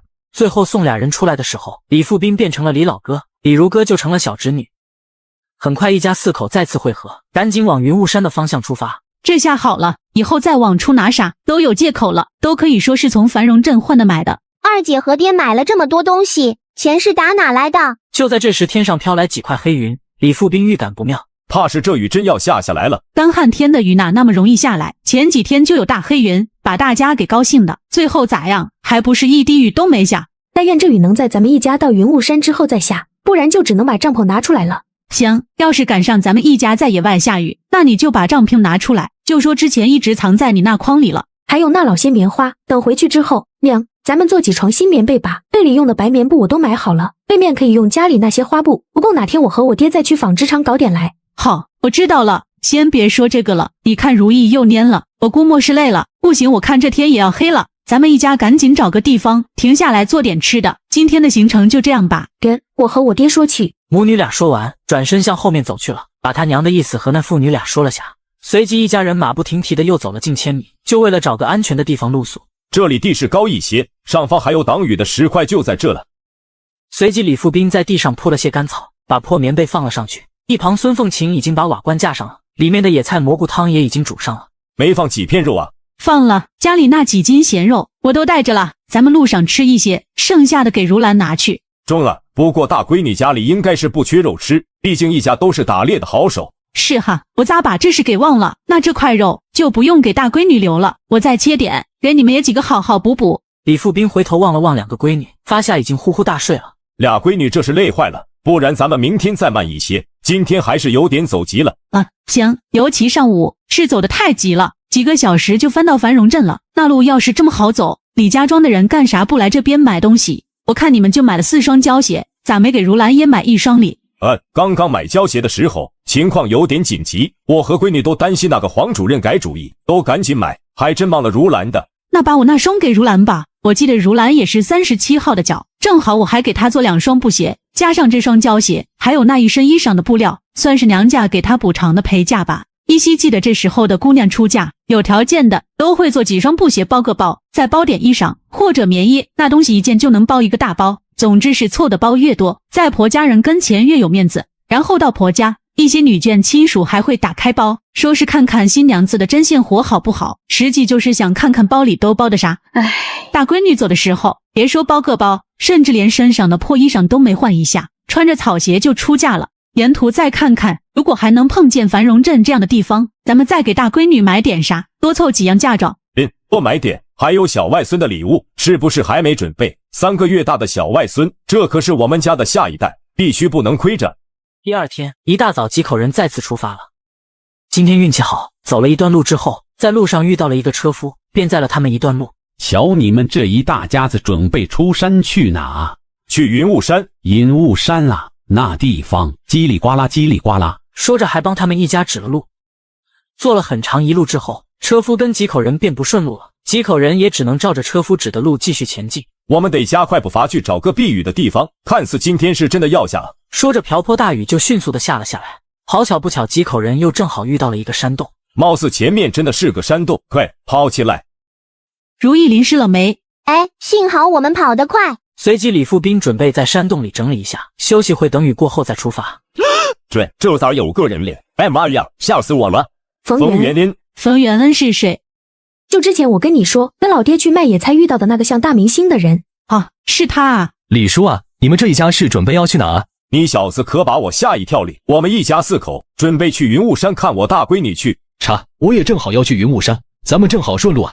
这么巧，看得出你们一家最近应该过得不错。那还不是托了你的福。大伙应该都饿了吧？来的时候带了点干粮，我发给大伙尝尝。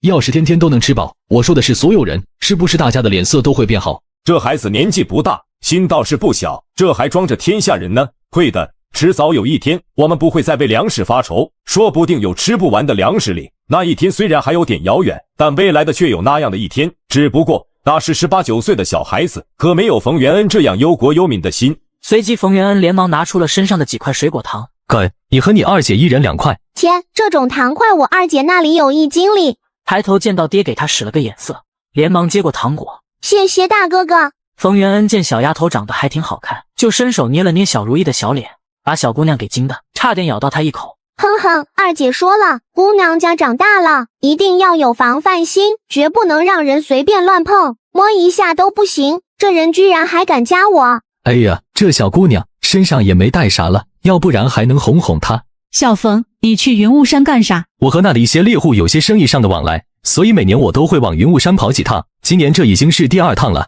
你居然还敢做生意，就不怕我们去举报你？有什么好怕的？你会，李叔和李婶子都不会。你这人咋说话呢？啥叫我会？如哥，这话到此为止，不许再说了。知道了。你常年往云雾山跑，接触的又都是猎户，那你认识江大虎一家吗？你们一家去云雾山走亲戚，不会就是去江家的吧？江大虎是我家大女婿，不过我们一家到现在都不知道江大虎长啥样。我大闺女是他爷奶做主换亲给江家的。那可太巧了，我这次去云雾山就是去江家，你们家大女儿我前段时间还见过。真的啊？那你赶紧和我们说说，我家如兰在江家过得咋样，和那个江大虎打架不？对了，你上次见到他的时候，他们家孩子是不是已经出生了？你这一下问这么多，让袁恩咋回答你？我们当初很对不住大闺女，这孩子又2年没有音信了。那啥，你可以如实告诉我们，你看见我们家如兰的时候，她是不是被限制自由了？限制自由？不可能的，江大虎虽然是个猎户，但可不像你们想象的那样，那人并不是个粗鲁人，而且我瞧着他对你们家闺女还是不错的。那如兰这2年怎么没想过要给家里捎个信礼？我瞅了瞅外面好像不下了，要不咱们早点走，如果顺利当晚就能到，到时你们不就能见到你们家大闺女了？对，早点走，这回有小冯带路，咱们也能少走点冤枉道。很快，一家人在冯元恩带领下登上了云雾山，走进了戚家村。这里虽然叫戚家村，但因为7户人家都分散得很远，所以这里也称不上是个村子。那江家，前面咱们走过这片竹林，就能看见江家了。今年不是灾荒年吗？感觉这里怎么没受多大影响？爹，你看这片竹子长得可真好啊！难怪老江家不愿意下山，这地方的空气这么好，而且还有这么大一片竹子，这时竹笋可方便多了。最重要的一点，这种地方肯定没有干部愿意下来，这走一天累个臭死。这里还就7户人家，来干啥？很快几口人就见到了江家，远处还有个包着花头巾的女子，不会就是我们家大闺女吧？小如意这时已经冲了过去。大姐，我和爹娘、二姐来看你了。爹娘，真的是我大姐。江家老少6个光棍，目前就老大江大虎娶了媳妇，那在这个院里看见的女子，不是他们家大闺女还能是谁？你们一家人先说说话，我去后面找找江大伯去。如意，你们怎么来了？爹娘，如哥，你们怎么都来了？大姐，这2年你过得好不好？感觉我这话有点多余了，不好能比以前胖这么多。而且大姐脚上穿的、身上穿的都是在家17年都没穿过的布鞋，也没一点补丁。好，大姐挺好的。李如兰只来得及和李如哥说这一句话，就被冲过来的孙凤琴又给拉怀里去了。如兰，你可想死我们了！我和你爹，你2个妹妹，这2年每天都在想你，惦记着你，快点让娘看看娘的如兰有没有瘦。哎呦，没瘦，不但没瘦，娘瞧着你好像还胖了不少，也白了。哎呦，我大闺女更俊了，哎，这娘就放心了。娘怎么变得这么能说了？还抱了我，瞧着一家人好像也比在家的时候有精神了，也都胖了好像。爹娘，你们咋都来了？我爷奶大伯他们要是因为这事难为你们咋办？管他们呢，咱们家现在分出来了，想去哪用不着和他们请示啊。分家了？怎么可能？我爷奶能同意咱家分出去？之前爹也曾提过要分出去，当时爷奶是咋做的？不但把爹狠狠地揍了一顿，还揍了娘。听见分家的事情，把李如兰惊得够呛。细情等娘以后和你慢慢说。那啥，我女婿他们呢？还有我那小外孙呢？大虎他们去干活了，孩子在睡觉。爹娘，你们先进屋歇歇，我这就给你们做饭去。这天看似还要下大雨哩，大女婿他们也几个干啥活去了？他们都去挖笋了。这不是今天下了点雨，我爹说这天笋好挖，他们哥几个都去了。这时一来到江家，就很自来熟的冯元恩已经不知去哪把江家几口人都叫回来了。李富斌看着走过来的江老头，仔细打量了起来。这么儒雅的人，怎么可能只是个普通的山里人？李叔，我还忘了告诉您，实际我江大伯还是个神医呢。真的，我这条命就是我江大伯从死神手里夺回来的。难怪，正所谓救命之恩大于天，说江老头是冯元恩的再生父母都不为过。亲家，别听冯小子瞎说，我也就是常年和动物打交道，受了伤就自己琢磨着治一治，哪里就真懂得啥医术。冯元恩找到江老头时，已经和他简单介绍了一下李富斌，江老头这声亲家才会喊得如此真诚。随即李富斌就像讲故事一样，把山外面的生活和他们一家看到的绘声绘色的给江老头描述了一遍。所以说，外面的情况还不如山里，我们这里好歹还不至于挨饿。是啊，大山养人啊，而且你们这里还人少物资多呢。就比如刚刚江老头背回来的那一篓子竹笋，先不说大青山有没有，就是有，大家都饿得像饿狼一样，还能留到现在，等着他们长大，早都一冒出来，都挖着吃了。而另一头，李如哥和李如意已经把自家为啥会分家简单和李如兰说了一下。此刻孙凤琴正高兴地抱着她的小外孙。当初我同意和杜媒婆走，就是因为他们都答应我，只要我老老实实嫁给大虎，他们以后一定会对你们好。尤其奶还指天发誓，要是他做不到，就不得善终。你奶的话你也信？如果发誓管用，那你就等着他不得善终吧。娘居然敢这样说奶，爹娘一定是被那一家人给逼的，终于学会造反了。盼着这一天盼了快20年，终于盼到这一天。以前爹娘啥事都让我们忍着，我喜欢您和爹现在的样子。说完，李如兰的眼泪就下来了。如兰，以前都是爹娘对不起你，希望你不要怪我们就好。不怪，我从来没因为自己怪过你吗？那就是因为你2个妹妹被欺负，怪过我们呗。你看你就有啥说啥就得了，和娘不用绕弯。哼哼，那时娘整天就2件事，生儿子干活，哪里还顾得上我们？都是大姐整天像个老母鸡似的护着我和小如意。才不是，娘那会儿整天被奶和大伯娘盯着，想照顾我们也照顾不上，是不是娘？我这是上辈子做了啥好事啊？今生能有这样仨闺女，是，还是我老闺女最理解娘。说着就把小如意拉过来，吧嗒亲了一口。爹说了，我是娘的小棉袄，二姐是棉裤，大姐是棉大衣，憨憨。说完，小如意自己都哈哈笑了起来。这人真的是娘吗？居然还亲了如意，记得娘以前最不喜欢的就是如意。李如兰呆愣愣地瞧着眼前看见的这一切，嘴角不自觉地上翘着。这个样子的她，更像那张小照片里的女子了。呆妈，啥东西糊了？娘几个都待在厨房里，还能让东西给烧糊了？找打的节奏啊！没事的娘，刚刚我没注意，火烧淡了，等我把火撤出来点，就没事了。一阵兵荒马乱后，娘几个又哈哈大笑起来。而另一头，江家大女婿也回来了。孙凤琴和李如歌赶紧跑了过来。我倒是想看看这江大虎到底长啥样，能不能配得上我们家天仙大闺女。此刻正站在李富斌面前，被老丈人上下打量着。娘来，您都瞧见了吧？这人不但长相不错，还是个疼媳妇的理。娘又不瞎，看得见。长相不错，身高也合格，很符合想象中女婿的标准。这也不像李如霞说的满脸胡子的野人啊，貌似还是个挺爱干净的。娘，给如兰，我们今天运气不错，碰见2只野鸡，等下都炖上吧。好，正好我泡了些干馍，等下用腊肉再炒个笋，我爹娘他们一定能爱吃。夫妻俩站在这说话时，江大虎的声音也是和和气气的，一看就是感情不错。他们家大姐这是因祸得福了。这时江家五虎已经全部回来了，站了满屋子的人。你去和娘说，咱们去竹林里瞧瞧去呗。你咋不去和娘说？娘最喜欢你了，我去说，娘未必就会答应。你瞅瞅那边都是大男人，咱们2个小姑娘站在这，他们都不好意思洗漱了。是哈。随即小如意哒哒哒跑去了厨房。行，不过你俩注意安全啊。娘答应了，爹未必就会答应。小姐妹俩做贼一样，偷偷摸摸地溜出了江家。另一头江老头也瞅见姐妹俩出去。江小五过来，你带着点赛虎，跟着去看看，别让你大嫂那2个妹妹伤着。知道了。江家几兄弟逼回去那么多竹笋，我也出来往空间里收一些，或是种一些。嘻嘻，我可不想种苞米了，我得留出一大块的种小麦，再种点竹子，不过还得去搞点小麦种子才行。不过就我这空间感觉还是太小了，大苞米高高的，再加上那几棵西瓜，2棵苹果树，感觉都把空间挤满了。二姐，我觉得大姐家比咱们家日子都过得好，你说大姐夫会同意和咱们一起回李家庄吗？还真有这个可能，不过这不是想不想走的问题，而是上面还让不让他们一家留下来。如果上面坚持让他们这7户人家都下山，那江家人再怎么不愿意走，也不能不走。刚刚听了江老爷子那意思，和这李家大院这2年来一直瞒着江陵的信息不让他们知道。刚刚大姐夫回来，感觉对爹还是有点冷淡淡的，还是跟和他爹的谈话，说这老丈人还行，这才给了我们一家人个笑脸。咱们甭管了，这是让爹娘和他们去说，咱们就等着听准消息就是了。可是我想让大姐和咱们回去，刚刚我去瞧小外甥，我可喜欢了。二姐，要不你也赶紧嫁人吧。你这臭丫头，你二姐才多大，你就想我嫁人？赵小花她大姐就你这么大出嫁的，现在也生小孩了，不过她生的那个孩子可丑了，瘦的跟个小猴子差不多。我才不会那么早出嫁，你也不许啊。而且爹那天不是骑着周朝阳的自行车带你去过学校了，咱们姐俩这次回去估摸就得去上学了。好，我听二姐的。二姐你看，这是不是大姐夫他们挖的竹笋？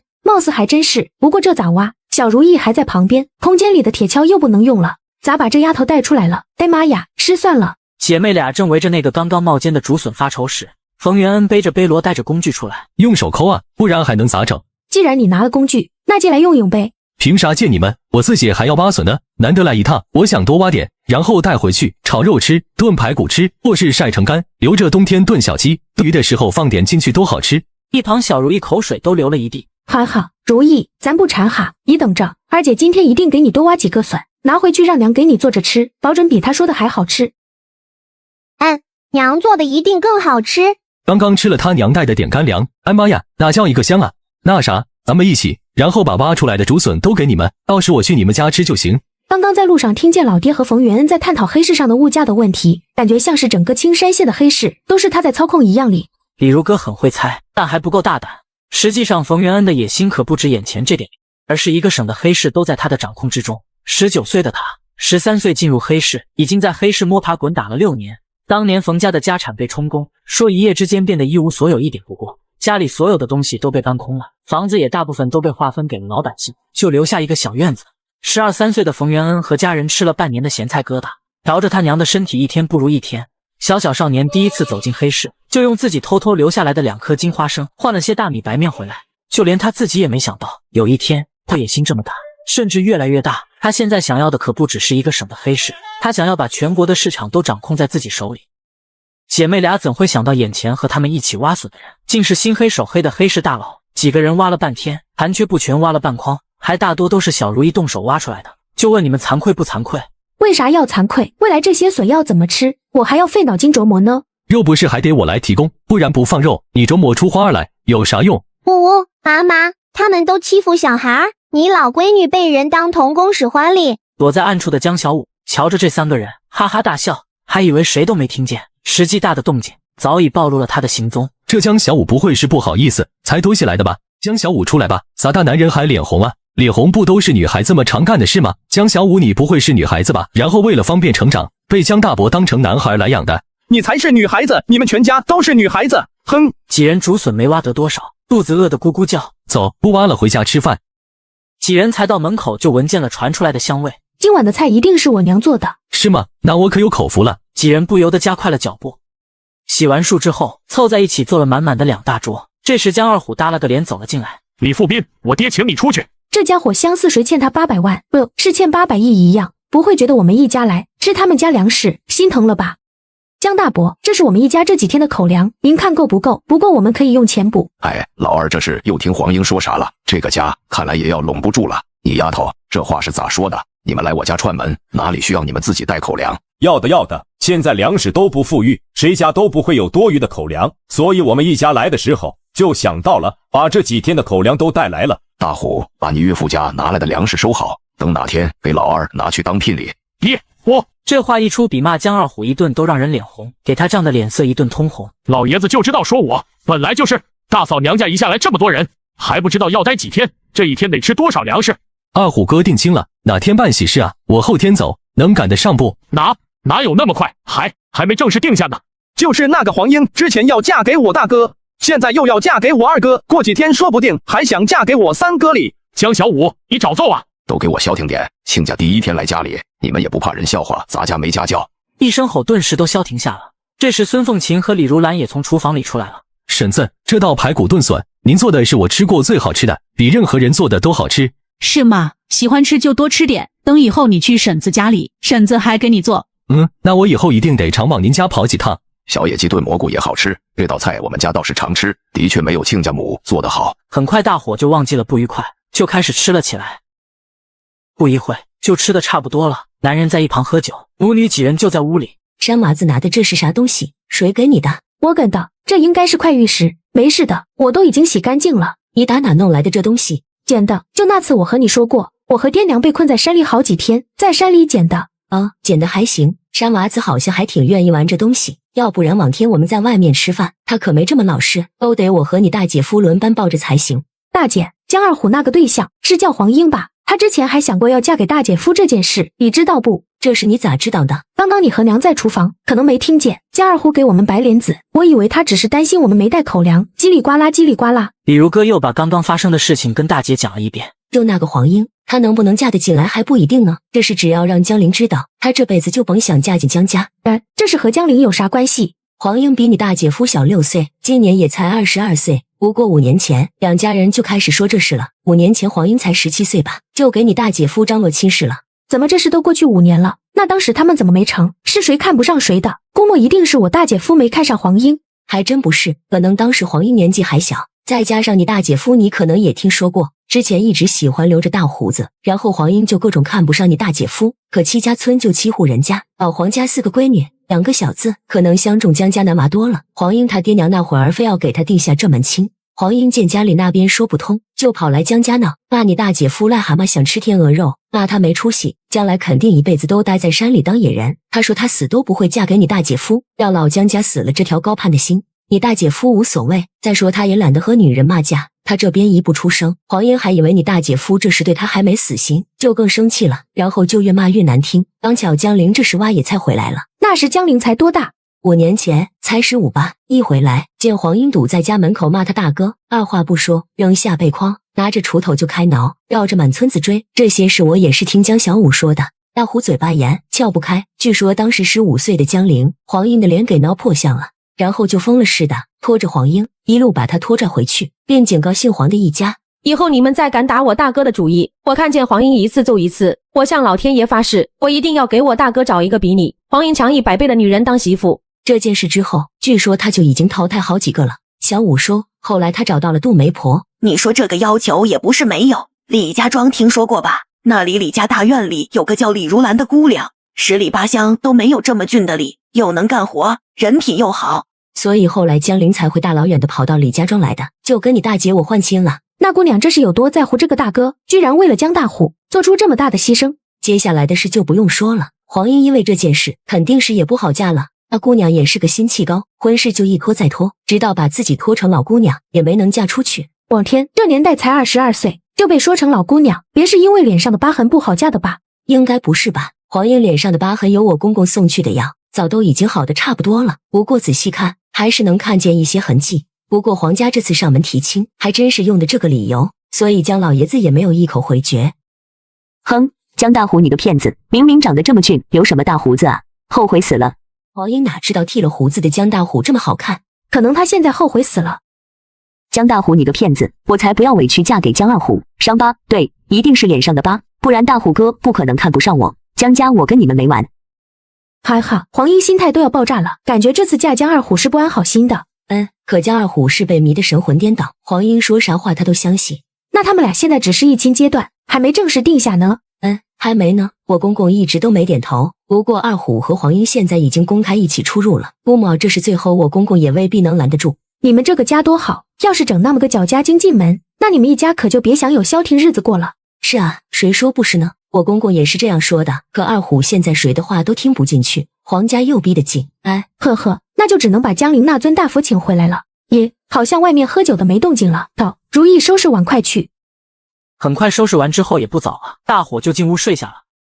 第二天李如歌早早的就醒了，昨天没找到机会，趁如意还在睡，今天得赶紧去收一些竹笋进空间。随即李如歌就偷偷摸摸的来到了竹林。另一头，李富斌和冯元恩跟着江家爷几个也起来，就拎着李如兰母女做的干粮准备去林子里挖笋。小孩子都这么粘人的吗？这次出来小丫头真快变成小尾巴了，走一步跟一步。昨天听老爹的意思是今天他们准备分开行动吧，好像一拨人去挖笋，另一拨人去打猎，就在这了，不往里走了，等着遇到了也不好。收。瞧见一个收一个，一会功夫，空间里就堆了一大堆，还要留出点空间来种小麦粒。这破空间也不搞个升级活动，都快堆不下了。这里也不少了，还是赶紧回去吧。咋这堆竹笋还金光闪闪的？哇靠，难道还有金笋？不，这是金条。妈呀，这金条是咋跑进来的？收了这么多地方打哪出来的都没注意。这东西既然埋在江家附近的，肯定就是大姐夫家里的，得赶紧放回去。这要是被发现可不得了哩。不过收了这么多地方，咋知道是哪出来的呀？妈呀，谁来救救我呀？等等，看似这4根金条做工也不是很精致啊，貌似从一大块金子上剪下来的，然后随便弄成了这样。江家人一直守在这里，这附近不会是有金矿吧？那这可是要上交的呀，这里要是真有金矿，肯定不止这点黄金。说着李如歌就放心大胆地闪身出了空间，继续往江家竹屋的方向走。这几根金条和李家大院那些金条比起来，无论是做工还是重量，肯定是不如从李家大院挖出来的那些好。不过这几根小金条揣着还是有点烫手。不过竹林这么大，走过的地方那么多，也不知道是哪出来的啊。先不管了。本来心情就不怎么好，一回来就见院里站着个趾高气扬的女人。这不会就是那个黄英吧？大姐，你家来客人了，这是打哪座大城市里来的客人啊？看着好洋气啊，不会是哪所大学里出来的吧？好有文化的样子呢。还摆起动作来了，哈哈，看得出眼前黄英穿上这一身衣裳是相当的自信里。看来我说的话，这人连脑子都没过，全当真了。看来真是个好赖话都听不明白的250。哈哈，还大城市里来的，还哪所大学来的？闺女还讽刺起来了。抱着小外孙的孙凤琴听了闺女的话走了过来。瞧瞧你二姨那啥眼光，一看就是没见过啥大世面，爱井底之蛙要不的。山娃子，咱不学你二姨哈，咱可得走出大山，去大城市里读书，否则就得跟你二姨似的，还以为穿了一身好衣裳就是啥了不起的人了，简直就是鼠目寸光。李如兰他娘这是说谁呢？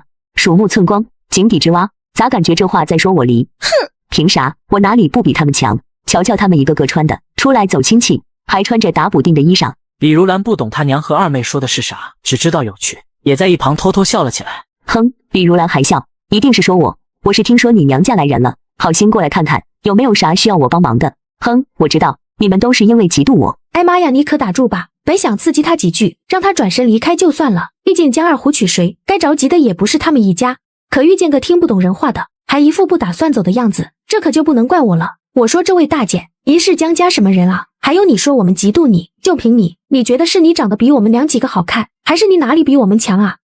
拜托你转身出去，那边有个大水沟，你去照照，你哪里配说这样的话？你这姑娘是大嫂家二妹吧？小姑娘伶牙俐齿的可不好，不然可是要嫁不出去的哟。就像你一样，当年要不是你跑上门来大骂我大姐夫，泼妇的名声传出去，不然说不定早嫁出去了。你胡说，谁说我嫁不出去？我那是不愿意嫁。哼，李如兰，一定是李如兰说的。随即便狠狠地瞪了李如兰一眼。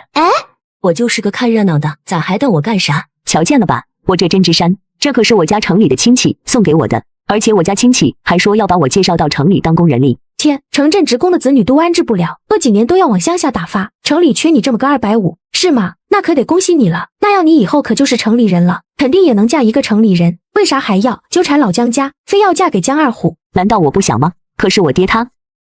你若不嫁进江家，就把这身好衣裳给你那几个妹妹，进城当工人的机会也给那几个妹妹。哼！看着山娃子睡着了，李如兰便带山娃子回屋睡觉了。娘三个就陪着黄英大眼瞪小眼的看着。正所谓你不尴尬，尴尬的就是别人啊！如哥，咱们家补给你大姐的嫁妆，你等下记得给你大姐，不然走时忘了咋整？知道了，那我去拿过来吧。随即李如哥就把2大背箩东西放在了堂屋，也把李如兰也叫过来了。二妹，你把这么多东西拿来放在这干啥哩？你仔细瞧瞧，爹娘说了，这是补给你的嫁妆。说完还瞄了一眼黄英。啥？李如兰的娘家穷的饭都吃不饱，这咋来的？随即李如哥正一样样从筐里往出掏，堆了满满一大堆。呵呵，不会就是一些不值钱的破烂吧？给大姐5块钱，是爹让我给你的，说让你给小外甥买点啥，我们来的匆忙，也不知道给小孩子买点啥好。虽然爹娘二妹都说他们遇见了贵人，家里状况好了很多能有多好？这么多嫁妆，家里日子不过了。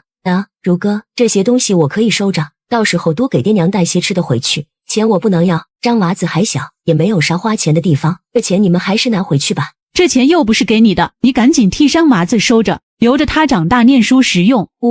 上辈子这是干了啥好事？咋摊上这样好的爹娘，还有2个妹妹也这样好？李如兰正激动着，这时出去挖笋的人都回来了。这咋摆了这么多东西？瞅了瞅，见到黄英，脸子立刻拉了下来，看向李如兰时马上又变得温和起来。哪来的这些东西？是我爹娘给我补的嫁妆、布料、棉花、布鞋，还有吃的。看得出亲家一家对如兰还是很重视的，这是倾其所有了吧？还拿来了那么多口粮，这又给大儿媳补了这么多嫁妆，反而显得我们家有点不厚道了。随即便想和李富斌说几句客气话，一旁黄英就看不惯了。不就几块破布，有啥了不起的？我爹娘说了，我出嫁的时候，我们家最少给我做2套行李，打2口箱子。文瞅着黄英来挺高兴，这黄英干嘛哩？老3老4都说了，和大哥的老丈人搞好关系，说不定老爹就能同意我的亲事了。这下让我咋整？把江二虎给急的，使劲给黄英使眼色。你们黄家日子过得好，那是你爹有本事。那啥，黄英啊，我家里这还有客人，就不招待你了，你还是回家去吧。不是的，江大伯，我娘说了，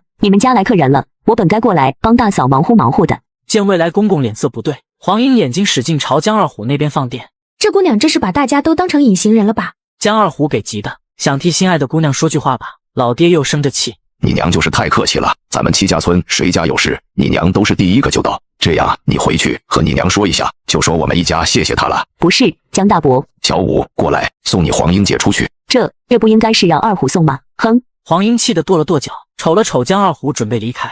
江二虎，你要是敢擅自去送黄英，信不信我马上带你去公社签署断绝关系声明，把你送去老黄家当上门女婿。黄英一走，江老爷子立刻换成一副笑脸，让李如兰赶紧把东西都收起来，几兄弟也帮着一起收拾。还有就是关于去李家庄落户的事，李富斌在挖笋回来的路上就和蒋老头子提起了。猎户必须要下山生活这事，我们这边10几天前就接到公社通知了，要不然我也不会急着把冯元恩叫来。那小子神通广大，想让冯元恩帮忙走后门。别麻烦那小子了，你们直接来我们李家庄落户吧，这事还是我们那里的村干部主动提起的。江老头子并没有直接回复李富斌，边走边琢磨了起来。亲家，刚刚你在路上提起落户这事，意思我也明白，看来这事是拖不得了，不然等上面随便给安排个地方，你去也得去，不去也得去时就不好弄了。说的就是，既然这是上面的意思，就不是咱们想不想下山的事了。反正意思都已经表达了，剩下的也不好再说啥了。李如哥见大人之间要谈正事，小姐妹俩就走了出去。刚刚黄英穿的好像是皮鞋里，说不定其他5户人家里还有好的皮子哩。小五哥你这是掉沟里了。还不是那个黄英走路不好走，扭啊扭的，最后把自己扭到沟里去了，害得我为了拉他上来也跟着掉进去了。哈哈，反正你也一身泥了，要不你跟我们去你们村里转转，我这有几块糖送给你，算是你给我们姐妹俩带路的报酬吧。走吧，我带你们去。很快就来到了第一家，李如哥还剩下27块钱，手里还有点瑕疵布，所以在第一家买了10斤干馍，2斤木耳，花了9块钱，然后又用剩下的那点蓝在第二家换了几张皮子。这几家人一听是和冯元恩一起来的，给的价格也是和给冯元恩那个大户收购的价格都是一样的。这时候猎户的日子真心比在生产队挣工分强多了，平时肯定不缺肉吃。看见没半山坡那户就是黄英家。呵呵，这是想站得高望得远吧？这家人咋把房子盖得那么高？我觉得站在他们家屋顶上，好像都能看见你们家。嘿嘿，你咋和我爹说一样的话哩？所以说，姜老爷子也早就有这样的猜疑了吧？走，回家吃饭去。刚刚我看3哥4哥打了好多野鸡野兔回来，看来今晚又能大吃一顿了。很快就回来了，正好又遇到了背了一大筐东西回来的冯元恩。冯元恩咋背这么多礼？貌似也去其他几户人家收了不少东西回来，不过他这咋拿回去啊？李如哥还在琢磨着冯元恩怎么运下山。第二天一早，姜家突然来了几个人，把冯元恩的那些东西全都背走了。哎呦我去，冯元恩这是用啥和他那些手下联系的？而且今天一早，姜老爷子还做出了一个重要决定。大户还有3户4户姜小五，你们都去李家庄落户，以后就老老实实做个农民。姜2户不去就算，那就跟我在这吃山。至于我呢，冯小子说了，我可能会被留下来当个护林员。难道姜老爷子是因为黄金？我记得上面说的是给我们1个月的时间，我是想现在才过去半个月，那我们几兄弟就再陪爹，把剩下的半个月住满。那我们这次就先和冯元恩一起下山吧。那你们断后。爹，你就是偏心，干脆你就别认我这个儿子。姜大虎见爹气的脸色不对劲，这大女婿貌似也不是个好脾气的，这要不上前拉着，这姜2虎不得凶多吉少。剩下那几只虎吓得直哆嗦，不敢上前拉着。凤琴、陆哥，干脆我们再多留1天吧，这气氛不对劲啊。显然一家人可能除了李如兰都不愿意离开云雾山，可又不得不离开。兄弟几个，你们说爹是不是偏心？近的不去，为啥去这么远地方落户？这都是为了大哥，舍近求远才会去李家庄落户。我们一家这些年一直过着隐居生活，和外面的人接触的不多。爹是因为不放心你们，才决定让你们去李家庄，在那边有你李叔带着你们，爹也就放心了。对，还有姐也在那边，我同意去李家庄落户。我同意，我也同意，什么都是为了我们。黄英家给我们家找了个近的村子，怎么不去？黄家跟我说了，他们那边专门找了人，找了关系，同意2家落户在一个村。那你为啥不跟着你未来2儿媳妇家一起走？你不是偏心是什么？见越来越争执不下来，这时候李富斌一家要选择回避，就随便找了个借口，一家子都出去了。几口人一出来就分开行动了。孙凤琴帮大闺女抱着孩子，小如意在后面屁颠屁颠的跟着，娘俩跟着李如兰去河边洗衣服。而李如哥里揣着大秘密，终于能跟老爹分享了，赶紧带老爹走向了竹林。闺女，你看那边又冒出来几根笋，你赶紧收空间里去，爹这里还收了一些哩。你闺女我咋可能放过这好事？放心，我这里的竹笋够咱家天天吃，2年都吃不没。好，这东西炒肉是真好吃，等拿回去咱们再进一趟城，说不定还能卖个好价钱哩。我也是这样想的，不过爹，收笋的事不急哈，你看看这是啥东西？啥东西？金条？你哪里弄来的？我就看见了那么多的竹笋，收，一下子就上头了，我就忘记是在什么地方把金条收进去的了。看这做工也不是很精细啊，走，你带爹去看看，看能不能找到埋金条的地方。然后父女俩就走着走着，天空突然出现了几朵乌云。不好，闺女快跑，好像要下雨，等下雨过了我们再过来找。好，你跟紧你爹这个活地图，说不定前面就有个山洞里。爹，婷，我咋感觉有点不对劲啊？我怎么没发现过这片林子里？爹，我们该不会往反方向走了吧？好像我也没见过，这下丢人可丢大人了。还好，好在是自家闺女，没人知道这事，丢人也没丢去外面。还好，贝里，爹，我们不是有空间吗？你进你的空间，我进我的。对哈。不一会雨停了之后，父女俩才从空间里出来。爹，没想到你这空间还可以看见外面啊。能啊，刚刚坐在车里的那一会，恍惚间产生了错觉，以为自己还在几10年后的某一天，正在路上开着车里。爹，等哪天进城，咱们早点走，最好是半夜就走，那样不就可以开车去了？我觉得行，哪天咱爷俩试一试，不行咱就把车再变没，爹又不是没这个本事。不过爹，咱们现在还是想办法找回去的路吧。反正你闺女我是有点分不清东南西北了。闺女，你再给爹一点时间，放心，爹保准能把你领回去。好，我对爹有信心。随即爷俩放心的把李如歌空间里的西瓜拿出来吃了起来。我勒个豆，我们全家穿越到了60年代。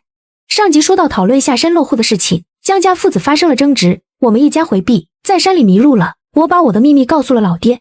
爹，我空间里的苞米都成熟了，我都连根拔出来了，接下来就不知道咋整了。这有啥难的？掰苞米那活你爹小时候可没少干。那啥，你把那些苞米都弄出来，爹帮你把苞米都掰下来。那这些苞米杆咋整？要扔掉吗？扔啥扔？等爹帮你归拢一下，把苞米杆都捆上，这样你那个空间不就能腾出一些地方了？那西瓜秧还要吗？君，西瓜秧你就丢了吧。刷刷几下，李如歌就把西瓜秧都给扯了出来。李如歌又进入空间，听从老爹的建议，用苞米杆围了个小粮仓，感觉空间一下就变大了不少。爹，我在大姐家里还偷偷搞了一些辣椒种子，种了一些辣椒，现在辣椒苗都长高了。种点辣椒也不错，不过就那点地，还是要多种些粮食。等这次回去，我已经和冯元恩说好了，去他那里搞点小麦种子。我说咱们想偷偷去山里开块地，他答应了。好，还有水稻，我想天天吃大米饭，粗粮太难吃了。就你刚刚这话，要是让人听见，肯定得挨一顿揍。你是忘了大家都在吃米糠吧？西西，我这不是在和您说话吗？在外面我哪敢这样说？这还差不多，实际粗粮爹也不愿意吃。哈哈，不过咱们这边都是旱田，不知道冯元恩那里有没有稻种，等去的时候我问问。那爹你再问问冯元恩，他那里都有啥蔬菜种子，还有黄豆，未来咱家有这方便条件，总不能缺了豆油和青菜吃是不是？到时爹看情况再说吧。冯元恩那人太聪明了，也不好啥都从他那里买。如哥，你看那边。爷，怎么又来这么多小动物？貌似是来吃西瓜秧的。爹，要收吗？收啊，为啥不收？送上门的钱财，咱就不能再客气了。收。瞬间铺天盖地的小动物都不见了。这下你那空间满了吧？还没，还有点空地呀。你说咱们要不要？过犹不及，闺女，够意思了，咱们还是赶紧找回家的路去吧。爹，你等等，好像地上有人参。随即李如歌摸着人参，收，人参就自动进入空间了。一瞬间，李如歌也被传到了空间。恭喜你在规定时间内完成了7种作物的种植工作，我们将扩大你1亩地的空间。我的空间居然真升级了！我有种过那么多东西吗？大苞米、西瓜、苹果、辣椒、芦子，刚刚又种了人参，这也不够7样啊！对了，好像还种过一株八角，种在哪里来着？当初娘看见一株八角奄奄一息的，就让我把它收进空间了。看来日后只要达到空间某种要求，肯定就还有升级的机会。只是在没有任何提示下想要完成任务，貌似有点不容易啊。见时间也不早了，便闪身出了空间。在李富斌这个活地图的带领下，父女俩终于回到了江家。来到堂屋，瞧见大家的表情都还不错，看来事情都摆平了。江老爷子承诺江二虎啥了？不会是已经答应他和黄英的婚事了吧？不管了，只要你大姐一家同意下山就行了。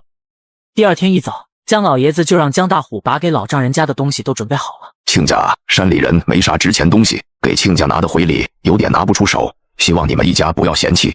哼哼，老爷子低调了，这貌似是快上等的白狐狸皮，可绝对不是便宜货吧？看来如兰在江家是被重视的，回去一定就去找村干部，把一家人的宅基地帮着把这件事先落实下。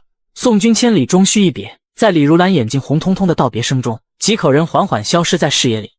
几口人运气好，没走多远就碰见一辆大马车，烧了很长一段路之后便不顺路了。几口人又走了起来，大概又走了7、8里地，天色才完全黑下来。如意已经累得躺在了孙凤琴怀里。点，你看小如意都睡着了。车，你们爷俩想干啥干啥，我和老闺女都困了，我们娘俩先睡了。李富斌意念下，大奔就出现在了眼前。孙凤琴抱着小姑娘坐到了后排。爹，启动吧。爹，您想啥呢？是不是没油了？有，出事前咱们在服务区新加的油还有满1箱里，出发。不得不说，这车的减震是真好，居然没感觉到多大的震动。今天的李老板开的是那个稳力。李如歌看着他爹开的如此的小心翼翼，他也迷迷糊糊的睡着了。谁睡他都不能睡。李老板一直注视着前方，很快就来到了繁荣镇。富斌同志就找了个隐蔽的地方，把车藏了起来，小睡了一会。第二天一早，富斌同志早早的起来就把车收了起来。娘，我咋一觉醒来就到繁荣镇了？昨晚你睡着之后，咱家运气好，又碰见一辆连夜去繁荣镇的马车。难怪我昨晚感觉自己是睡在幽车上，晃晃悠悠的，可舒服哩。天真的小如意又一次被忽悠过去了。接下来无论是路况都不允许他们再作弊了，所以剩下的路几口人都是老老实实走回来的。几口人翻山越岭，终于到家了。李富斌并没有休息，直奔徐村长家。富斌回来了，啥时候回来的？方奎他们娘几个说要进家收拾收拾，我就先来这边了。好，回来就好，去给富斌拿个碗。这里有2只野鸡，2只野兔，是大女婿一家拿来孝敬他徐大伯的。这还有1块腊肉，肉干是如兰给他徐大伯下酒的。未来大闺女一家的宅基地还需要徐氏丽点头礼，正好挨着我们家那里还有块地。不过好像李长青家也瞄上那块宅基地了。一旁李大春也拿碗回来了，走了过来拎了拎腊肉。这腊肉怕是有1斤多哩，而且还是大肥肉，这可能炼出来不少油啊。李富斌这里送的这么多，不是有啥难为人的大事吧？随即李大春瞅了瞅自家男人的脸色，腊肉算个啥？就这些肉干，怕是得有半斤多，可比那块腊肉还要值钱嘞。腊肉先挂上，等哪天炒了吃，我和富斌兄弟再喝一顿。富斌，你这矿里这是？老子，这是我们一家在路上采的，新鲜着哩。风琴让我拿来的，说是让你们一家明早炖汤喝。哈哈，你瞅瞅，这又是野鸡又是野兔，还有这肉，这还有蘑菇野菜。富斌啊，你们一家这是给我们家办大喜咧，正愁明天要去公社看望老领导，没啥可拿的。富斌一家出一趟门，这是发了一笔横财呀！正好他们家盖房子时用的那些木头，还剩下300块土坯没还，干脆就不用他们家还了。老三不是外人，这要换做别人，他就是拿啥来都不许收，都听见了吧？听见了。另一头母女几人已经收拾好，在炕上休息了起来。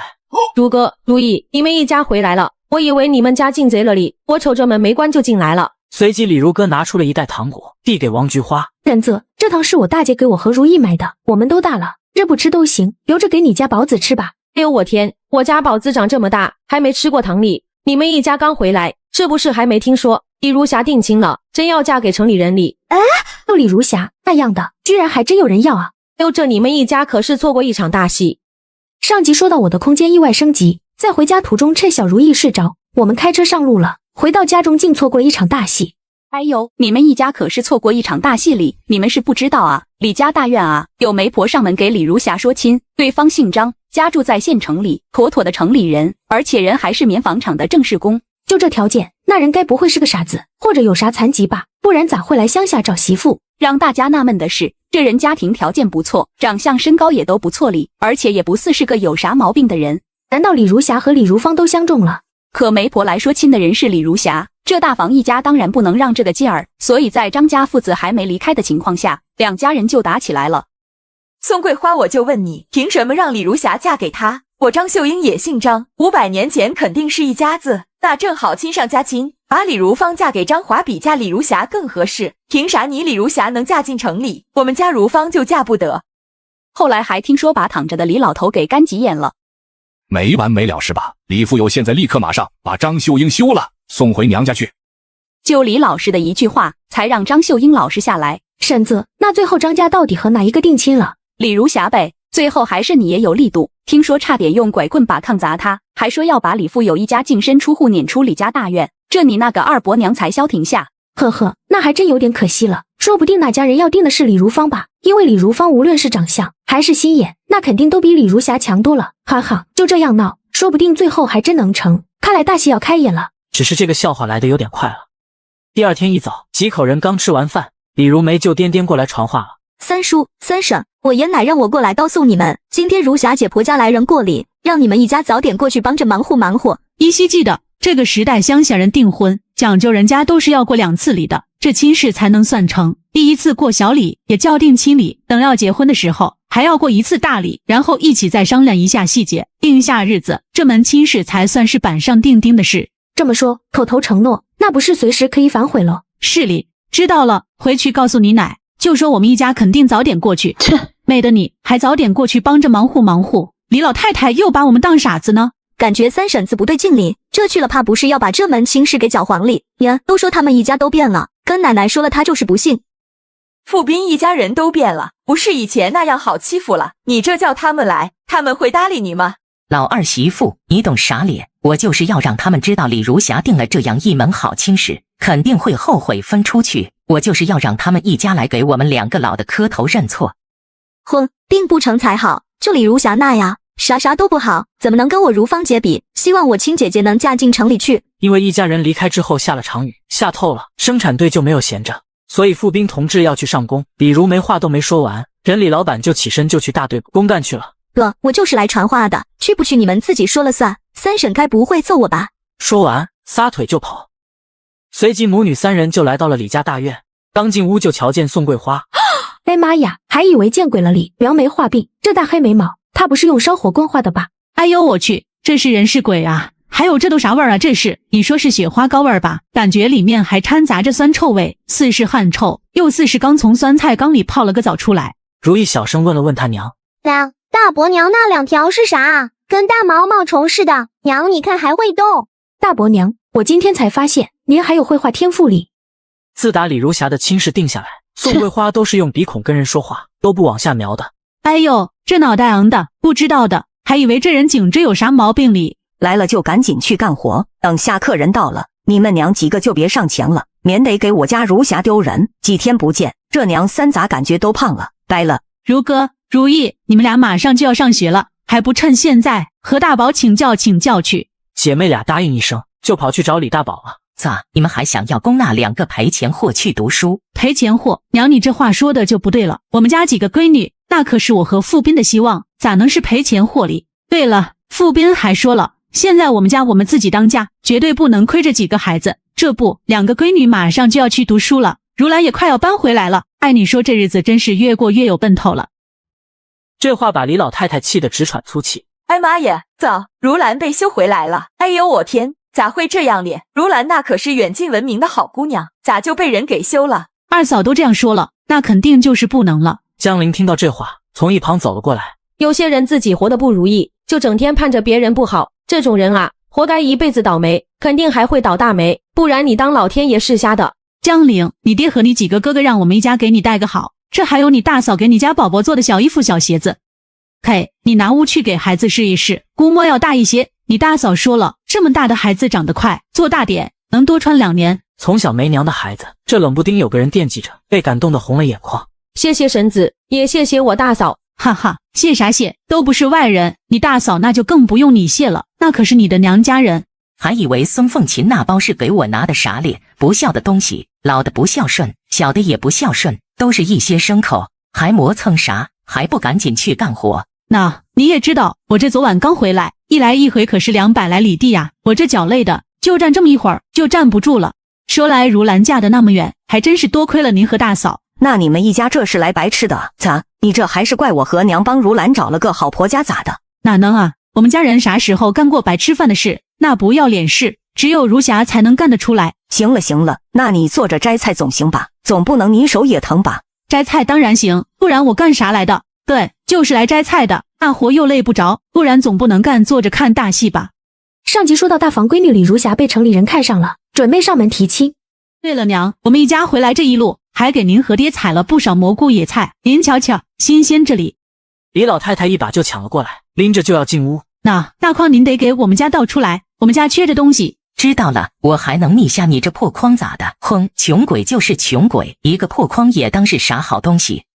随即孙凤琴就去厨房帮忙去了。刚到门口，张秀英和黄翠就议论起来了。二婶，你都瞧见了吧？这哪是来帮着干活的，我看就是来白吃饭的。美的他们想白吃，你看你奶能不能答应？到时等老张家人一走，就得把他们娘3轰出去。不信你等着看吧，看我猜的准不准。哼，那就对了，凭啥活是咱们干的，白给他们吃？既然你们……哎妈呀，真个鬼似的！既然你们都这样说了，我看这活我也别干了，反正迟早都会被轰出去，你们说是吧？要不是我爷考虑事情多，担心老张家多想，怎么少了一股人？不然谁会让你们来？就在这时，李富贵和李富有已经领着人进院了。外面咋这么吵咧？估摸着来了吧？孙凤琴，你就待在这别出来了，免得给我们老李家丢脸。来的人正是张华一家，孙凤琴母女在后面也跟着出来了，正好被宋桂花看见了，恶狠狠地瞪了母女俩一眼，叫他们别出来，别出来，就是不听。这事要是被搅黄了，我跟你们没完。李如歌小声嘀咕道：“我刚刚去看李老头了，挨骂受的我差点都不认识了。娘，你说那些东西的事，是不是他已经都知道了？估摸是，而且瞧这意思，好像就他一个人知道。你没看李老太太，瞧他那副洋洋得意的样子，可不似有啥上火的事发生。李如歌瞅了瞅进来的一群人，没想到李家大院的几位老姑奶奶都来了，这应该就是大房的李如云，二房的长女李如洁吧？哎呦呦，居然还有熟人，这男的叫啥根去了？对，陈宝根。不过之前这男的身边可不是这个姓张的姑娘吧？就那次跟老爹在车上，这一男一女还在我们爷俩墓前装13礼，那个姑娘叫啥来着？唐小红，可不是这姓张的姑娘里。好家伙，脚踏两条船。这时陈宝根也注意到李如歌了。那不是那个在车上卖野菜的小姑娘吗？看不见我。陈宝根恨不得找个地缝钻进去，让李如歌瞧不见他。李如歌想接着看戏，并没有揭穿，随即母女俩的视野便看向了张华。这个张华单从外表来看，真不像是找不着媳妇那种人。这么看这件事就更加奇怪了。亏你看张华他那个妈的脸色，你看他那像是来给儿子定亲的吗？娘，如果是你儿子找了李如霞那样的儿媳妇，你能高兴得起来吗？那肯定是不能啊！我得眼瞎成啥样？大老远跑到这种穷山沟来，给儿子找个又懒又馋的母夜叉。所以说，你不觉得他们这门亲事定的有些奇怪吗？是有些奇怪，可你说他们图啥啊？母女俩说到这，也是瞅了瞅李如霞，只见这姑娘也是安了2个大毛毛虫上去。看来这母女俩的妆容是出自一人之手啊！孙凤琴母女差点没憋不住笑出声。母女俩憋笑的功夫，没想到却被人给盯上了。要不是自家男人的叮嘱，才不来这鸟不拉屎的地方。闺女，那天相亲你来了，那几个人也是李家的人吗？我那天没见过这娘几个，估摸是他们家啥亲戚吧？那你去问问。我瞧着那个小姑娘倒是长相不错，水灵灵的，最起码不恶心人呢。娘，你忘了爹的叮嘱。哼，可气死我了。八字还没一撇的事，就先搭这么多钱，还要让你弟定下这么个恶心玩意。宋敏母女嘴里的恶心玩意可不觉得自己恶心人，此刻正美滋滋，双眼含情地瞧着张华。千盼万盼，终于盼来了我的梦中情男人。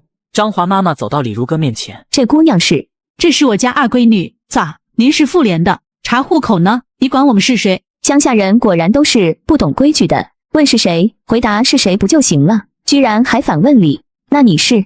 我是这个家的三儿媳妇。不过您可能还不知道，我们家被净身出户分出去已经快1个月了，所以你也可以把我们当作是个路人，或是这个村子普通村民也行。我还以为这闺女是你们大房的。我们大房可没有这样不懂事的闺女，这丫头没老没少的，和谁都敢吵。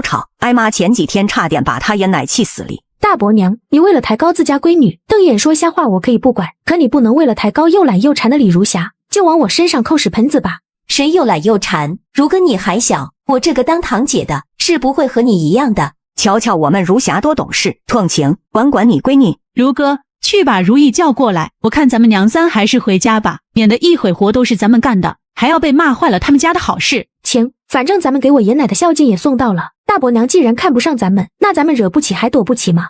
一旁小如意也拎着筐走了过来，母女3人就准备离开。啧，这送桂花也太过分了，那娘三背来那老多菜，居然连点残羹剩饭都不让人吃。宋桂花平时那都是装的，实际李家大院这几个儿媳妇，她是最坏的，你还真以为她是啥好人啊？哎，可惜了，挺好个小伙子，眼睛却是个瞎的。是啊，要是换做我，咋都不可能放着如芳姐那么好的姑娘不要。相中李如霞，真不知道他们图的是啥？图啥？图我闺女能生儿子？呸！你个生不出儿子的，我就知道他是嫉妒我们家里。桂花说啥哩？老三媳妇不懂事，你咋也不懂事哩？哟，还挺会演。我们走。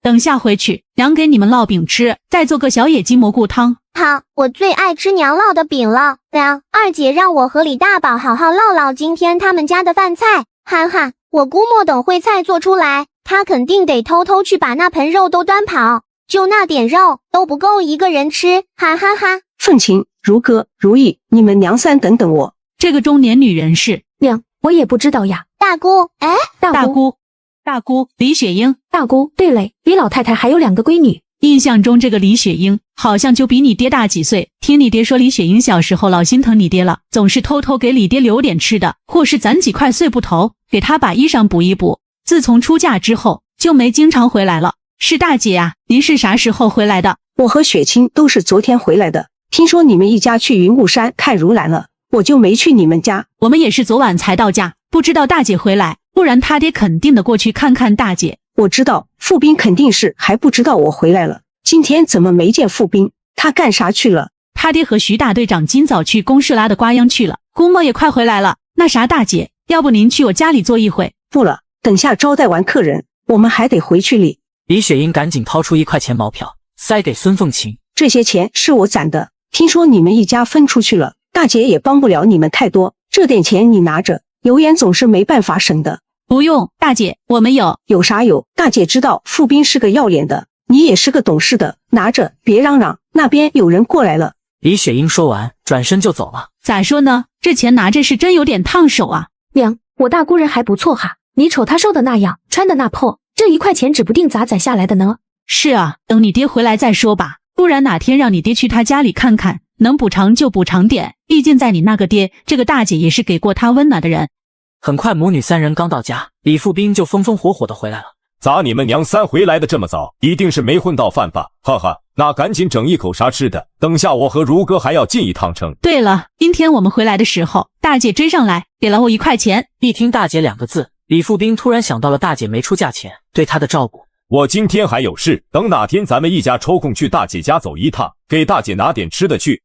很快爷俩吃完饭就出发了。爹今天能这样顺利完成任务，多亏了周朝阳那个朋友，听说那人是他的老领导，退下来之后就来咱们公社了。新来的，啥职位啊？要是在公社能有个熟人，说不定爹还能当个村干部里。刘长喜一家不是已经搬去公社了吗？我瞧着大队书记那活就很适合爹。嘻嘻，是个副书记，看样子是受伤下来的，我看他那腿好像有点毛病，走路有点不利索。才副书记啊？那书记是谁啊？看着好说话不？今天爹去，只瞧见赵副书记了，而且爹刚说自己叫啥，他就很热情地说听周朝阳说起过，还说那小子让他在不犯错误的情况下，能照顾就照顾一下咱们家。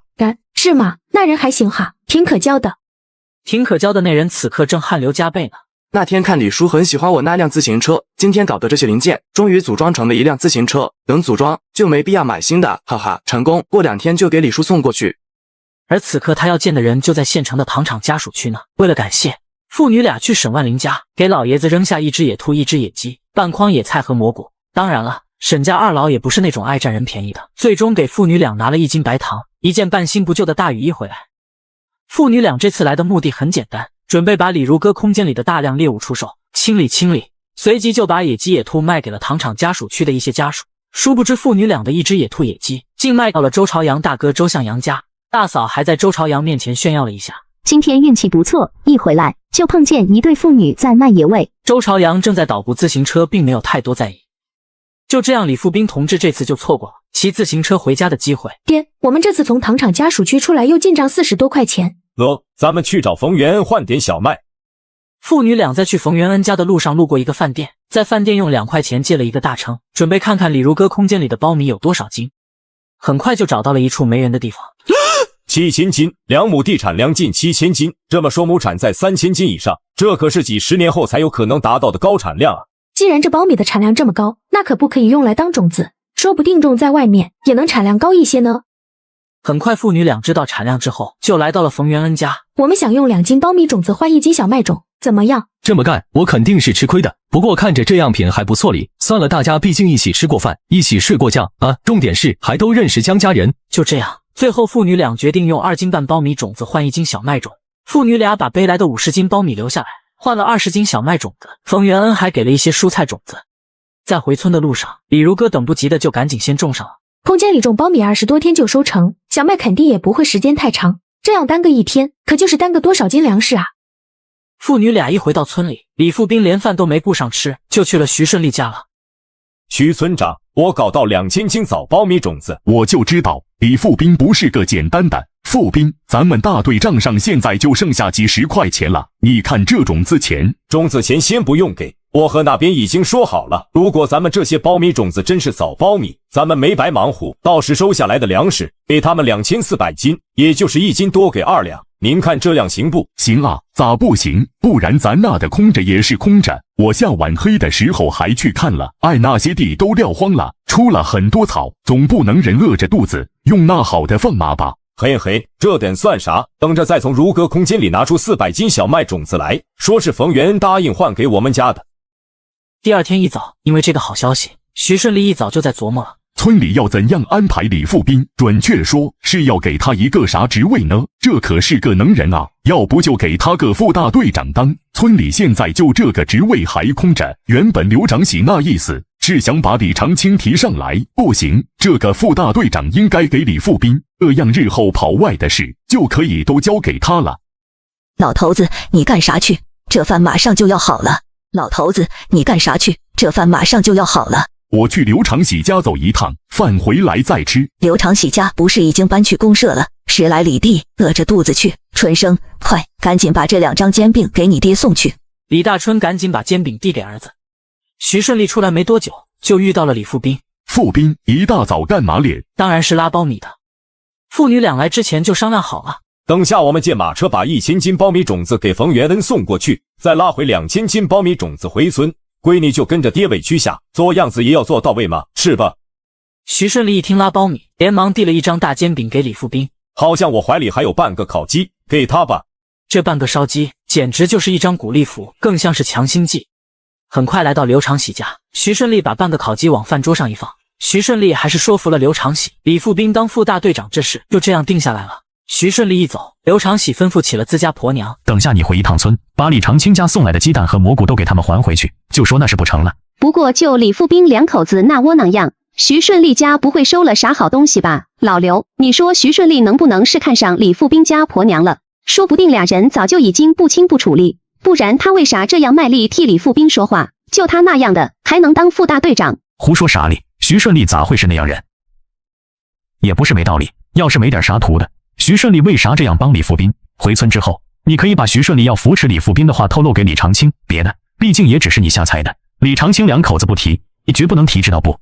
知道了，我又不傻，我说这些干啥？一心为民的徐顺利哪里会想到刘长喜夫妻这样龌龊？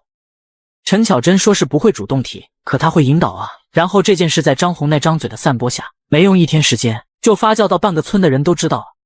今天生产队的人都在种土豆，栽地瓜秧。此时的孙凤琴正在吃着闺女送来的大饼子。就在这时，一大妈跑了过来。凤琴，你家如意跟人打一起去了，几个小姑娘都打见血了，而且还是2个打1个，快过去看看吧。卧槽，那老闺女岂不是要吃亏？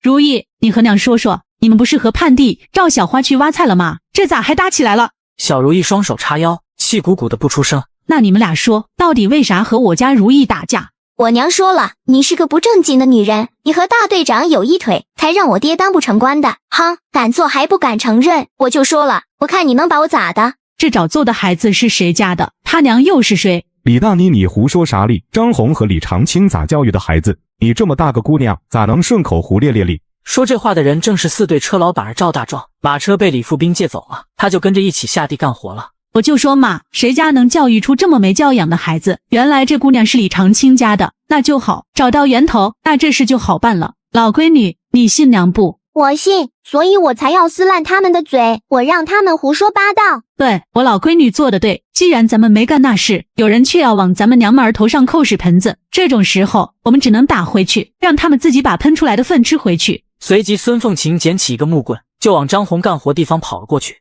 我天，赵大壮，你还愣着干啥？混，还不赶紧去找大队长，这是要出事呀！能出啥大事？就他那样的，这些年被李老太太送桂花都给欺负成啥样了，他不还是都忍下了？这次可不一样，你没听李大妮说吗？李长青家婆娘居然敢造谣说孙凤琴和大队长有一腿，张红那张嘴还真是啥话都敢咧咧。是不是造谣还不一定呢，说不定真有。走过来的王菊花这时也听了个明白，既然说不定，我看你这话最好是能咽回去，否则你就等着被揍吧。说着就跟着孙凤琴跑了过去。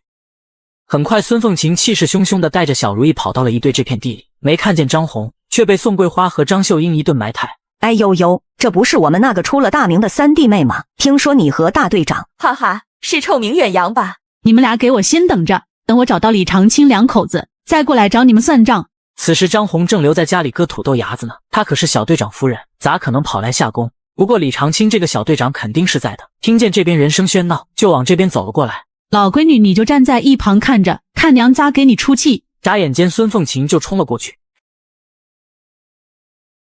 如果对方比你高，你就先照着他腿上抽，等把人抽倒了，就开始往他软肉上招呼。好家伙，孙老师还教学起来了。只见这时去送信的李大妮带着他娘张红骂骂咧咧的冲过来了。好家伙，居然这样，孙老师只能奖励一顿组合双打了。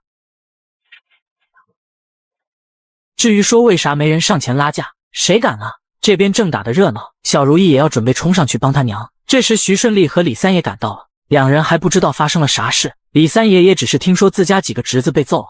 怎么回事？我看你们还是不饿，秧苗都种完了吗？这时孙凤琴也准备收手了，赶紧喊道：正好大家伙都在，我就说说我今天为啥要打人。张红，你可哪造谣，说我和徐大队长有一腿？好，我和徐大队长都在这，你说说吧，你是哪只眼睛看见我们有一腿的？这咋还有我的事？我说的呢，你们两口子啥时候吃过这亏？这是满嘴喷粪，心里有鬼，才会连个女人都打不过。我们心里有啥鬼？你们没做那事。刘书记，张红话还没说完，一把被李长青给捂住了。让你媳妇把话说完，我倒要听听，她这话是打哪听来的？糟了，差点漏嘴了，不能把刘长喜两口子露出去，否则就更没我们家啥好了。那你说，你家男人是咋当上副大队长的？我家男人啥时候当副大队长了？徐大队长，这是咋回事啊？我没听傅斌说起过这事啊。原来是这么个事啊！让李富斌当副大队长这事，除了我，就刘长喜知道。没想到啊，这才大半天时间，李长青两口子就闹得全村人都知道了，还造谣起来了。刘长喜啊，刘长喜，是真没有想到啊！阿班子这么多年，我没有对不起你的地方吧？徐顺利气的两眼一翻，差点倒地，被一旁一个小伙给扶住了。我天，憋一口气上不来，就这样过去了。徐顺利缓了好大一会，终于缓过来了。顺利，这事到底是咋回事？你说说看，让大家都听听，是不是闹啥误会了？没啥误会。说完便转向了李长青。傅斌能为村里借来2000斤枣苞米种子，我才想让他来当这个副大队长，而且这事只是我一个人的想法，李富斌还不知道，所以这事现在完全可以推翻。如果你也能为村里借来粮食种子，不用副大队长，我这个大队长的位置都会让给你，你看咋样？借2000斤苞米种子，还得是枣苞米种子，这事我咋没听说过？随即便狠狠瞪了一眼张红。那他孙凤琴也不能动手打人啊，我这肯定是伤得不轻，这是要咋算？对，就算我们是误会你们了，那你们站出来说清楚就行了呗，干啥动手打人啊？哎呦，我这浑身都疼啊，怕不是伤到内脏了。孙凤琴，你不给我们治伤，我就去公社告你。哈哈，先是造谣，见目的没达到，这就要讹人了。你们大家都仔细看看这夫妻俩，这俩人不去唱大戏，你们说是不是可惜了？你打我们时，大家伙都看见了，都可以给我们作证。说着，众人都把头低下去了，能不低吗？现在可得罪的是大队长徐顺利一家。李三爷一副气哼哼的样子，并没有要帮着自家侄子的意思。众人没有反应，张红扑通表演了起来。老天爷啊，还有没有王法了？我们两口子都快要被人打残了，居然没一个人敢站出来替我们做主啊！这是讹人不行，又想要耍赖了。说着又抬起了木棍。我呢，下手轻重心里还是有数的。既然你们想要变成残废，那我就随了你们夫妻的心愿好了。你想干啥？眼前这个一队小队长，大老爷们被吓得瑟瑟发抖。我想干啥？我想废你一条腿，你看中不？要不然一只胳膊也行。你看你想留下啥？咱们好商量。反正我们家的钱不能白被你讹去就是了。啊，不对，哪有人这样打人的？还商量着来？孙凤琴，我投降，我们两口子认输了。今天这件事就这样算了，行不？行不？你说呢？我家爷们儿那2000斤种子是白搞的，合着我们家男人，我闺女在外面求爷爷告奶奶给村里跑种子。你们在家就这样埋汰我们一家？哎，不能就这样算了。李大妮还说要去公社告咱们家和徐大爷，还说他们家公社有人要把徐大爷大队长撸下去，换他爹来当。不，我们不告了，真的不告了，也不用你们家出医药费了。张红集中出错，居然这样就承认了。没用的东西，连婆娘都管不住。傅斌一家这样为村里着想，你婆娘还背地里造谣生事，这种婆娘回去好好教训一顿，不然就送回娘家去。哈哈，还真是亲侄子。李三爷想保李长青了，把责任都推给一个女人。看来今天这事不是你李三爷骂几句就能先过去了。就在这时，人群中走过来一中年男人。这不是考山屯的大队长黄振飞？还真是李，他咋来这了？因为咱们两个屯子的地紧邻，我刚刚一直站在这，事情的经过我都听明白了。这样，孙凤琴同志，等你男人李富斌同志回来，你可以把我的话带给他，就说我们靠山屯随时欢迎你们一家去我们村落户，我这个大队长的职位也会一直给你家男人留着。不是，这是怎么个情况？这咋还有当面挖人的？好像老李还真知道这人力，说有一次碰见几个靠山屯的人去城里做工，这活计都是他们大队长给找的。黄大队长，你这话可就有点说早了。我们李家庄的人咋可能去你们靠山屯落户？老爷子，我比你来得早，听见的比你多，貌似你们李家庄的人并不怎么待见这一家吧？黄大队长，富斌是我们李家庄的孩子，咋都不可能去你们靠山屯落户。你也不要抱着幻想，该干啥干啥去吧。我看这位孙凤琴同志也是个有主见的，去不去我们村落户这事，先不说，等李富斌同志回来，你可以把我的话转达一下，我相信他会做出正确决定的。你是看上我家男人搞回来那2000斤苞米种子了吧？哈哈，我说不是，你肯定也不会相信。不过这并不矛盾，我正是因为这件事，才发现咱们这还有个这么有本事的人。只可惜你们大队长是个识人的，别人未必就是。孙凤琴同志，我的话，请你一定要带给李富斌同志。随即说完转身就走。孙凤琴心中暗喜，人才啊，没想到富斌同志成了被主动抢的人才啊。孙凤琴拍了拍如意身上的灰，准备回家。哎呦呦，咱老闺女这头发里咋又生虱子了？不得了不得了，如哥最怕的就是这东西了，赶紧回去想办法。走走，老闺女，今天娘的工分也不要了，咱们回家收拾收拾去。说着就拉着闺女往家走。那啥，凤琴呢，你可不能这样干。这富斌还没回来，你个妇道人家咋能做这样的主力？哎，就想回去给老闺女洗洗头、剪剪发，这样的主我咋就不能做了？见孙凤琴停下了，李三爷吆喝道：“你们两个要是不想当李家庄的大罪人，就赶紧过来给凤琴磕头认错。”还有我家男人李英白被泼了一盆屎，你们别想就这样算了。一旁徐顺利在琢磨着什么，起身就走。他爹，你干啥去啊？我要去公社告状，你去干啥？说完又看向了众人。现在我这个大队长还没被撤职，你们就得听我的，现在都赶紧给我干活去。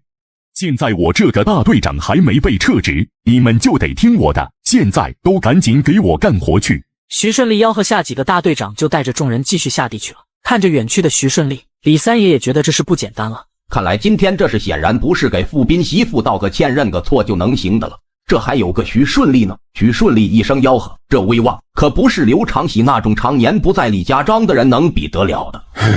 唐青这两口子，凤琴，这次是我们家欠你们的。哼，知道就好，那这笔账就先记着。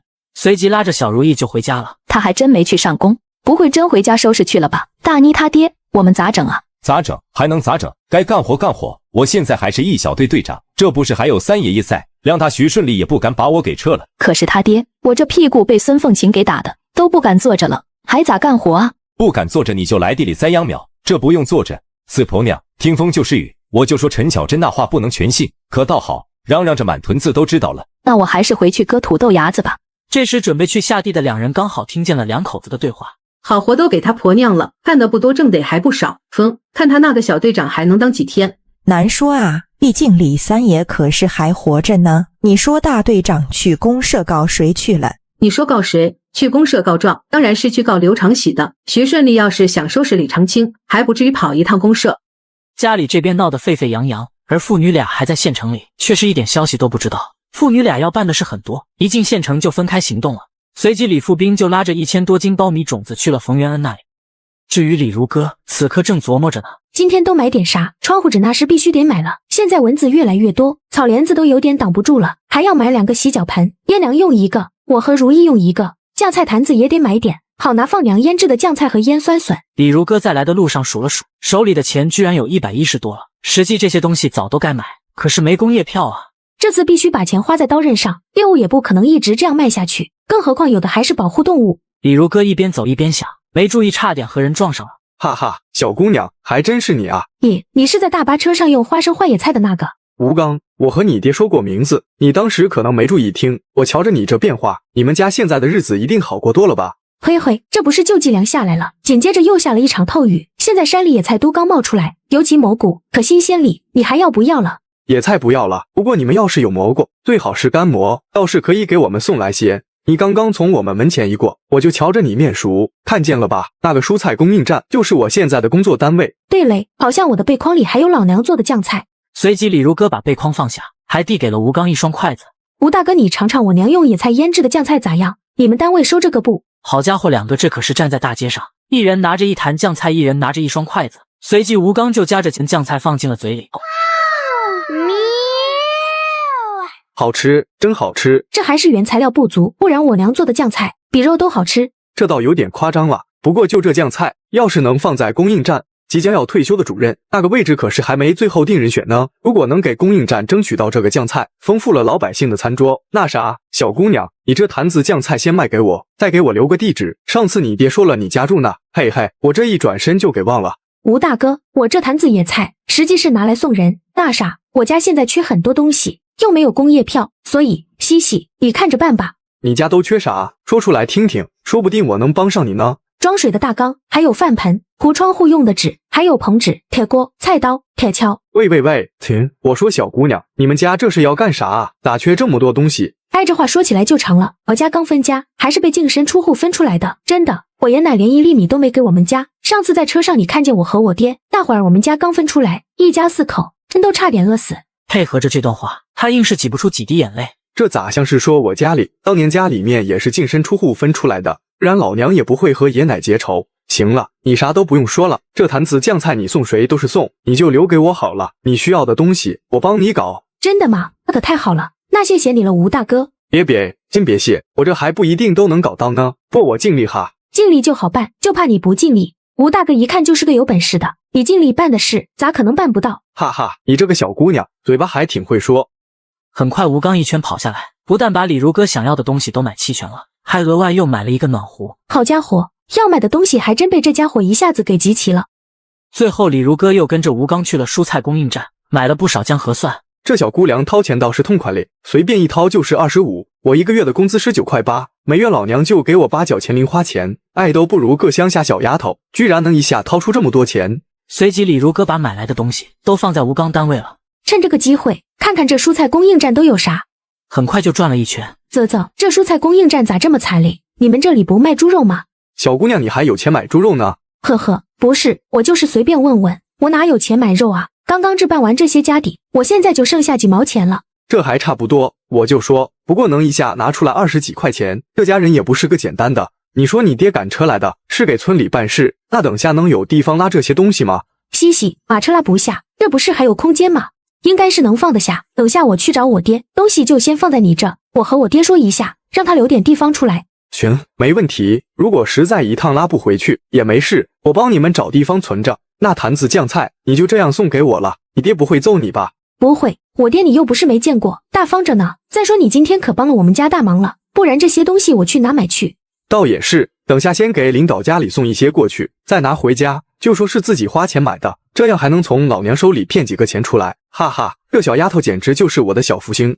李如哥可顾不了这么多，随即出来就奔吴刚说的那个肉食品供应站去了。这啥还排个大队里，这么长，这要是排到了，卖完了咋办？咋办？还能咋办？凉拌呗。小姑娘回去吧，又没肉了。好家伙，排着排着还真没肉了，过去瞅瞅，咋这么快就没了？小姑娘，赶紧回家去吧，今天真没肉了哦。你没有我有啊，大叔，我家是山里的猎户，平时逮个兔子还是挺容易的，我想咱们可不可以做一下交换？我用野兔和你们换点猪肉或是排骨中部，都不知道有多久没吃到老娘做的糖醋排骨了。瞧这人吃的这么胖，我才不信他们这的肉都卖没了，指不定给自己留多少呢。咦，这小姑娘难道被他瞧见我留肉了？不过她说有猎物，那就换换口味吧，尝尝。随即就进屋去了，准备和几人商量一下。很快就出来了。小姑娘，你说你筐里有野兔，你拿出来看看，我看你带来几只，咱们再商量换不换的问题。居然3个人，那我就从空间拿出3只吧，3只就3只，多了没有？你看能换多少？合适我就换，不合适我就给亲戚家里送去。峰哥，换吧。好，那就换。不过小姑娘就3只兔子，这猪头可能就……懂，不给就不给，理解就行，不然我们就亏大了。最后李如哥如愿换了4个猪蹄子，1个猪尾巴，1副猪下水，1扇肉还不少的排骨，两边都满意的完成了交易。很快李如哥一出来，就赶紧把那些东西往空间里一扔。长度这东西还是头一次买哩，的确味道有点重，不过孙凤琴同志做的干煸肥肠、大蒜肚片那叫一个绝，想想就香。随即李如哥就朝和他爹约定的地点去了。现在时间还早，老爹不会还在冯元恩家吧？就在这时，身后传来叮叮的自行车铃声。路这么宽，人这么少，一按啥铃，显摆啥啊？一转头，周朝阳，我冤枉，我可没显摆，我就是刚从百货大楼里出来，瞧见一个竖着2条麻花辫的小姑娘，有些面熟，又不太敢确认，就想按几下铃声。我就说嘛，谁会这么无聊，一直按铃铛？那什么，你是自己来的吗？你爹我李叔没来吗？我爹坏了，爹等下还要拉2000斤苞米种子回去，可那些种子还在我这里呢。要是这人一直跟着我们父女，周大哥你没啥事吗？要不然你先去忙，等我看见我爹，我就说我看见你了。我们每月都有2天休假，正好我送你去找你爹。不用了吧，你难得休息2天，还是赶紧忙你自己的事去吧。正好我也要见一见你爹，走吧，咱们一起。不是我的意思，算了，这人一看就是个倔脾气，估摸今天不见爹一面，肯定是不会离开。不过就这样领去冯元恩家，一个官一个商，一个是走白道的，一个是黑天走道的，要是让这俩人见面，指不定惹出多大的乱子呢。哎，行吧，那你带我去大车店吧。我突然想起来了，我爹是赶车来的，肯定是去那边了。好，那你上来吧。两人的一举一动，正好被周向阳妻子冯娟和他的表妹陆丹看在了眼里。表姐，你看我没说错吧？那人真是周朝阳，你还不喊住他？那只是个小姑娘，我瞧那姑娘都还小，你急啥？谁急了？我只不过是觉得周朝阳挺傻的。你看他搭理的都是些什么人啊？哼，那个小姑娘一看就是个乡下妞，居然也好意思坐周朝阳的自行车。好了好了，我家这个小叔子可不似他大哥好脾气，如果我这时候叫住他，万一惹急了他，你们俩的事可就更不好说了。冯娟，周向阳的妻子，今年29岁，在县医院妇产科工作，是个医术还不错的大夫。冯娟和周向阳都属于晚婚，他们结婚的时候，他24岁，周向阳25岁。就这家庭条件，这么晚结婚肯定不是被人挑剩下的。婚后，冯娟不但在工作上给予了周向阳很大的支持，甘愿和他来到这个小县城生活，还为周家生了一个男孩一个女孩。所以冯娟在周家两老心里，那也算是个大功臣。周朝阳对于这个大嫂也是很尊敬的。至于这位陆丹姑娘，和冯娟不但是亲表姐妹，还是县长陆长林的小女儿，所以这件事让别人看，女方背景和男方的条件简直就是天生一对。只是这件事每当冯娟一提，周朝阳就急了。你别给我说这些，我要向大哥学习，25岁之前绝不许妻。等25岁还要5年，到时丹丹可就24岁了，咋行哩？就此冯娟也多次找过陆丹，要不就算了，再看看别人，好小伙子又不是就周朝阳一个。表姐，你就再跟周朝阳好说说，或是你多给我们俩创造些见面的机会。女追男啊，李如哥要是知道还有这样的好事，一定得瞪大眼。听八卦里，很快两人就来到了大车店的位置。我爹还没来，咋整？要不你先走，我自己留在这等就行。不用，反正我也没啥事，就留下来陪你一起等吧。不是，我是觉得这里的味你受得了吗？没关系，我们出去执行任务的时候，在马棚牛棚里都睡过觉，这点味道对于我来说不算啥。呵呵，那你可真伟大。趁周朝阳停自行车，李如哥又往他爹应该出现的方向迎了迎。咦，爹，你先停一停，赶紧把车停下。李如哥连忙跑了上去。咋了，闺女？哎，别提了，我今天也不知咋这么倒霉，也不对，也不能说是倒霉。说着就往他爹拉的东西上瞅了瞅。不是爹，你这些门窗是打哪弄来的？当然是从冯元恩他们家弄来的。不都说他们家是临清县首富？你瞧瞧这些窗户门，他说都是很多年前换下来的。问我要不要，那我当然要了。今天我和他去了一个地方，冯元恩说这些东西太占地方，就问我要不要。我估摸他是感觉到形势不对了，他藏不住，给他们家招祸。应该是这么回事。当年冯家的财产全部充公，这藏窗户门这件事要是查出来，的确是不小。冯元恩没说仔细，那屋里又黑，我开始只是单纯的觉得这上面的玻璃大多都是完好的，就想着拉回去。咱们家你大姐家盖房子都用得着，后来一出来我才看清楚，这些窗户门用的木料不一般。不是爹，你就这样大摇大摆的拉着这些东西过来的？哪能啊，这不是冯元恩还帮着伪装了下，而且他还派了人跟我过来的。刚刚瞧见你，我说没事了，才让他们离开。李如哥瞅了瞅周朝阳的方向，发现他在一旁唠嗑，赶紧把一些精致的窗户门都收进了空间。这些窗户门都够咱们家和我大姐家两家盖房子用了。爹，你又没带钱，这些东西冯元恩咋说的？你不会是赊账了吧？赊啥账？你爹啥时候干过那事？这不是你多给我拿300斤苞米，我就用那300斤粮食换的。换的300斤苞米搁现在也就30几块钱吧，那点钱买这一车的窗户门也是不可能的。可见这些东西对于他们家来说，已经不是啥财富了，而是变成了定时炸弹。想到周朝阳还在，李如哥又赶紧把装好的苞米种子拿了出来。爹，种子我也拿出来了，周朝阳还在那边等着呢，得让他瞧见咱们这些种子的确是在县城拉回去的，不然他哪天去赵副书记那里听说这事，想起今天的事，肯定会纳闷他在咱们车上没看见过苞米种子。对，闺女你说的对。随即父女俩就朝周朝阳方向走了过去。李叔，您这是拉的啥？怎么装这么多东西？